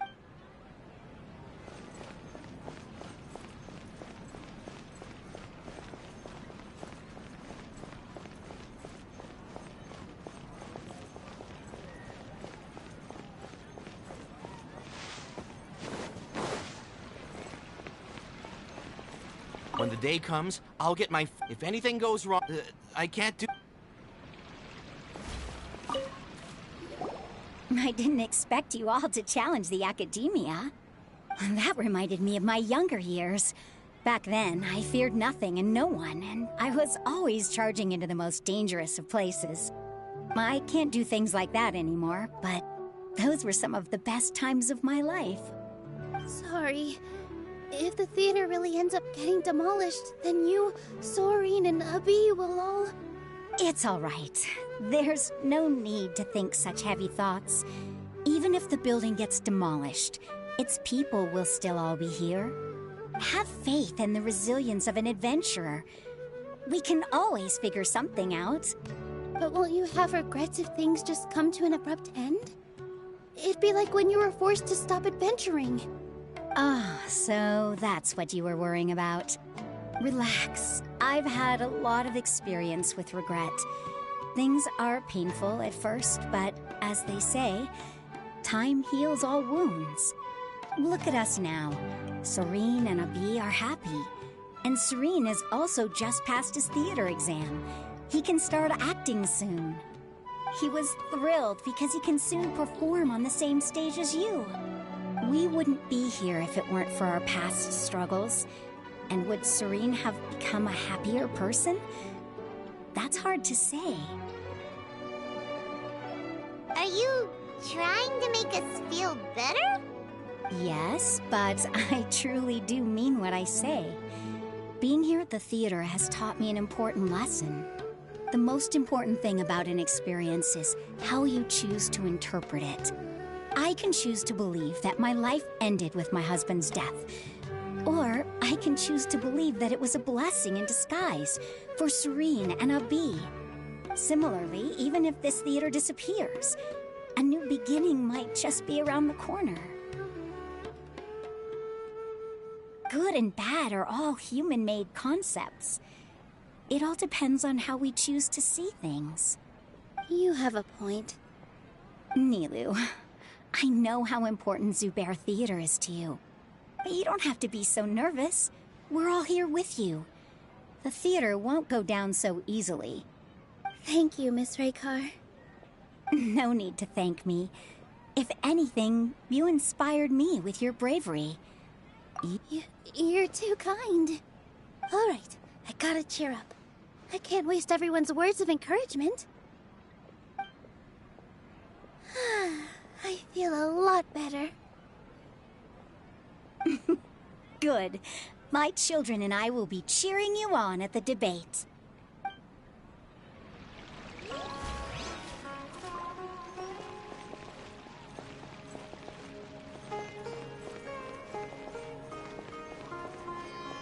When the day comes, I'll get my... If anything goes... I can't...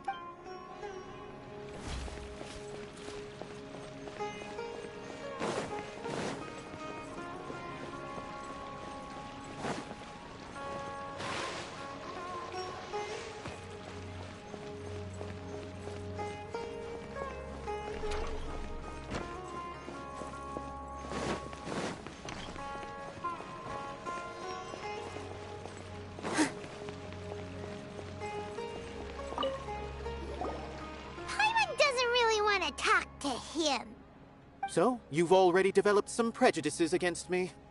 And to think, I was just about to put forward a suggestion. Oh, Paimon will listen to that. Although, I know not if you have a new answer to my previous question. Now seems like an appropriate time to revisit it. What do you think is the meaning of art? Oh, this again? We probably do need to tackle this question if we want to prove the value of the arts. I don't know how to explain it, but all I know is that when my performance makes the audience happy, I also become very happy. Does that count as a meaning? You answered him so seriously. Careful, Nilou, this guy's ramblings never make any sense. No. Nilou's answer far surpasses yours. And it is close to my own. The meaning of art comes not from its creators, but from its audience. In other words, only art that can be appreciated by others will impart its essence and value upon the minds of its audience. This is something that the academia can never understand. I once pursued the mastery of art, much like how a researcher would chase wisdom and knowledge. However, the more of a connoisseur I became, the less I felt I understood. I began to question what it truly meant for art to be understood at all. I found that I could comprehend even the most complex and sophisticated of works, and yet somehow that provided me with little solace. I remained even perplexed about this conundrum until I visited this theater and watched one of Nilou's performances. It was that life-changing? Everyone here had a joyous part in the overall experience. The actors upon the stage basked in the love of their audience, while those in the house immersed themselves in the wondrous ambiance. In all honesty, from a purely critical point of view, the performances here are exceedingly average. Hey, don't say something like that. But what bewildered me was how, despite the performance's middling quality, they captivated their whole audience. They captivated even me. I realized then that I had walked the wrong road. The mastery of art was never what I truly wanted. I left the so-called frontiers of artistic research and came to this theater. For this is where I can finally find what Art must be appreciated by others to confer value. If art cannot accomplish that, then it is meaningless. When you put it that way... Mr. Zubair and I refused to follow the Academia's orders to change our shows for a similar reason. To put it simply, we were afraid that our shows would lose their meaning if people couldn't understand them. I once stood in the spotlight, but I relinquished fame and acclaim for the freedom I enjoy today. I care not for where my feet may take me next, but Nilou, you need to remember one thing. You already stand upon the finest stage there is, and that is a rare gift that should never be taken for granted. You cannot give it up, not even to the Academia. I understand. Thank you for your words of encouragement, Mr. Kasani. Dust the cobwebs away from the eyes of those scholars. He really seemed to care a lot about the theater. Once you get to know him, you'll realize that he's actually a big softie at heart. He'll even help out with furniture repair and painting the stage. Wow. I'm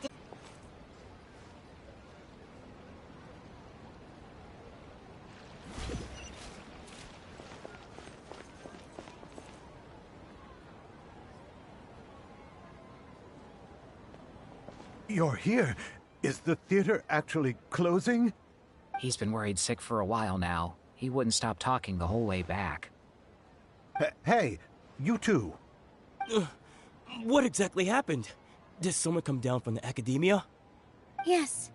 He told us that we have to shut down the theater within 30 days, and that it's going to be demolished. What the heck? That came with no warning.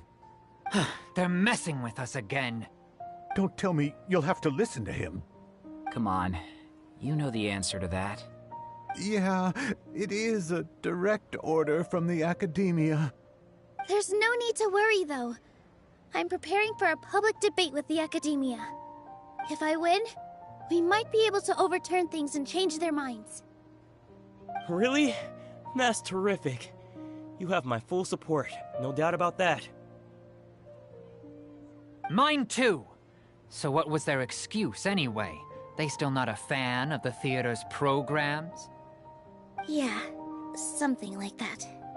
Good thing they have the power to make rash decisions about things they don't even understand, huh? Yeah, they need to touch more grass, not books. Exactly. They want to look down on us? Ha! We'll look down on them first. Don't worry.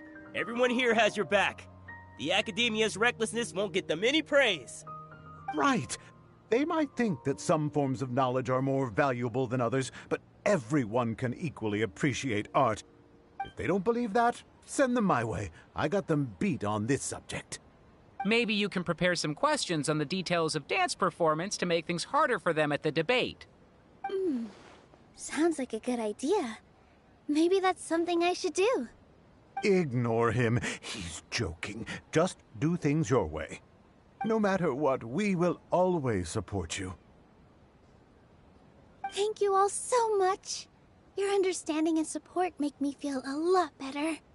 There are always more solutions than problems. If you need help during the debate, just shout and the entire Grand Bazaar will be at your beck and call. Gotta show them who has the people's support.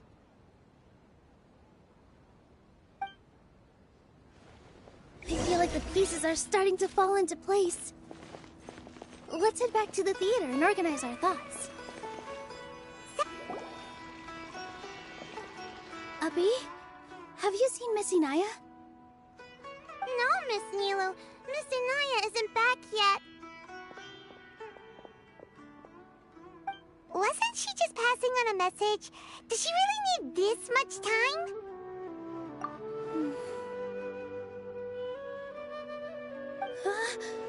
Oh no.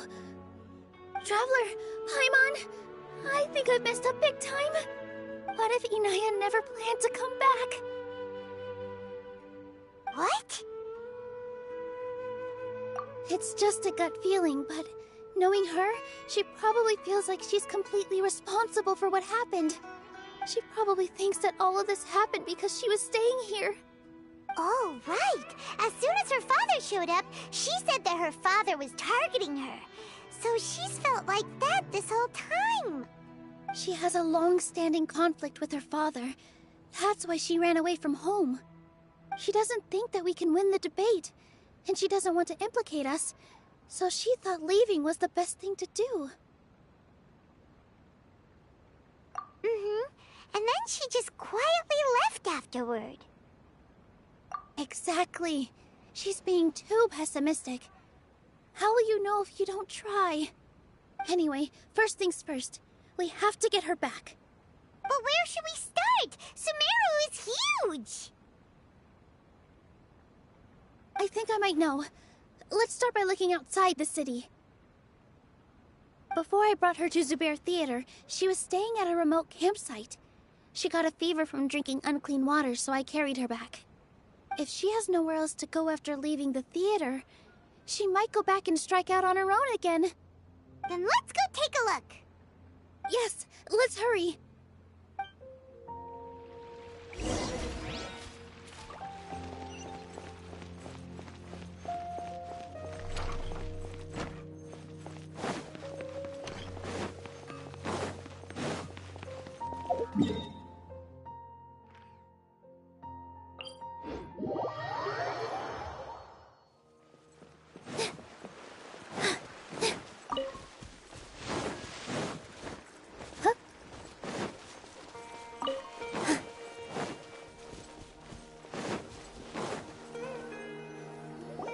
There are signs that someone had stayed here very recently.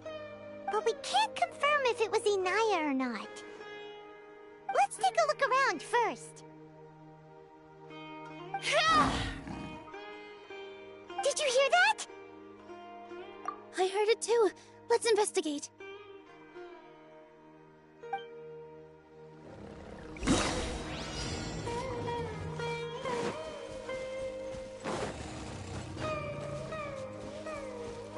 It sounds like we're getting closer. The voice is coming from over there.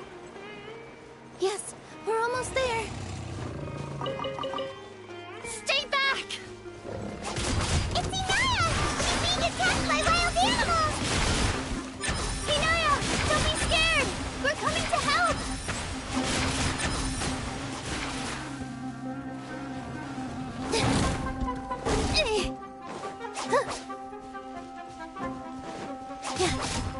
Positions!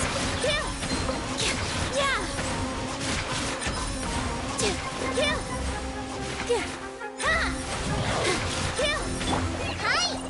Rise.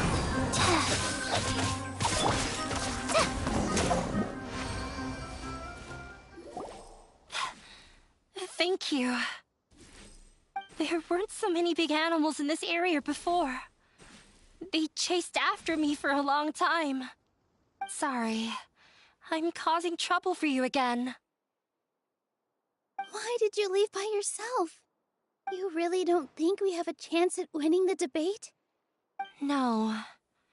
I just thought it would take too much effort. Everything happened because of me. If I'm gone, then the situation will resolve itself. Yeah! Everyone's working together towards a happier ending. No one should be singled out for blame. It's all right if it's me. As long as the theater won't get demolished.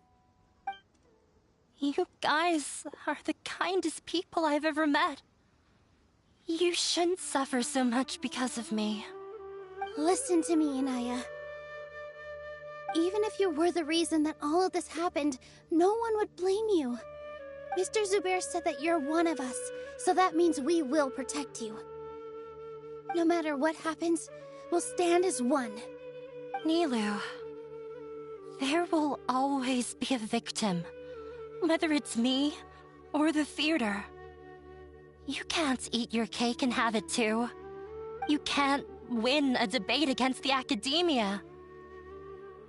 Especially, my father is an extremely demanding man. He's always wanted me to become an exceptional researcher and his academic successor. I tried my best to meet his expectations and did everything I could. But he still wasn't satisfied. Or rather, he had just never been satisfied with me. I'm no genius. But whenever he berated me, It was always as if he was asking me, why aren't you a genius? Yeah, like I'd know. So that's why you ran away from home? At first, I thought the father would slowly come to terms with reality. But he just wouldn't stop berating me. For one exam, I earned the 3rd highest score. I thought that all my hard work had finally paid off, and that I could finally make Father feel some modicum of joy. I even used the embroidery skills I learned at school to make a commemorative gift for him. I thought, even this daughter can make her father happy sometimes. Right? I see. When we were embroidering your gift before, I didn't feel like you were new at it. Yeah. Sorry for not bringing it up. These are not pleasant memories for me. I was tired of him yelling at me every day. All I wanted was to see him smile at me. But he was more angry than ever before once I'd given him my embroidery and told him my score. He flung my present to the side. You think you should be proud of 3rd place? Reflect on why you weren't first. I forgot how long I'd cried for. I only remember my parents arguing. My mother also thought he went overboard. They argued for such a long time. My father eventually stormed out and slammed the door behind him. I didn't get a single sentence of apology or any words of comfort. I've completely given up. We're destined to never understand each other. How horrible! I don't think you can beat him in a debate. Because he doesn't even understand what kind of place a theater is. He can never understand the relationship performers have with their audience. His life is devoid of camaraderie or friendship. He just wants everything to happen according to his wishes, as if the world revolves around him. What we cherish, our little place in this world, means nothing to him. It sounds like your past has had a huge impact on you. I understand now, Inaya.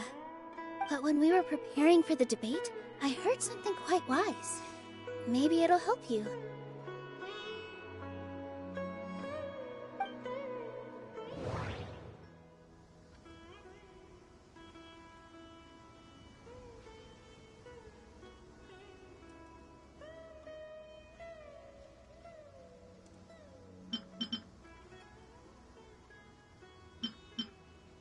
Art must first be appreciated by others to confer value.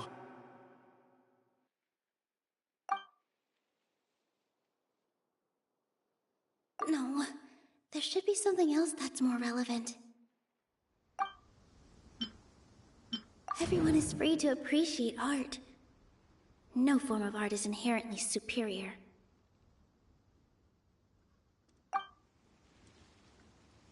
Mr. Zubair has been meticulously managing the theater. Everything checks out. The most important thing about an experience is how you choose to interpret it. Miss Raykar has gone through a lot in her life, but she told us that she's very happy to live at the theater now. Although she ran into misfortune, it led her down a new path in life. She sees that as a blessing. She told me that the most important thing about an experience home, but after you ran away, you ended up at the theater and became one of us. Those unhappy experiences allowed you to really cherish your bonds with everyone, and also gave you the opportunity to become friends with us. Don't let your past suffering keep you from the new life that you've worked so hard to find. Oh. Let the past stay in the past. When I ran away from home, I swore that I would leave my family conflicts behind. But you're right. All I'm doing now is falling right back into it. Maybe you'll disappoint him, but that doesn't matter. You have a new future waiting for you. Don't let go of the answer you've worked so hard to find. That's right. If we put our heads together, there's bound to be a way. You're right. There's nothing to be afraid of. I'm not trying to meet his expectations. So why should I give up because of him? I can't afford to lose anything more. We have to win. The debate will not only protect Zubair Theater, but also allow me to settle things with Father. That's the spirit! Let's go. I'll tell my father about the debate. I know him very well. Even if he looks down on us, I know how to make him accept. All right, let's go.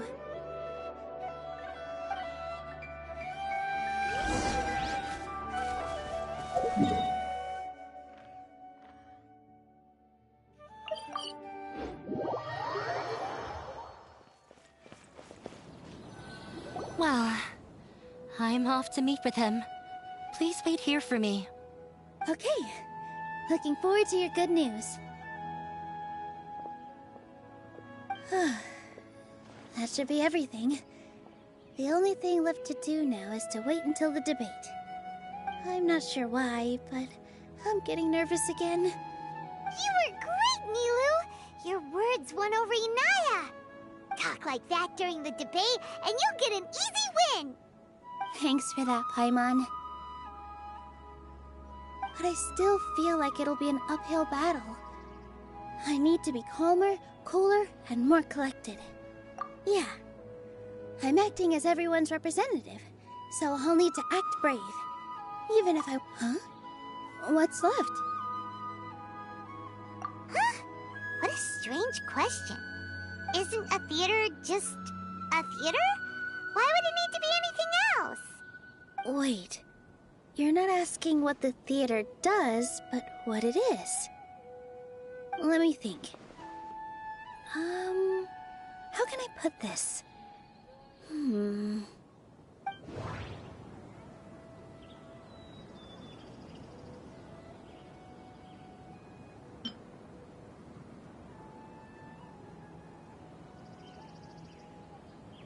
Art must first be appreciated by others to confer value.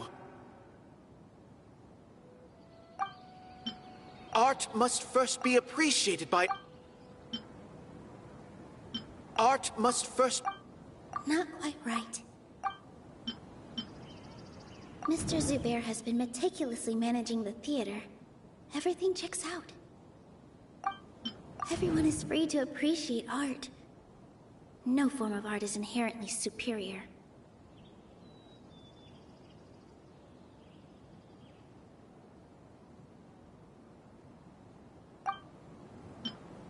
Inaya really wants to win. She doesn't want to lose anything else because of her painful past. The most important thing about an experience is how you choose to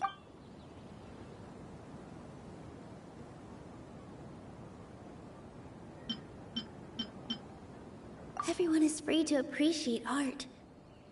No form of art is inherently superior. Not quite right, but it's close. Mr. Zubair has been meticulously managing... Ah! Got it! When we were trying to find a way to save the theater, we heard many stories not of the theater, but of the people whose lives have been touched by it. Zubair Theater is our reason for coming together. It connects us all in unique ways. In other words, it's like a bond. A bond? The theater provides money for Miss Raykar and her children, inspiration for Mr. Kasani, and enjoyment for the people of the Great Bazaar. It also gives Inaya shelter from her family. It has brought us together after taking care of every single one of us. And its story won't end here. In the future, many more people will come to the theater and receive its blessing, and we'll all be there for them. Our warm, welcoming community will show them the same kindness we were shown in the past. Aside from the delivery of performances, isn't this another reason for Zubair Theater's continued existence? Yeah, that makes sense. We definitely felt that warmth during the preparations for the event. But Paimon doesn't see how this will help in the debate. Oh, gotcha! No matter how strong an opponent is, they'll have to go on the defensive if pressed on a weak point. I feel like that's another prong in our attack. Thank you so much. Paimon also feels a lot more relieved. Let's show him what we got! Sorry for the wait. I'm back. Things went a lot more smoothly than I expected. It didn't take long for him to accept the debate. It is set for 2 days from now. Why are you all smiling so much? Did something good happen? We realized that your dad might not be as scary as we had thought. We just finished our prep. Rest easy. It will all turn out well. We have to win. No, we will win, Inaya. Fingers crossed.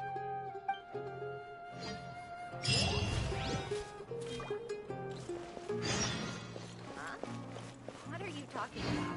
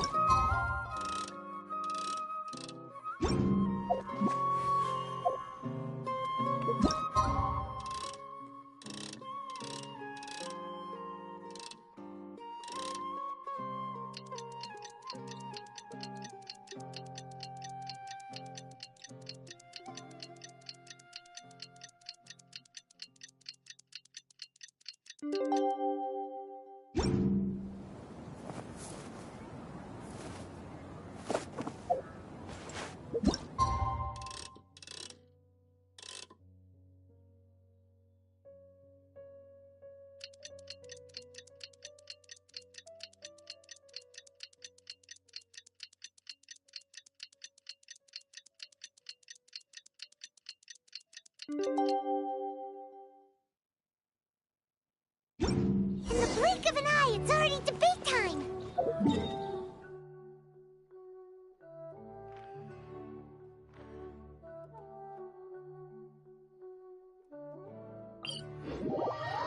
We did a lot of preparations with Nilou. Hopefully they were helpful.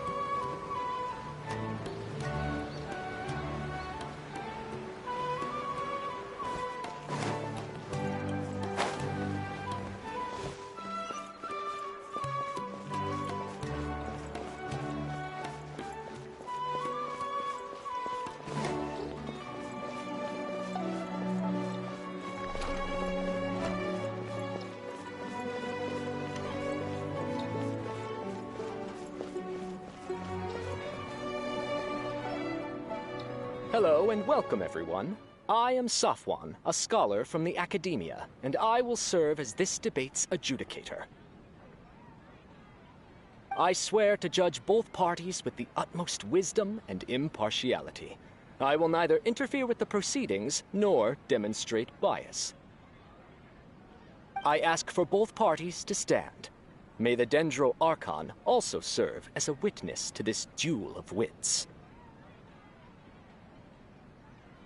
Since you so desperately demand an explanation, I will expound on the Academia's stance.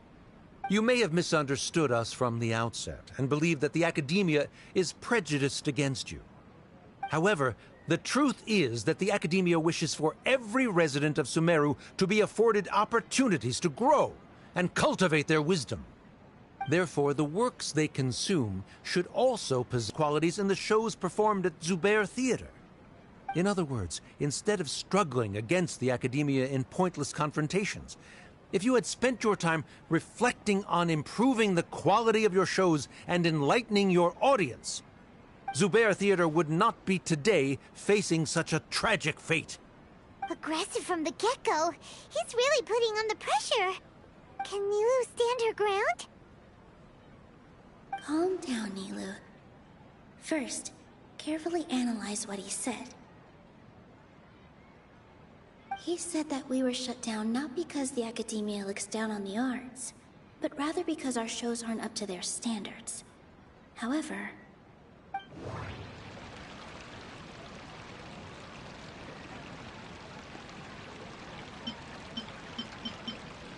the theater carries everyone's feelings and serves as the bond that connects us all.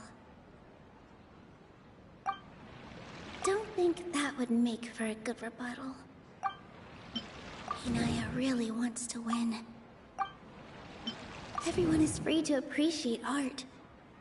No form of art is inherently superior. In your eyes, our shows can't meet the Academia's expectations. Shouldn't it be the audience who decides if a show is intellectual or enlightening? Why is someone from the Academia judging that? Also, I believe that there is no such thing as a wiser or more enlightening performance. Art doesn't discriminate, and it appeals to all. Everyone has the right to appreciate art. Appreciation is but a primitive form of satisfaction. Guidance and enlightenment are necessary if we are to induce growth in the performers as well as the audience. This stance holds performers to a higher standard and encourages the development of the arts. If all performances are simple-minded, require little effort to comprehend, and lack any impetus for the betterment of society, then the people will not be able to develop a greater level of artistic understanding. Nurturing the populace's understanding requires a long and arduous process, and guiding this process is the Academia's true goal. He changed the topic without batting an eye. Good thing I'm prepared. If I remember correctly, what I should say here is...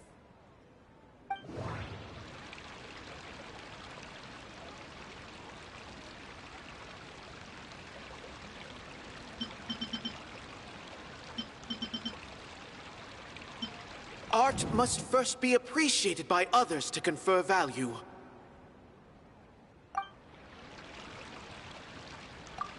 Someone at our theater has tried that before. He was a famed artist, but he recognized that very few people could connect with his works. I agree that art should be enlightening, but we can't pursue that goal by creating complicated works. If a work can't tap into an audience's personal experiences or feelings, then its contents may as well be a castle in the sky. What's the point of performing a show that its audience can't even follow? That would only be forcing people to watch something they don't like. You can only reach that conclusion from a place of ignorance. In that case, before passing judgment, you should first become a better dancer than me. You tell them, Nilu.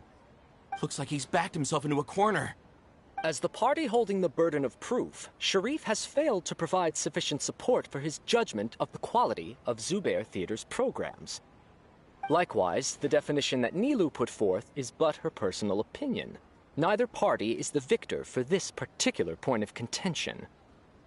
Additionally, I must request that both parties exercise greater control on their emotions.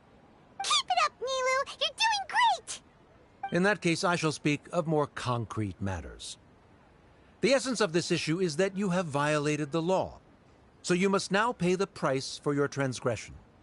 This course of action is also completely procedurally sound. We have already contacted Zubair Theater multiple times regarding the theater's repertoire. However, you have consciously ignored our warnings. Or perhaps your compliance was purely superficial. Regardless, that failure has indirectly led to the present day's proceedings. That is indeed so, according to the laws decreed by the Academia. He started talking about procedural stuff, so I need to focus on...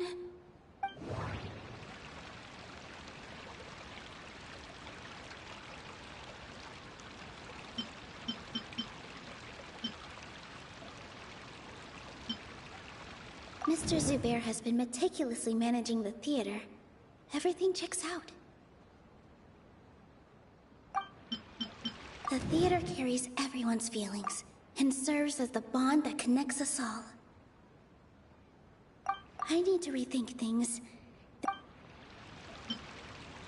Inaya really wants to win. She doesn't... The most important thing about an experience is how you choose to interpret it. Art must first be appreciated by others to confer value. Everyone is free to appreciate art. No form of art is inherently superior.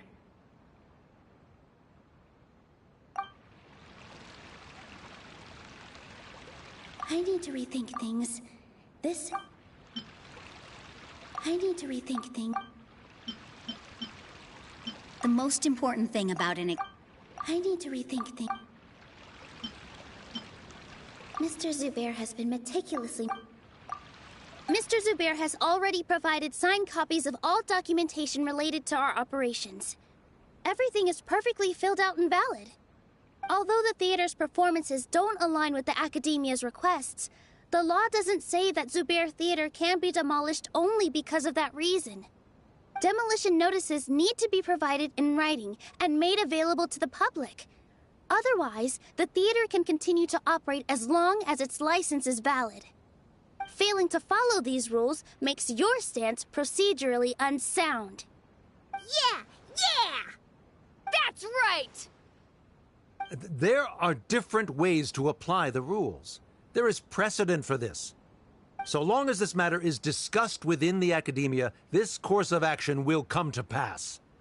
Looking at the past 27 cases of similar nature, 90% of them support Sharif's claim and position. However, the demolition process in those cases was only started after discussion at the Academia. In other words, premature notice of demolition is indeed a rash act. That's more than enough. We've proven that the order is unreasonable as it currently stands. Cease your futile resistance. Nilu's definitely won this point, right? You're right. Stay focused, Nilu. Even if permission for demolition has yet to be obtained, it is a fact that your performances violated the Academia's policies on numerous occasions. Based on that fact, we can permanently revoke your right to perform in Sumeru. Under the current system, it is indeed possible to immediate performing rights. That's a thing? Rather than protecting Zubair Theater, I surmise that your true intention is to maintain your hold over your audience and their patronage as your source of income. Without them, Zubair Theater is nothing more than an empty building.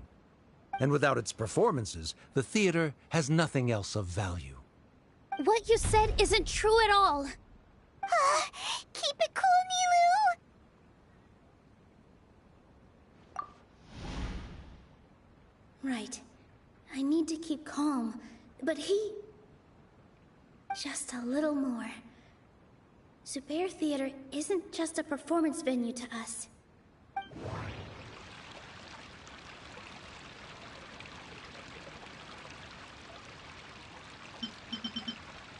The theater carries everyone's feelings and serves as the bond that connects us all. Zubair Theater isn't simply a performance venue to us. It means more than that. It's been our home for a long time. Miss Raykar can't go on adventures anymore. but she has found a stable career and a new life at the theater. Her son, Soren, has already passed his theater exam, and he'll soon be our newest member. Mr. Kasani found a new way to look at art. He decided to stay at the theater to watch us grow. Mr. Farhad and Mr. Hushang visit even when there isn't a show going on, and they always tell us lots of entertaining stories. Even Inaya wants to stay with us, and she's starting to look forward to a new future. Zubair Theater exists for them, for every single one of us. Perhaps Zubair Theater has provided you with a multitude of positive emotions and experiences. However, you have misconstrued something, young miss. The interpersonal relationships you speak of were established upon normal theater operations. Sheikh Zubair operates the theater for his livelihood. His employees work for their wages, and the audience comes to enjoy performances. Relationships are merely a byproduct in this exchange of interests. They may be pleasant and captivating, but they can only ever be secondary. When scholars collaborate to solve difficult problems, we freely share our knowledge and resources with one another as if we were all kin. However, this collaboration ends after the results of our work are published. The reason is simple. We are scholars, and there are new projects that await our attention. He really doesn't think much of relationships. Paimon also thinks he did a lot of prep. He's been solid as a rock. Sharif's argument is currently the more persuasive of the two for this point of contention. The continuance of the interpersonal relationships Nilou spoke of remains hypothetical before the theater's demolition, whereas the situation that Sharif described has been well documented at the Academia. The Academia has made significant academic contributions, in no small part due to its researchers' efficiency and ability to compartmentalize. Oh no! What should we do? Things are going in the opposite direction! A setup? So Nilou's got him? Good. He said what he said. The next argument could decide this debate. But is this really the best thing to do? It might be too cruel to Inaya.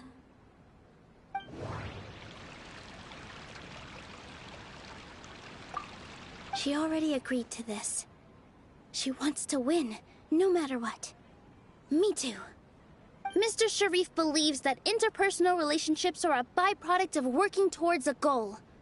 Once that goal is achieved or abandoned, those relationships would have no more reason to continue. Then, if someone has failed to live up to his expectations... If someone has failed to live up to your expectations and ran away from home, then she shouldn't be your daughter anymore. Right?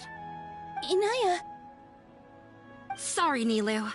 As expected, I should be the one to say it. You don't need to shoulder this responsibility for me.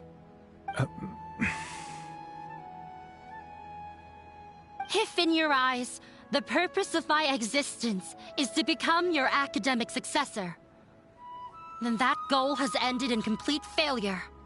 By your logic, that means there is no more reason to sustain our relationship as father and daughter. Members of the audience who do not belong to either debate party, please speak with caution. Let her speak. What she does not say, Nilou will. No matter how many disagreements we've had, the truth is that you are still my father. You're so immersed in your own world, you can't understand why we come together for the sake of relationships. Yeah, don't look down on us. You can watch a dance anywhere, but there's only one Zubair Theater. I'm almost starting to feel sorry for this guy, what with the idiotic things he said. Order! Order! Members of the audience, do not interrupt debate proceedings. I confess that this is the final argument we had prepared. Disown me, and you will win the debate. But before that, Father, I have some final words to say. I've been doing some soul-searching.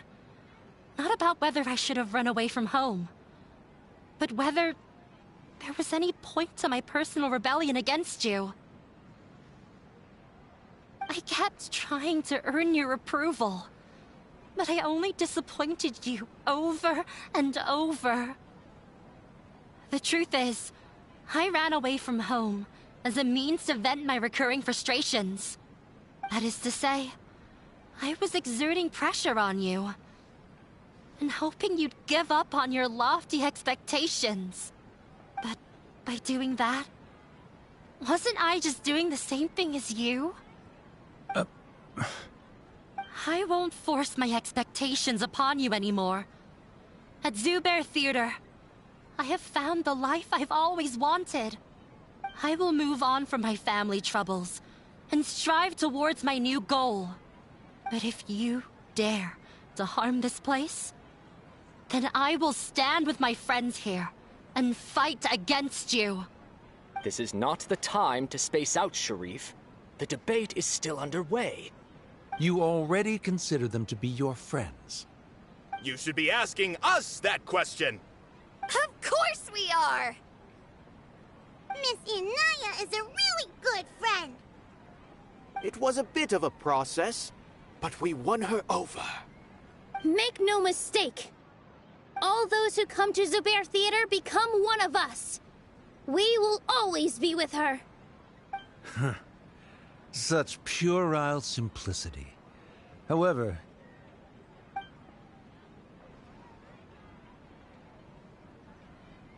it is surprisingly a relief. Wait, what are you... never mind. They left? Does that mean we've won?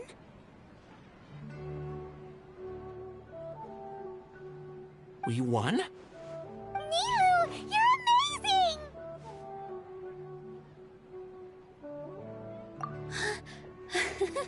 I relaxed for a moment and I feel a little faint. It looks like he still has a place for her in his heart. Terrific work, Nilu and Anaya.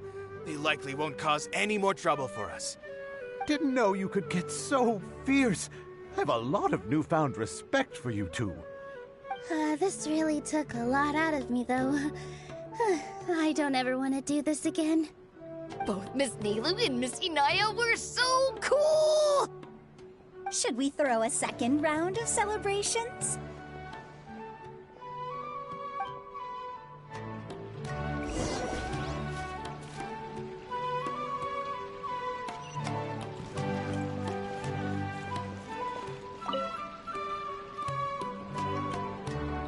Oh, it's you. Yes, I feel a lot better. The more I think back on everything, the more surreal it all feels. I don't think I could repeat what I did a second time. Yes, and it's all thanks to you.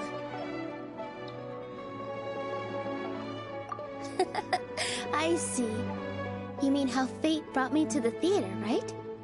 Then I'll have to tell you about my teacher who Mr. Zubair had mentioned. Mr. Zubair opened his theater when I was still a child. There was a beautiful dancer, and from the moment I saw her, I couldn't look away. I thought to myself, the gods must have blessed her with such talent.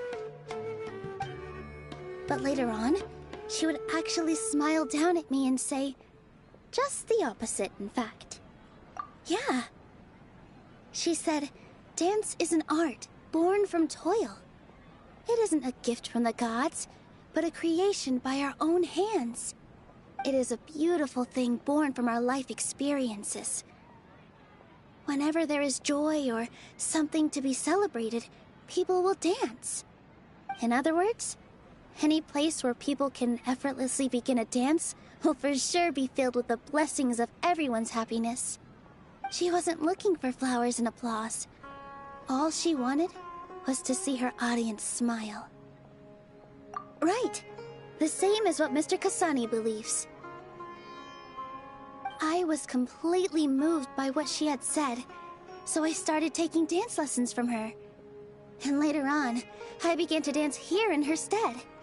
Before she retired, she told me, "For as long as you live, never forget what dance means to others." This is why Mr. Zubair and I never intended to listen to the academia. Even though it ended up causing everyone a whole lot of trouble, thankfully, everything worked out in the end. Although, I do have a small regret. Yeah, even though she has already decided to stop fighting with her father, they never managed to have a real conversation with each other. Before he left, Mr. Sharif looked like he had a lot on his mind.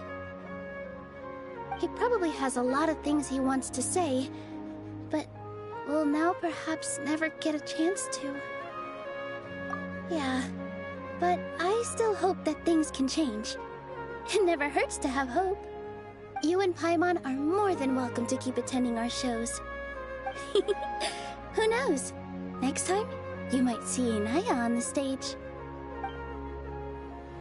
Are you still worried about Inaya? Let's be sure to come back often. Who knows? Maybe things will have worked out for her.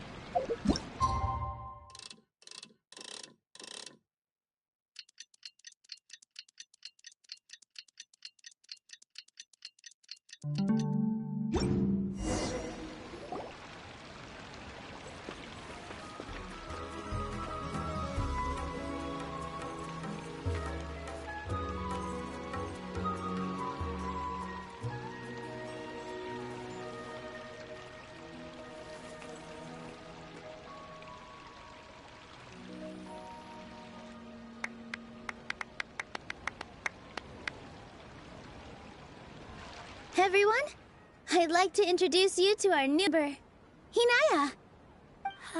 Hello, everyone.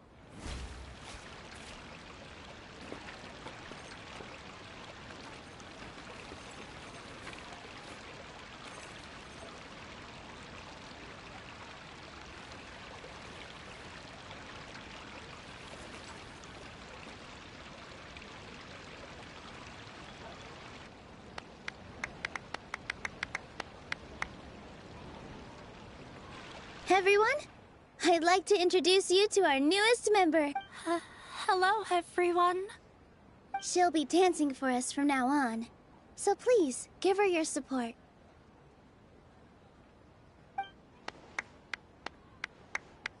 Inaya's taken her place on the stage! Oh, Paimon wonders how she'll look when she starts dancing. When you stop and think about it, happy endings like this sure aren't easy to come by. Nilou's efforts, everyone's wisdom, Inaya's determination? Huh? What do you mean by that? You do have a point there. The whole demolition thing was going overboard, but he really could have banned Nilou and the others from dancing. If he really wanted to be ruthless, he could have done some real damage, even without winning the debate. Oh well. It's not like we can understand how people like him think. Let's focus on watching the performance. Huh? Wait. Look who the cat dragged in! Isn't that Inaya's father?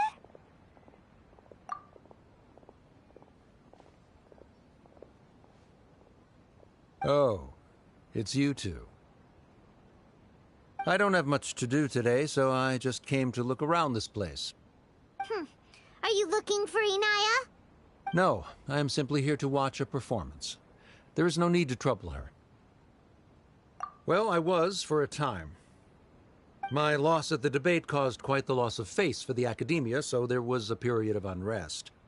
I used this opportunity to suggest that my superiors temporarily suspend me from duty. Otherwise, the rumors would probably persist for even longer. Suspended from duty? Yes, I am temporarily unemployed. However, I now have an abundance of time, so I can afford to come here and watch a show. I admit that I do not understand the magic that this theater possesses, but my curiosity has been piqued. I still cannot forget that young lady's perseverance. Inaya would almost certainly mature in the presence of such a person. There are no parents who do not worry about their children. I suppose she managed to hit a weak spot of mine. Never mind. I do not have the right to say that. You're already here, so you might as well go see her. No, that is not necessary. I will take my leave after the show concludes. Do not tell her that I was here. Come on. Who knows if you'll get a chance like this again? But... Huh? You said you were going to make peace with your past. Show your father how much you've grown. Don't be nervous. Everyone at Zubair Theater has your back.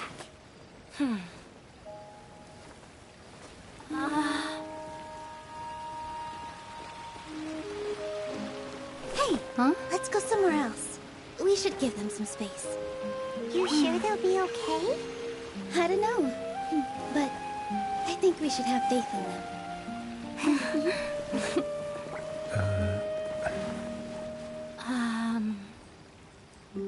Yes, Inaya.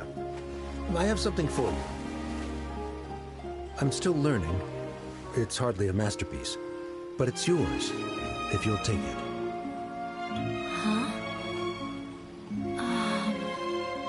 You don't have to take it. It's fine. Never mind.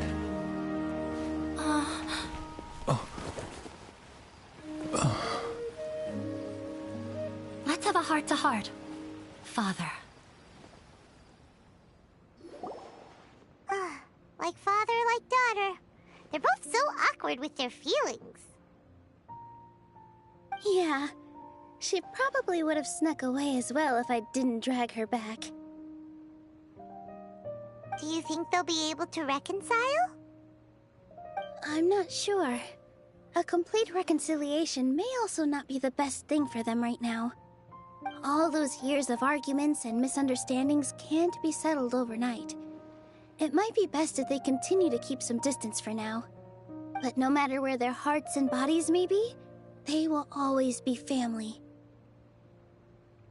All I wish for them is to be able to one day tap into the warmth of that bond. Oh, by the way, everyone's really thankful to you for helping out with the debate. So, we made you a little something. Hope you'll like it. Isn't this Zubair Theater? Whoa! This is amazing! It's so detailed and polished!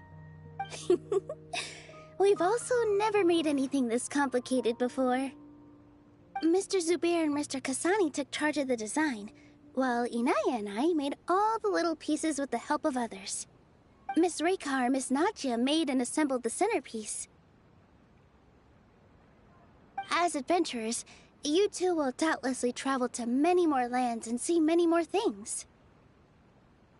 That's why we hope that your time at Zubair Theater will become a fond memory of your journey. You two are welcome back anytime. We'll come back and watch you dance whenever we get the chance. You're welcome. And there's no need to be so polite. You learned fast. Come on, take it. This is the story of you and me. It's a tale that I'll never, ever forget.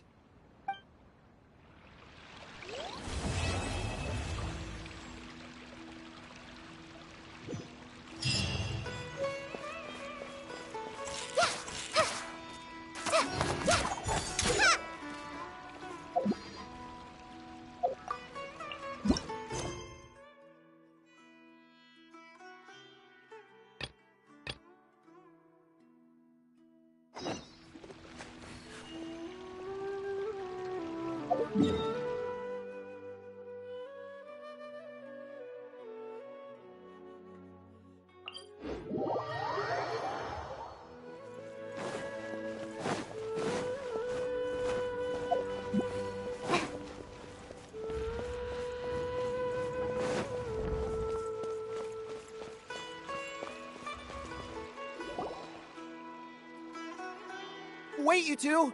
Just a moment, please. You're the Traveler in Paimon, right?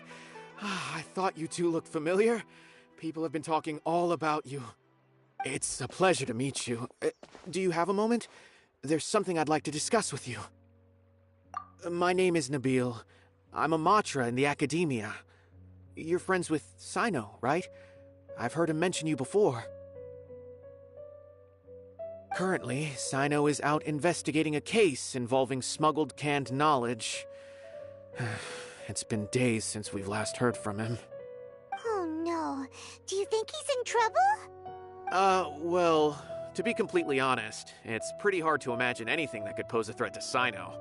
But since we haven't heard from him, we're starting to suspect that the case might be more complicated than we had originally thought. Word has it that you two are brave, smart, and extremely capable adventurers.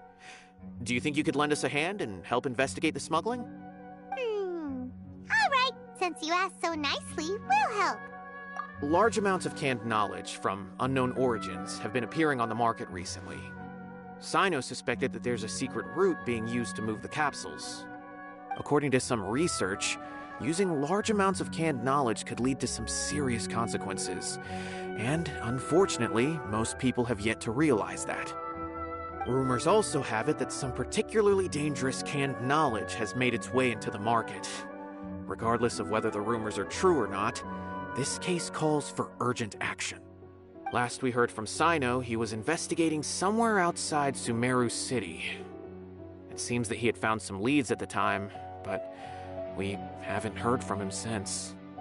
Sounds like we better go look for him. Come on!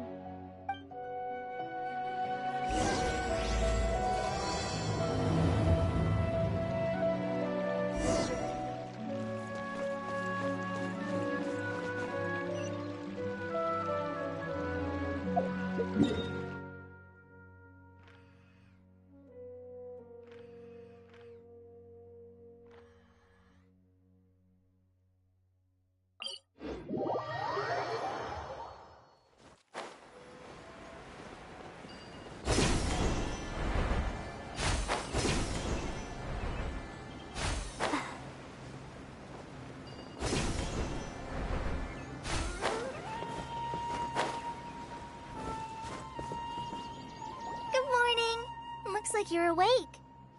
Yep. I prepared some breakfast today. Please have a taste. I hope you'll like it. It's nice to have you here so we can eat something yummy. Well, now that I've recovered from Alizar, I'm feeling better than ever. I can even prepare 4 or 5 meals a day now. And Paimon bets they're all delicious. Oh, by the way, someone brought a letter for you after you went to sleep last night. Nope, Paimon wanted to read the letter with you after you woke up, so Paimon didn't open it. Alright, let's read it now. Oh, it's from Nilou! Ahem. We're going to hold a feast at the Grand Bazaar and celebrate Sino's reinstatement as the General Mahamatra. As heroes of Sumeru, please be sure to attend. I'll wait for you. The date of the banquet is written on the back. It's in 2 days. Oh, I've also heard that you've become heroes here as well. That's amazing. Everyone's aware of your abilities. There's no need to be modest. Anyway, let's go to the Grand Bazaar to have a look. Oh, before you leave, be sure to inform Master Tainari.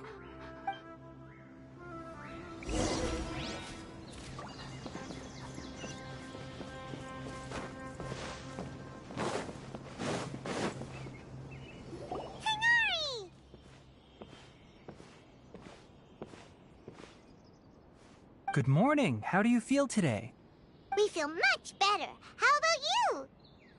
I'm recovering well. Thanks for asking. But from the looks of it, you seem to be already busy with work again. It's fine. I'm not that busy, really. The Elazar patients have recovered, as well as Hypatia. For now, I only need to tend to my Forest Watcher duties. It seems once Irminsul started getting better, everything else started to recover too. Yes, but there are still some residual effects. The withering is one example. Though it won't spread anymore, the existing zones won't just disappear. We forest rangers will still need to do the work. By the way, we have some good news. Sino got his position back. This news is hardly new. He had already mentioned it to me before. Huh? You mean he was already here? Why did he come to say hi to us? He visited once, but he was afraid of disturbing you while you were resting. He just asked me a few questions and left. Then you probably already know all about the celebration feast. Celebration feast? No, I haven't heard anything about that. Huh? But didn't Nilu say in her letter that they would celebrate Sino? He didn't tell you? Perhaps, or alternatively, he doesn't know about it either. Come to think of it, Sino doesn't seem like the type who'd enjoy a celebration feast. You and Kale are both Sino's close friends. Why don't you come to the feast with us? Kale has taken over some of my tasks these days. I don't think she'll have time for it. Not to mention me. You see, some VIPs have come to the forest recently. Huh? VIPs? Very important Paimons? Well, technically speaking, they are former VIPs. The sages involved in recent incidents have begun their training in the Avidya forest, and the people they had previously imprisoned have all been released. Huh? Yes, he's a little weak, but he isn't injured and his condition is stable. Lesser Lord Kusanali, in her boundless mercy, has decided to spare Azar and the other wrongdoers. Supposedly, they were ashamed of their shallow ideologies and have decided to dedicate the rest of their lives to cultivating wisdom in the Avidya forest. When they learned that Lesser Lord Kusanali had defeated the Balladeer and saved Irminsul, they were shocked at first, but also became happy, feeling that the sacred light guiding them on the path of discovering wisdom had begun to shine once again. As a result, work has increased for the forest rangers. That sounds really exhausting. There's nothing we can do, really. But that's another topic. Back to the matter at hand. Are you two planning to head out? Ah, right! We're here to request permission to head out. Would that be okay? You've recovered well. You may go, but be careful. Yay! Will do!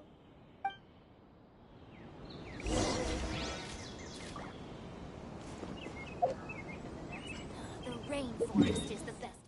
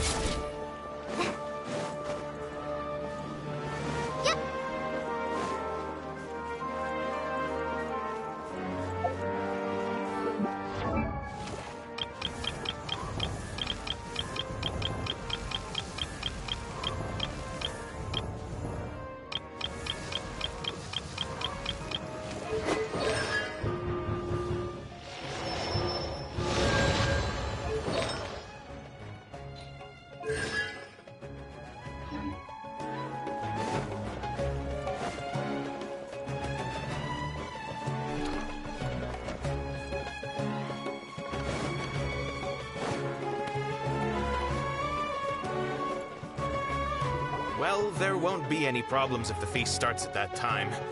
Everything has already been prepared. Mr. Zubair, I finished tallying things up here. Well, except for the guests.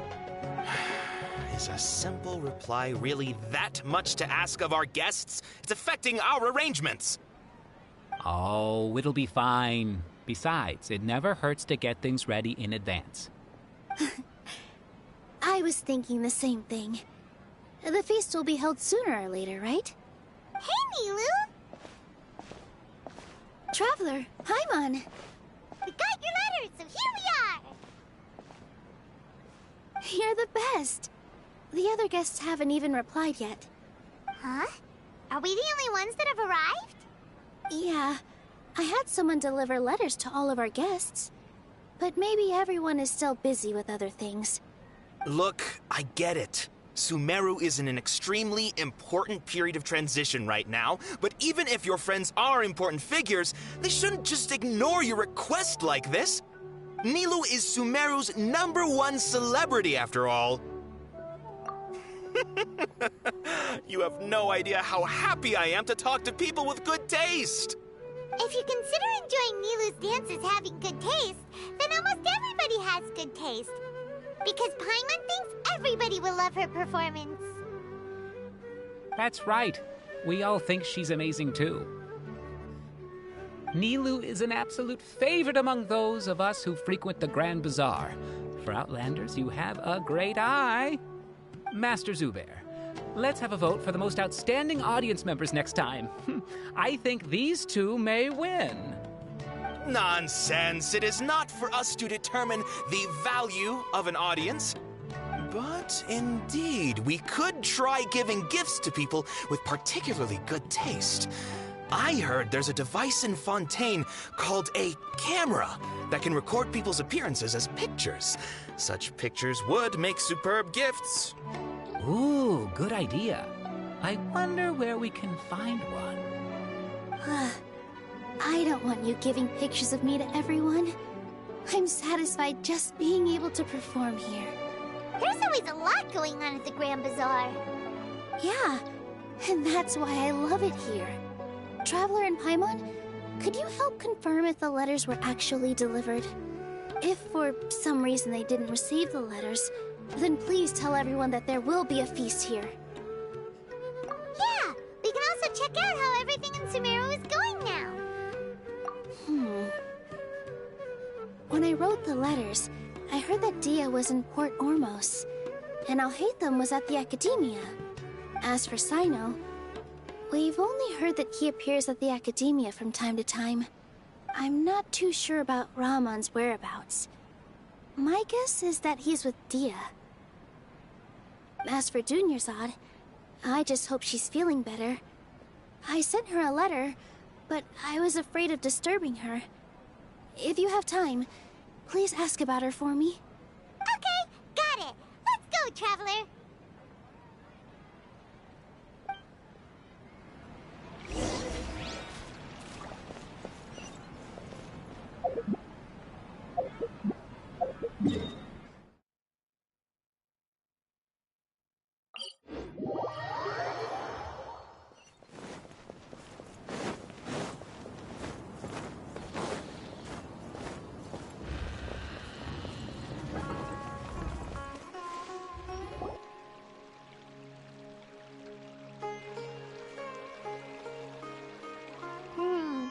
We haven't seen Alhaitham anywhere. Let's ask that person over there.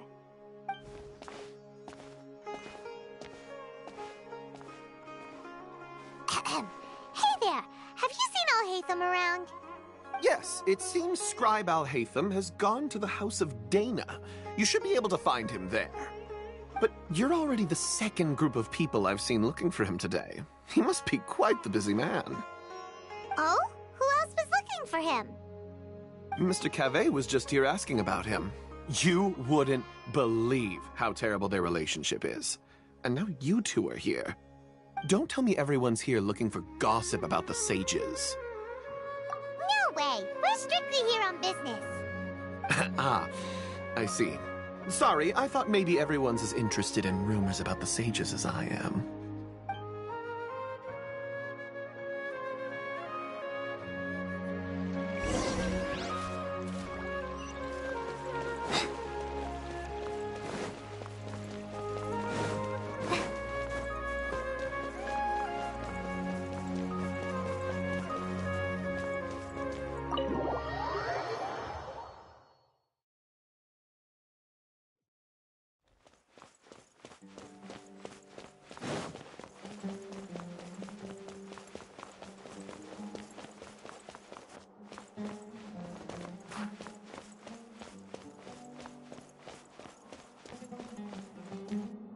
Alhaitham should be around here somewhere, right?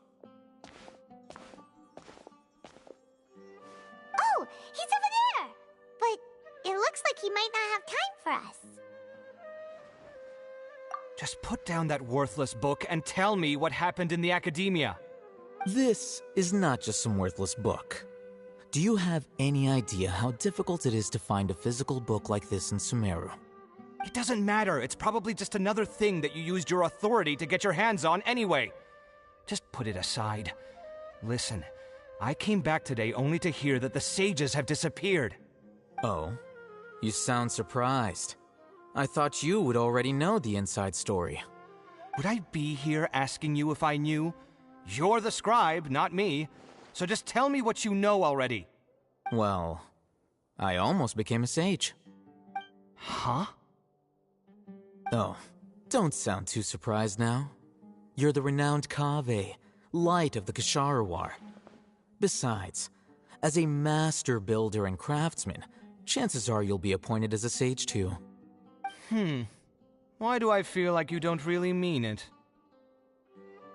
Huh. What makes you say that? Why would you question my heartfelt sincerity? Maybe it's because you've never said anything good about me before. Yeah, well, I share a similar sentiment, and anyone who knows you as well as I do would surely do the same. Oh, you... See? This is why I hate discussing anything with you. Your ridiculous and arrogant attitude always gets in the way. It seems that you really can't stand my personality. Ha! What was your first clue? Well, then you might as well move out of my house.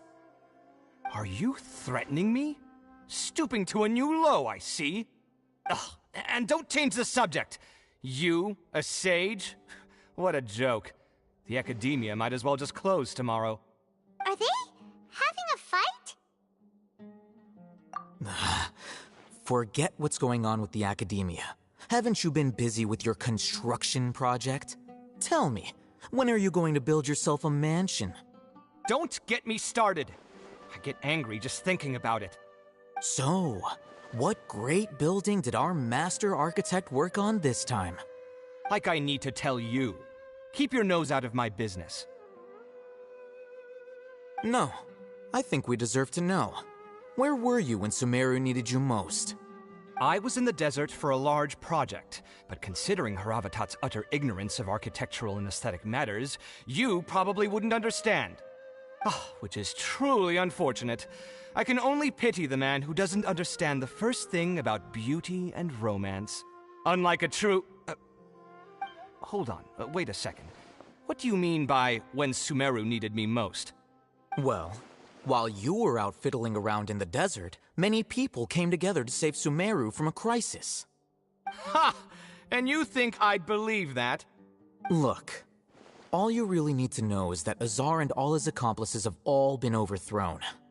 Huh? What nonsense are you talking about?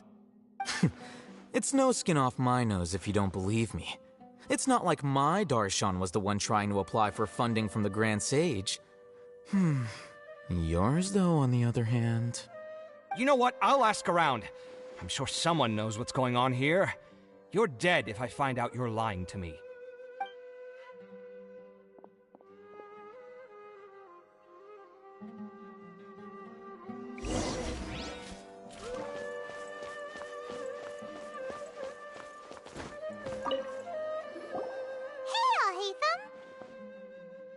Oh, it's you two.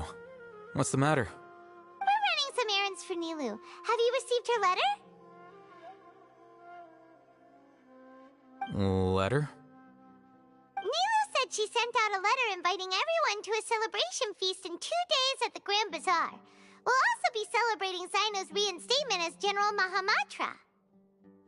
If she addressed the letter to Al Haytham of the Academia, then the letter should have gone to my office. I've been busy these days, so I haven't had time to check for any new mail at my office. I only now have some free time to attend to personal matters.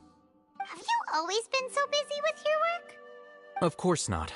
I'm only busy these days because several sages have been dismissed recently and the whole Academia was practically turned upside down. Kainari told us they all went to train in the Avidia Forest. Apparently they will spend the rest of their lives there. That is already the best possible ending for the likes of them. 4 of the 6 great sages were possessed by their desire for power and attempted to create a new god. In order to pull it off, they even imprisoned the other 2 rational sages. To imagine such things could take place in the Academia.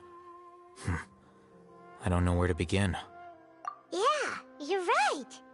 Huh. Feels kinda strange to hear them called that after all this time. But then again, the 6 great schools sounded pretty impressive too. Yes, at least that's how they're supposed to sound. It's said that when the Academia was first founded, the Dendro Archon herself established the 6 great schools, each representing one of the 6 different types of wisdom. Numerous Darshans have sprung up and faded. Only the 6 Darshans attaching themselves to the 6 great schools have stood the test of time and obtained permanent seats in the Academia. Now, the 6 Darshans are nearly synonymous with the 6 great schools, and the leaders selected for the schools are the 6 great sages. Among the 6 great sages, there is one central leader, the Grand Sage. Unfortunately, only the sages from Valhumar's downfall. So who's managing things in the other 4 schools now? Do they need to find someone new? Yes. Normally, new sages are selected based on a strict set of criteria. Oh, didn't you just say something about becoming a sage? If they pick you, then we'd have a huge connection in Sumeru. Yes, about that. You didn't let me finish my sentence. The person in charge of personnel affairs nominated me to be the Grand Sage in place of Azar and help Lesser Lord Kusanali manage the Academia. But I refused. Huh? But why? Can't you be a little more ambitious? I'm not even interested in being one of the 6 great sages. Like I said before, I don't like being a leader. Oh, all right.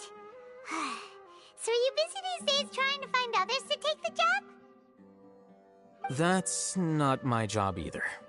I'm only responsible for handling important affairs within the Academia before the new sages take office. And the first thing I'll do is reject Kasharawar's application for funding. By the way, who was that other person just now? Is he your friend? Do we look like friends? Paimon doesn't know. That's why Paimon's asking. His name is Kaveh, my roommate. You could say he's the representative for Ksharawar scholars. Which is exactly why he always has so many problems. So everything that's happened recently must be a huge change for the people of Sumeru. Such is the work of the Academia Scribe. Well, anyway, no matter how busy you are, since you are our planner, remember to attend the celebration feast in 2 days. Alright, I'll see you there.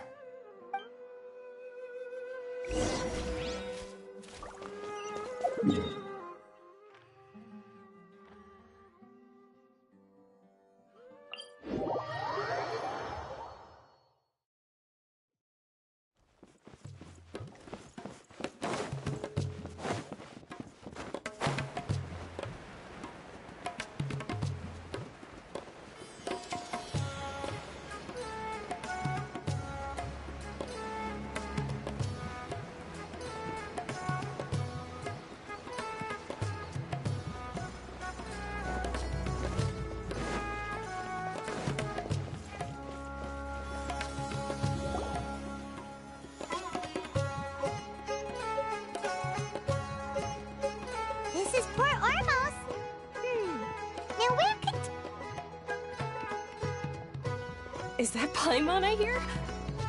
Huh? Oh, it's been a while. How are you doing? Dinnerzad! It's been so long since we've seen you! I'm doing well. I can go as far as saying I have never been happier in my entire life. I don't know if you've heard, but Elazar has completely disappeared, and all the patients have recovered. You kidding? Knowing them and the connections they've got, I'm sure they've heard about it. Yeah! That's right. My lady is feeling better now, so I'm accompanying her for a walk. Why do you still call me that, Dia? You've already informed my father of your resignation. I guess I'm just used to calling you my lady. Old habits die hard. Resignation? You mean you're quitting? Yeah, I might start losing my edge if I keep being a bodyguard for the Homayanis. You know that my parents and I are fond of you, and that we appreciate you very much. It wouldn't be a problem if you wish to continue to be our bodyguard. I'm not a woman that's easily persuaded. You should know that by now, my lady. When I took this job, I had already decided that I'd quit as soon as you'd recovered. It's time for me to get back out there and chase that horizon. So what are you gonna do now if you're not gonna be a bodyguard anymore? I want to take a risky job and put my body to the test again. Huh? But we literally just finished one of the most dangerous jobs ever! Are you getting bored already? I know. If I hadn't joined in that plan with you, I wouldn't have come up with this idea. I guess I still get fired up by that feeling of going all out in a fight. It made me realize that I'm still a mercenary through and through. Life is short, and I'm happy that I got to be a part of that operation. But the whole thing also made me realize that there are still many problems in Sumeru. And as a desert dweller, I'm still not completely ready to settle down on this side of the wall. Well, I remember a friend had someone bring you a message. You mean I'll hate them? I didn't expect him to still remember that. I thought he was joking. We just came from talking with Alhaitham at the Academia. Did he tell you that he suggested that I come work at the Academia? What? I heard that Azar and his cronies fell from power, and Alhaitham told me that now was a good time to find a job in the Academia, but only if I wanted to. Whoa. Paimon can't see you being anything other than a mercenary. Me neither. But I think Dia would look great dressed up as a scholar. Ugh, forget about it. I wouldn't last 10 seconds in there. Alhaitham probably just liked the way I worked and knew I'm good in a fight. So he suggested I find some work in the Academia. But you know, if you take him up on the offer, Sino might actually agree and let you become a Matra. Because you're super amazing! The Matra have all the talent they need as long as they have Sino. I prefer to be free to live however I choose. In fact, I chose this job from the very start because I knew it'd be right up my alley. Even if being a mercenary means facing all kinds of danger. A lion has to return to the wild sooner or later. If anything, being your bodyguard has been unfamiliar territory for me. I don't want to see you go, but I'll respect your decision. I'm glad to hear you say that. Come on, no need for the sad face. It's not like we'll never meet again. Once the whole Dendro Archon thing is settled, everything in Sumeru will take a turn for the better. That makes me happy too. But a peaceful society will probably mean less demand for mercenaries like me. Before long, we'll be a dying breed. So I'd better get to work while I still can. Huh? But wait a second! You make it sound like you're leaving now! Well, no, not yet at least. I promised my lady I'd stick around until next week. So, have you been in Port Ormos this entire time? We were wondering if you had received a letter from Nilu. Oh, did Nilu write to us? She heard that you were seen in Port Ormos, so she sent the letter here. Huh. It was probably sent to the inn that we're staying at. My lady has been very energetic lately and keeps taking me on hikes, staying out even into the night. By the time we get back, the receptionist is usually off napping on the job. Right, and we tend to leave quite early in the morning, so the old man on duty is also usually dozing off. So what it really sounds like is that the person on duty is always asleep. I bet the letter's at the reception desk. I'll go check later. No wonder there wasn't a reply. You never received the letter. Good thing Nilu asked us to come and check on that. Sorry to make you two come all the way out here. It must be something important for Nilu to specifically write to us like that.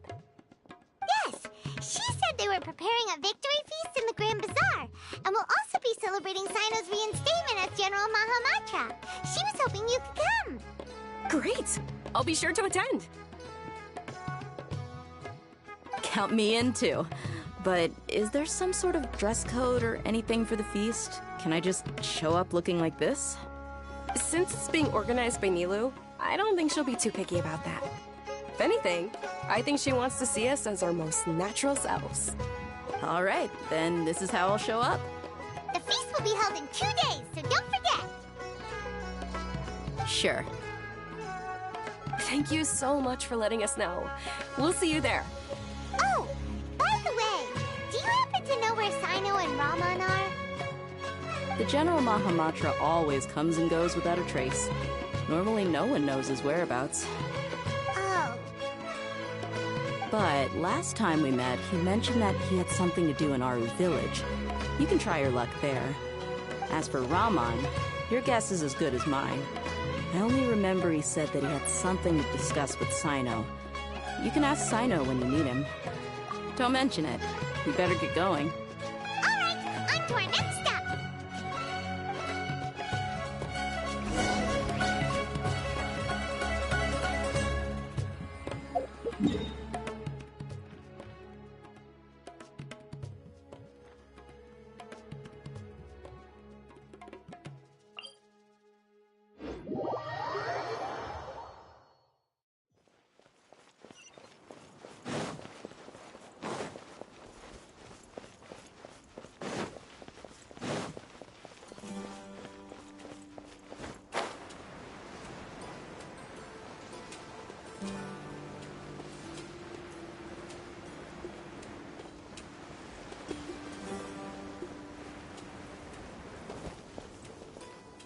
It's been a while since we last visited Aru Village. Ah, there's Sino!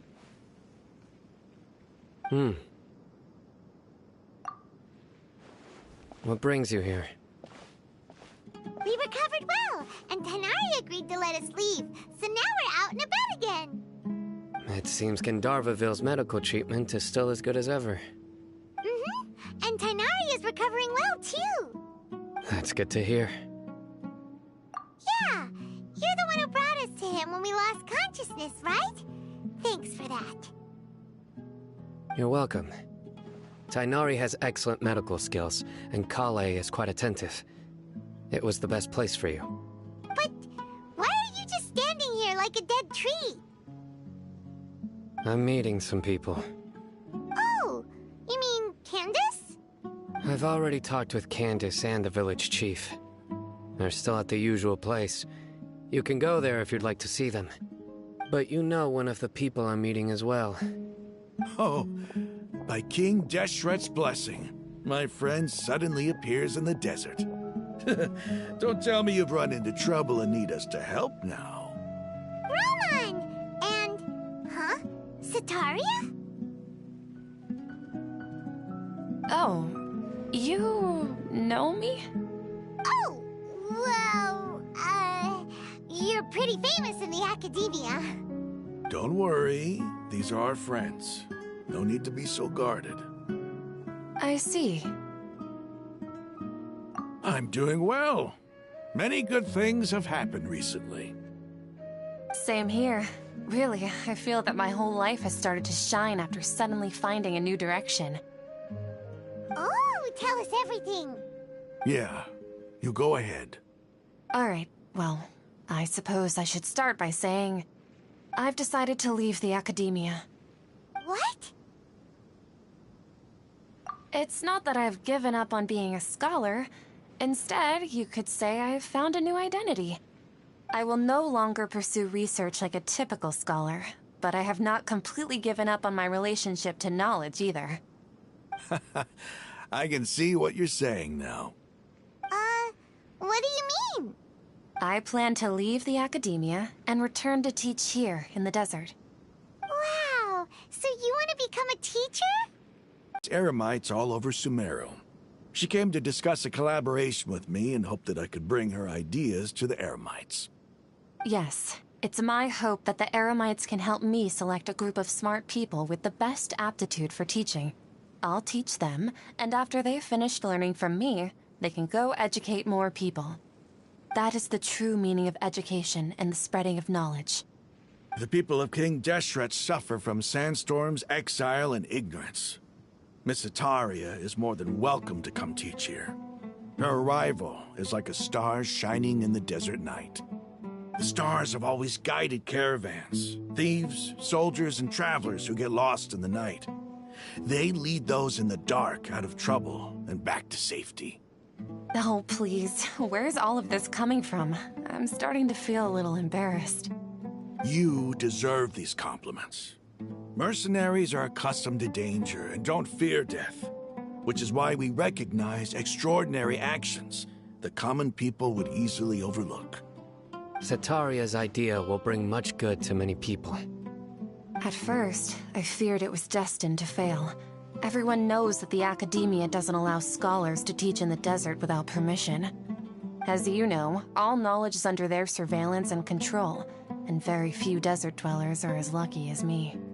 But what I heard at that time has been haunting my heart, as if there were lightning bolts constantly bombarding my soul. Sataria, you tread a treacherous path, and the longer you ignore it, the tighter the academia's grasp on you will become. Sataria, why haven't you gone home? Never forget that the desert that belongs to you lies elsewhere. Miss. These words sparked something in me, and I knew that I had to bring something back to my people after going home. I gathered up the courage to approach the Grand Sage, only to find that he was no longer at the Academia. Lord Sino told me that Azar didn't belong there anymore.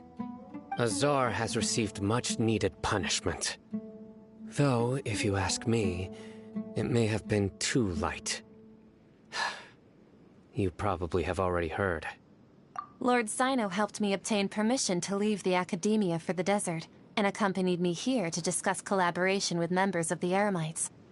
My plan was able to go smoothly thanks to him and Rahman. You're all doing so much for the desert. Aside from that, I also have some other business to discuss with Sino. Lesser Lord Kusanali has allocated many resources to support and develop the desert. I've done some business for her, and part of it required the assistance of the Eremites.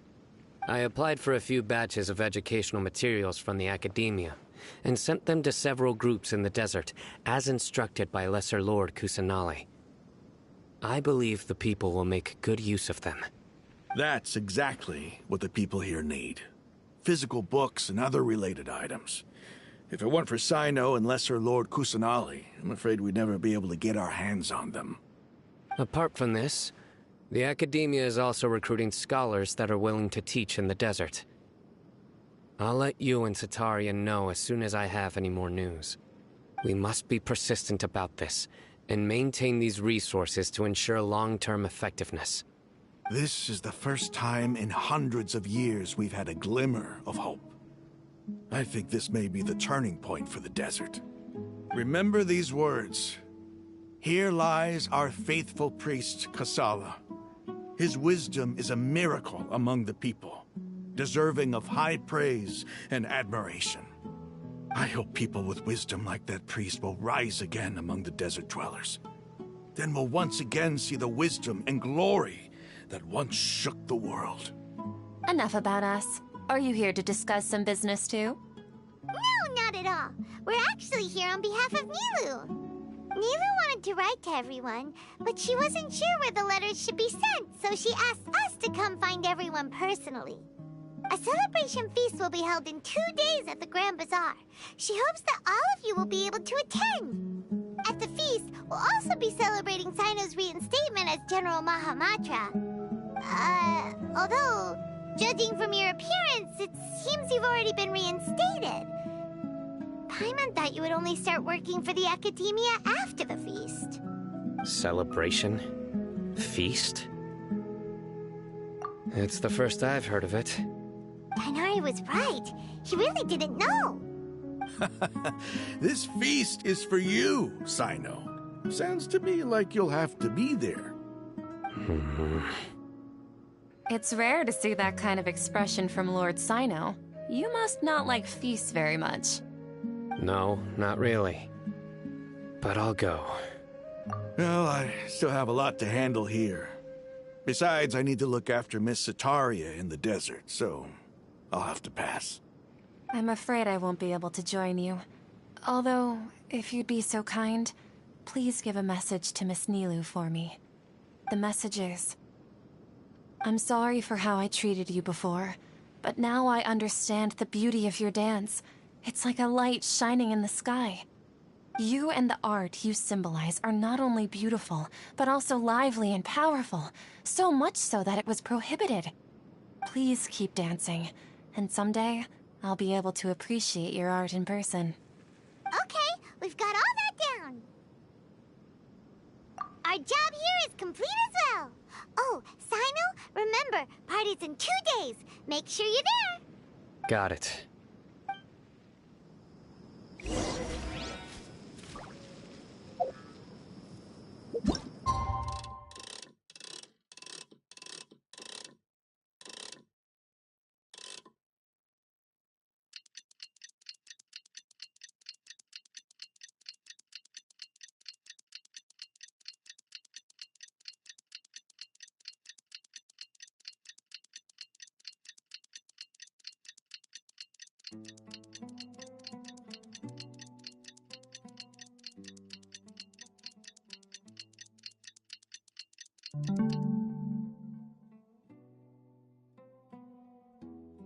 Today's the big day. Let's go to the Grand Bazaar and see how the celebrations...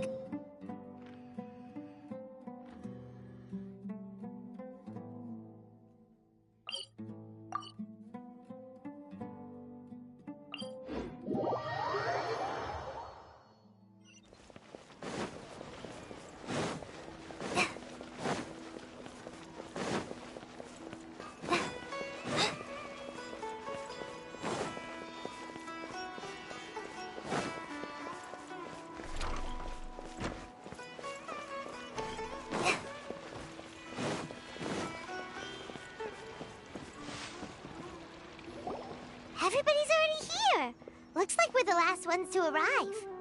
I'm here. Ah, there you are. Well, look who finally decided to show up. You look like you came here immediately after finishing up some work. I'm very happy to see you here. But we're not late, are we? It's just that everyone else arrived ahead of time. I propose that the last one who arrived be put in charge of today's speeches. Nah, there won't be any speeches today. Oh, really? Well, even better. Come join us over here.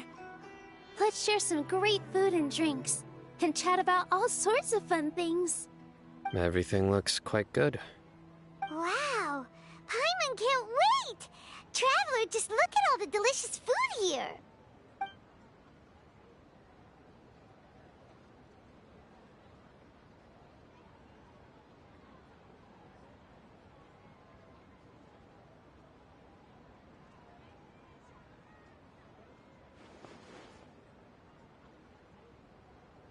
Whoa! It's so delicious! Oh, this grilled meat tastes amazing! The food was specially prepared for you by everyone in the Grand Bazaar. And we have gifts that were sent by the residents of Sumeru City when they heard we were holding a feast. Everyone that came said that you saved Sumeru, and wanted me to thank you all on their behalf. Ah, feels kinda nice to be seen as a hero. I could get used to this. Being a bodyguard is also a hero's job. You've always been amazing, Dia. My lady sure has a way with words. Thanks. I'm glad to hear it. And I'm happy to meet everyone that participated in the great plan. Don't mention it. Come to think of it, we've really done something impressive together. It's unbelievable. We owe it to our abilities. And luck. Really? Why do I remember everybody thinking that luck was against us and feeling like we hardly had a chance of succeeding? That's how I remember it too. It's luck that brought us together, and it was luck that let us form a team. Then, it took even more luck for us to formulate a plan and implement it successfully. Moreover, judging from the results, everything worked out well. Yeah, everyone gave it their all when it mattered most. It was almost like a performance. We took the stage and put on our best show. Everyone played their part, and thanks to everyone's efforts, the performance was a great success. So, would you say we're good actors too? It's such a blessing that Lesser Lord Kusanali was able to return to power at the Academia. Yes, even after being abandoned and neglected so many times, she's finally returned. Uh-huh. Lesser Lord Kusanali once used all her power in a great disaster, which resulted in her losing all her wisdom and memories of the past. The Academia basically abandoned her because of it. This should be something everybody should remember. Huh? You look surprised. I didn't say anything wrong, did I? No, everything you said is correct. That's good. Something wrong? Yeah, what's with that face? You knew all of this already. Even if those two giants of the Academia are here, I still have to say it. Those sages really have some nerve. 500 years ago, Lesser Lord Kusanali used all her power for the people of Sumeru, and what did they do in return?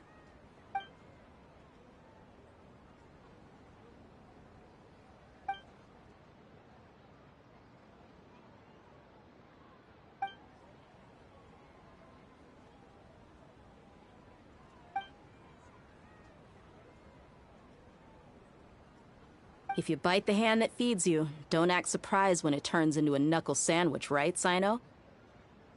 Perhaps I shouldn't say this, but their treatment of Lesser Lord Kusanali calls for a more severe punishment. You could simply tell Lesser Lord Kusanali that you wish to have Azar and his accomplices severely punished. I respect our deity's decision, and won't interfere in any way. While we're on this topic, why didn't you accept the Academia's invitation to become the Grand Sage? Are you trying to say that I'm fit to be a sage? Not at all. But every person handling the selection process has said that you are the most suitable candidate to lead the Academia right now. Why? Because he dethroned Azar from power? Could you try to put it another way? This is a good thing, yet you're making it sound like I overthrew Azar for my own personal gain. But seriously, though, I always wondered if you had some personal motives behind it. I did have my own motive, but it had nothing to do with being a sage. If the rules of our nation were suddenly cast by the wayside, then it wouldn't be long until chaos ensued. I had no intention of letting their dreams disrupt my life. By that, you mean your life working as the Academia's scribe?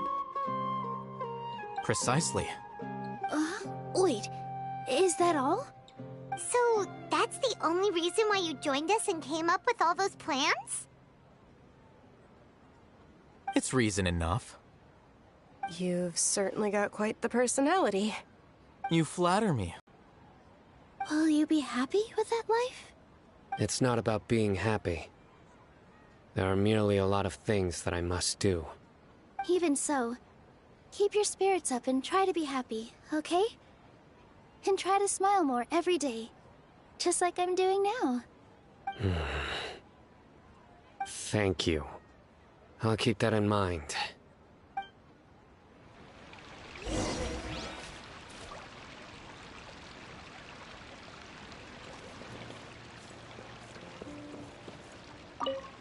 My lady, the grilled meat over there is delicious. Have you tried it? Yes, I also tried some fruit just now. Oh, they're very sweet. What an amazing place to relax. No wonder everybody likes to rest at the Grand Bazaar. You said it. Oh, Look who else is here. Hello! Oh, I'm so happy Nilou invited everybody. Oh, now I have the chance to meet all the heroes.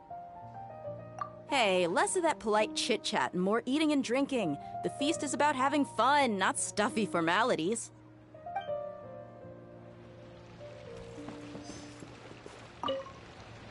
I seldom participate in such lively gatherings, but the atmosphere here is quite good. No. This gathering today has a unique meaning.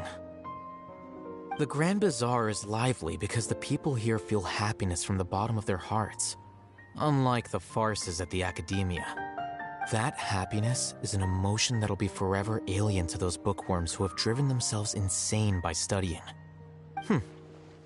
I seem to have taken both keys when I left the house. Oh well.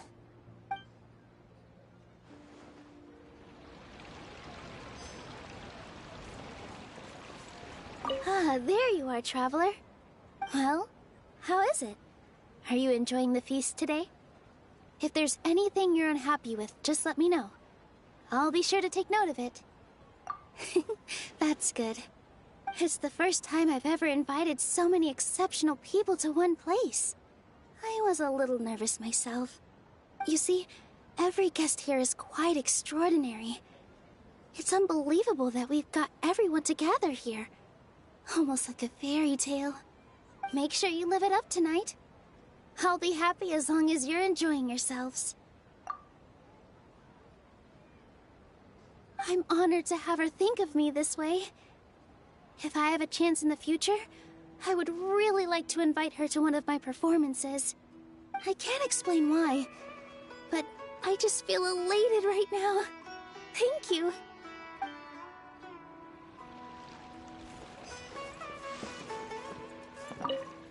The atmosphere here is good, and everything is delicious. Yeah. I don't often come to such places, but it feels quite good. I have a lot to handle these days. Otherwise, I could show you around. There's always next time. We're friends after all. This feast is pretty good. I like it.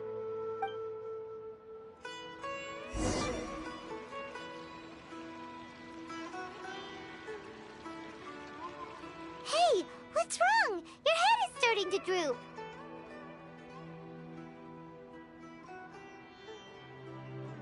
Hey, you can't just fall asleep here. Paimon will go find something delicious for you to eat. You'll wake up once you've put something yummy in your tummy. Of course, just wait here for Paimon.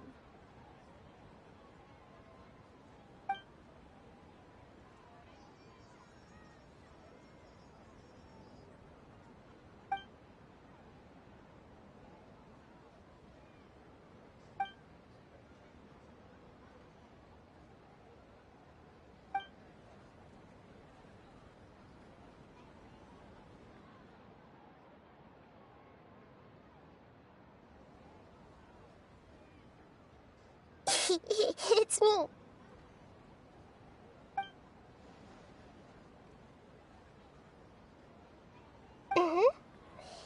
You may blame me for being a bit too self-indulgent.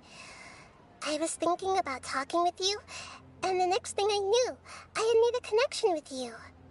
The connection between us is amazing. It's like flora and the fence it grows upon.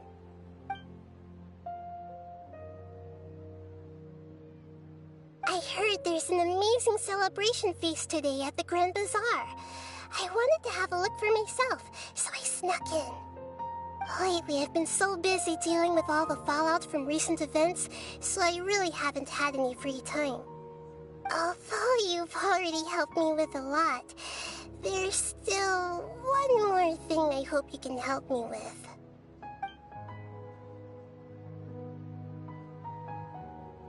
Please say thank you to everyone for me.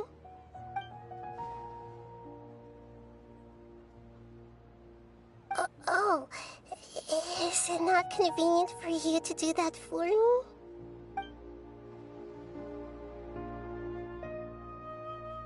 But if I just show up all of a sudden, people will become all quiet and stiff, won't they? What if I end up scaring them and ruining this wonderful feast? That'd be the last thing I want.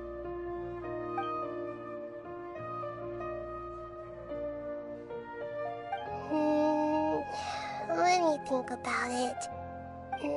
Okay.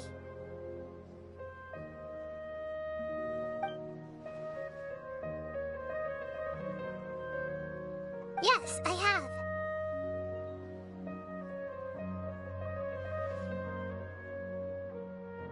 You said I should go thank everyone as myself, right?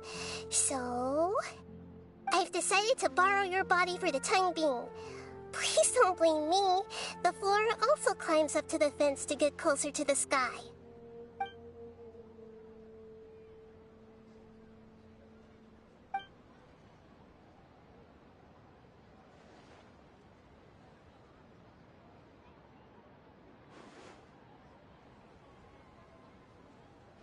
Everyone! Are you awake now? Paimon was just about to bring you the food. It's me. Huh? That voice. Nahida? Hold up. What's going on? I didn't expect to have a conversation with the consciousness of Lesser Lord Kusanali in the Grand Bazaar. Interesting. Is this also a part of the feast? No, of course not. Are you... Lesser Lord Kusanali? Hello, Nilu. You know who I am? Yes. I already know every one of you. Nilu, Alhaitham, Sino, Dia, Paimon, and Dunyarzad.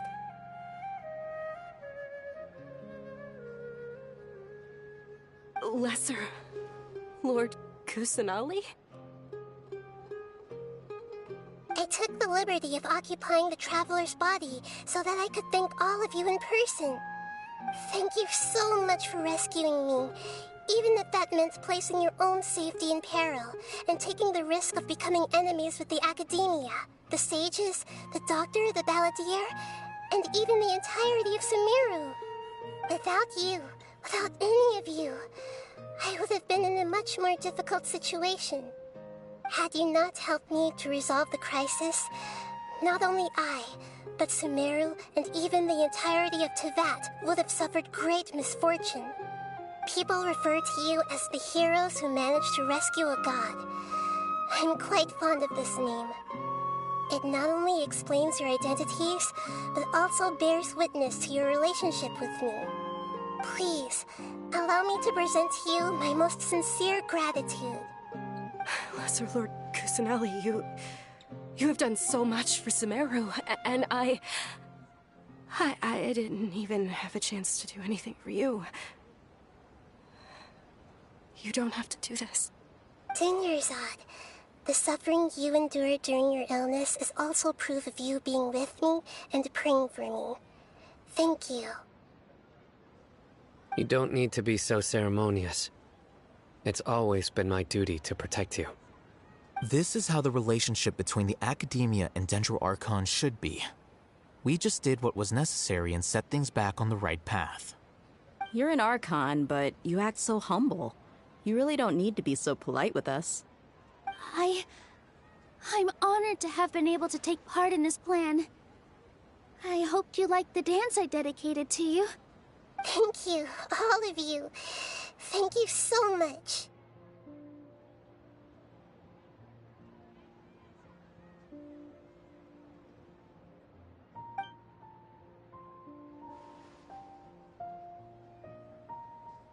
Yeah.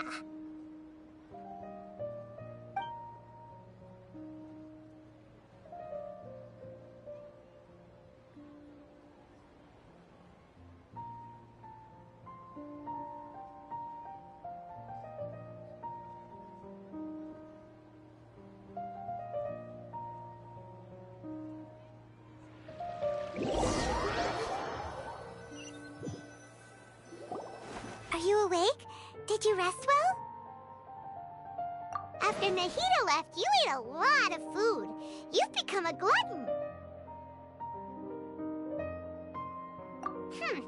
That just means you still have a lot to learn from Master Paimon, the Sage of Gluttony!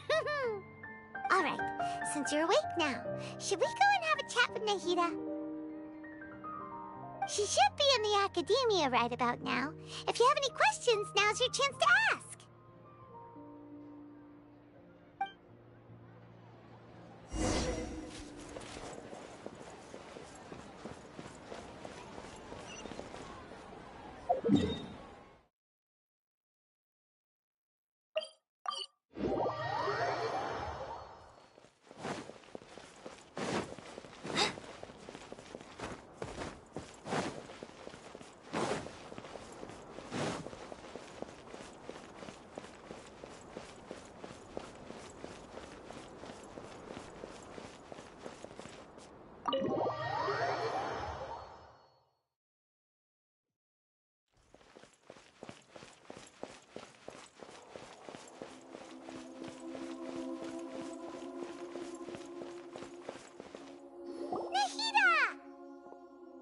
Hello, Traveler and Paimon. What a fantastic night. I'm still immersed in all the happiness and joy, like a candle floating on water. So are we, and that's why we're here to talk with you. Is there anything you want to know? After recent events, the Akasha can no longer function as it used to. I've given it some thought, and have decided to shut it down permanently. But this is definitely not a bad thing. Even from the beginning, I've been planning to shut it down. The Akasha's centralized administration of knowledge has always restrained people's curiosity and curtailed the number of paths available to them. I don't think this is good for Sumeru. Although people may initially feel a little uncomfortable with the loss of the Akasha, they will soon understand that this life is more suitable for them. And as for the future of Sumeru, I'm preparing to regain control of the academia. The former sages have received their punishment, but the new sages have yet to be selected. I will oversee the process personally. I hope that the new 6 great sages will be more focused on academics. Some residents of the desert, in fact. They have been mistreated for far too long. I've already taken some measures to address this. It will take some time to rebuild everything, but no matter if it's culture, friendship, or trust, we will rebuild it. You mean, what happened after the doctor put you to sleep?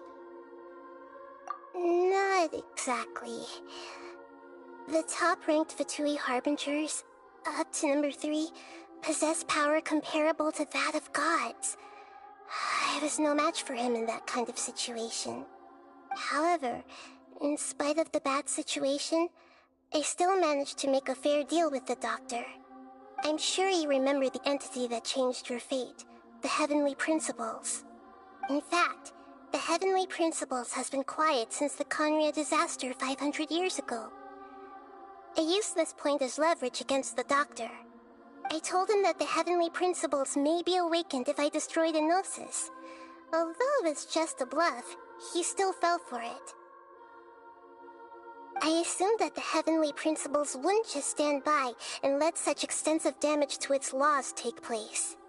And as for what I exchanged for the Gnosis, the exchange served as both punishment for the doctor, as well as a boon of new knowledge that I couldn't refuse as the God of Wisdom. He's still in a coma. I've hidden him like how one would hide a feather. I know you have many misgivings about him, but as someone who had become a god, he has retained a number of very useful features. Don't worry, I'll keep an eye on him and make sure he doesn't do any evil. In addition, there are still some mysteries left in him. Some things may be very clear from my perspective, but he is still yet to understand them himself. His future will be determined by fate.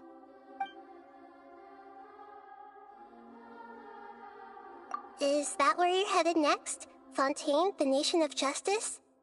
As far as I know, that nation operates in a judicial system. Does their Archon personally judge people? No, there's a Chief Justice in Fontaine. Generally speaking, the Hydra Archon, Focalor, won't preside over individual trials. However, even then, Focalor will still make herself present at just about every trial. It seems that she just likes to immerse herself in that sort of atmosphere. As Archon, she still reserves the right to influence the final verdict. Anyway, let's just say she's got, a very unique personality.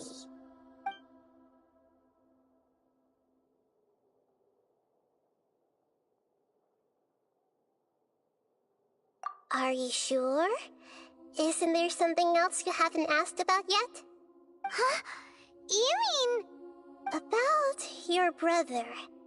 While you were resting at Gandharvaville, I took some time to perform an Irminsul search for information on your brother.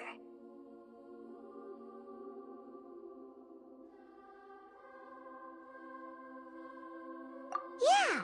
Isn't Irminsul a repository for all the information and memories of Teyvat? So there shouldn't be anything on her or her brother. This is true in your case. Irminsul indeed does not have any information on you. However, there must be something different about your brother. Because, as it turns out, the world has recorded information on him after all. What? There's only one possible explanation. He belongs to this world.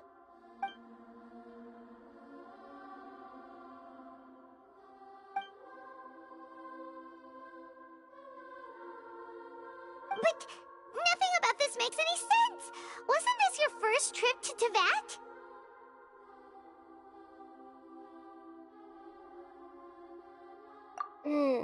According to the records I was able to access, your sibling suddenly appeared in Conria. After the Conria disaster, he began his journey through the 7 nations of Teyvat. But just as his journey was about to reach its conclusion, the Irminsul records on him suddenly become fuzzy. What do you mean, fuzzy? Did something happen to him? All I know for sure is that somebody, for reasons only they can know, is deliberately obfuscating his fate. And whoever it is, if they can do that, who knows what else they're capable of. But even that wouldn't explain how he somehow comes from this world. Something else I noticed was that according to these records, the Fatui have not classified your sibling as one of the Descenders. What's a Descender? Paimon's never heard of it. Look, I'm sure you must be curious about the information I received from the Fatui in return for my gnosis, right? A very important part of the intel was about this world's Descenders. External beings, ones that don't belong to this world. Traveler, you are Teyvat's 4th Descender. Huh? So the Fatui count 3 other Descenders before the Traveler, and her brother isn't even one of them? That's right. My current hypothesis is that the first Descender was likely what we now call the Heavenly Principles. As for the other Descenders, I still need to verify their existence. It could take me some time. Paimon's head's about to burst from all this crazy new information. And yet, even knowing all this, I'm sure you must still have a lot of unanswered questions. I must say, I truly regret that I can't help you more as the God of Wisdom. There are many questions in my heart as well. I will need some time to go through each one of them. And soon, you'll also begin your journey anew and depart from Sumeru. I'm very interested in your future. It's a journey that can't be observed or recorded by this world. If fate is the ultimate knowledge, then your future will be the ultimate fate. Paimon's sure glad we got to meet you, Nahida. The pleasure is all mine. I can't thank you enough. Alright, that's enough talk for today. If you ever miss me, just close your eyes, And maybe I'll appear in your dreams.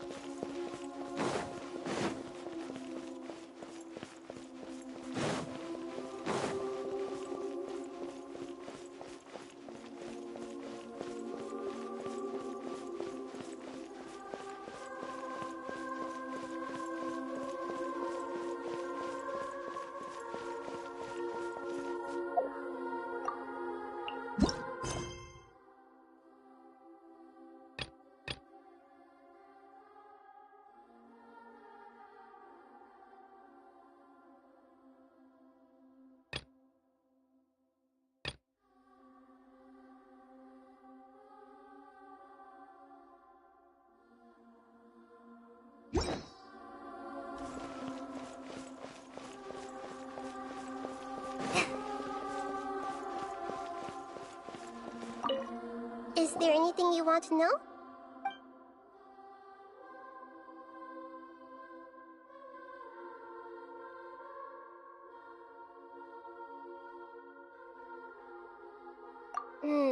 According to the records I was able to access, your sibling suddenly appeared in Conria.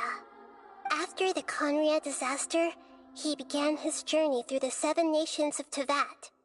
But just as his journey was about to reach its conclusion, the Irminsul records on him suddenly become fuzzy. What do you mean, fuzzy? Did something— All I know for sure is that somebody, and whoever it is, if they can— But even something else I noticed was that— What's a descent? Look, I'm a very important traveler. You. Huh? That's right. As for the other— And yet, there are many questions in my heart as well. And soon, you'll also begin your journey anew, and depart. I'm very interested in your future. If fate is the ultimate knowledge, I'm sure glad we got to meet you, Nahida. the pleasure is all. Alright,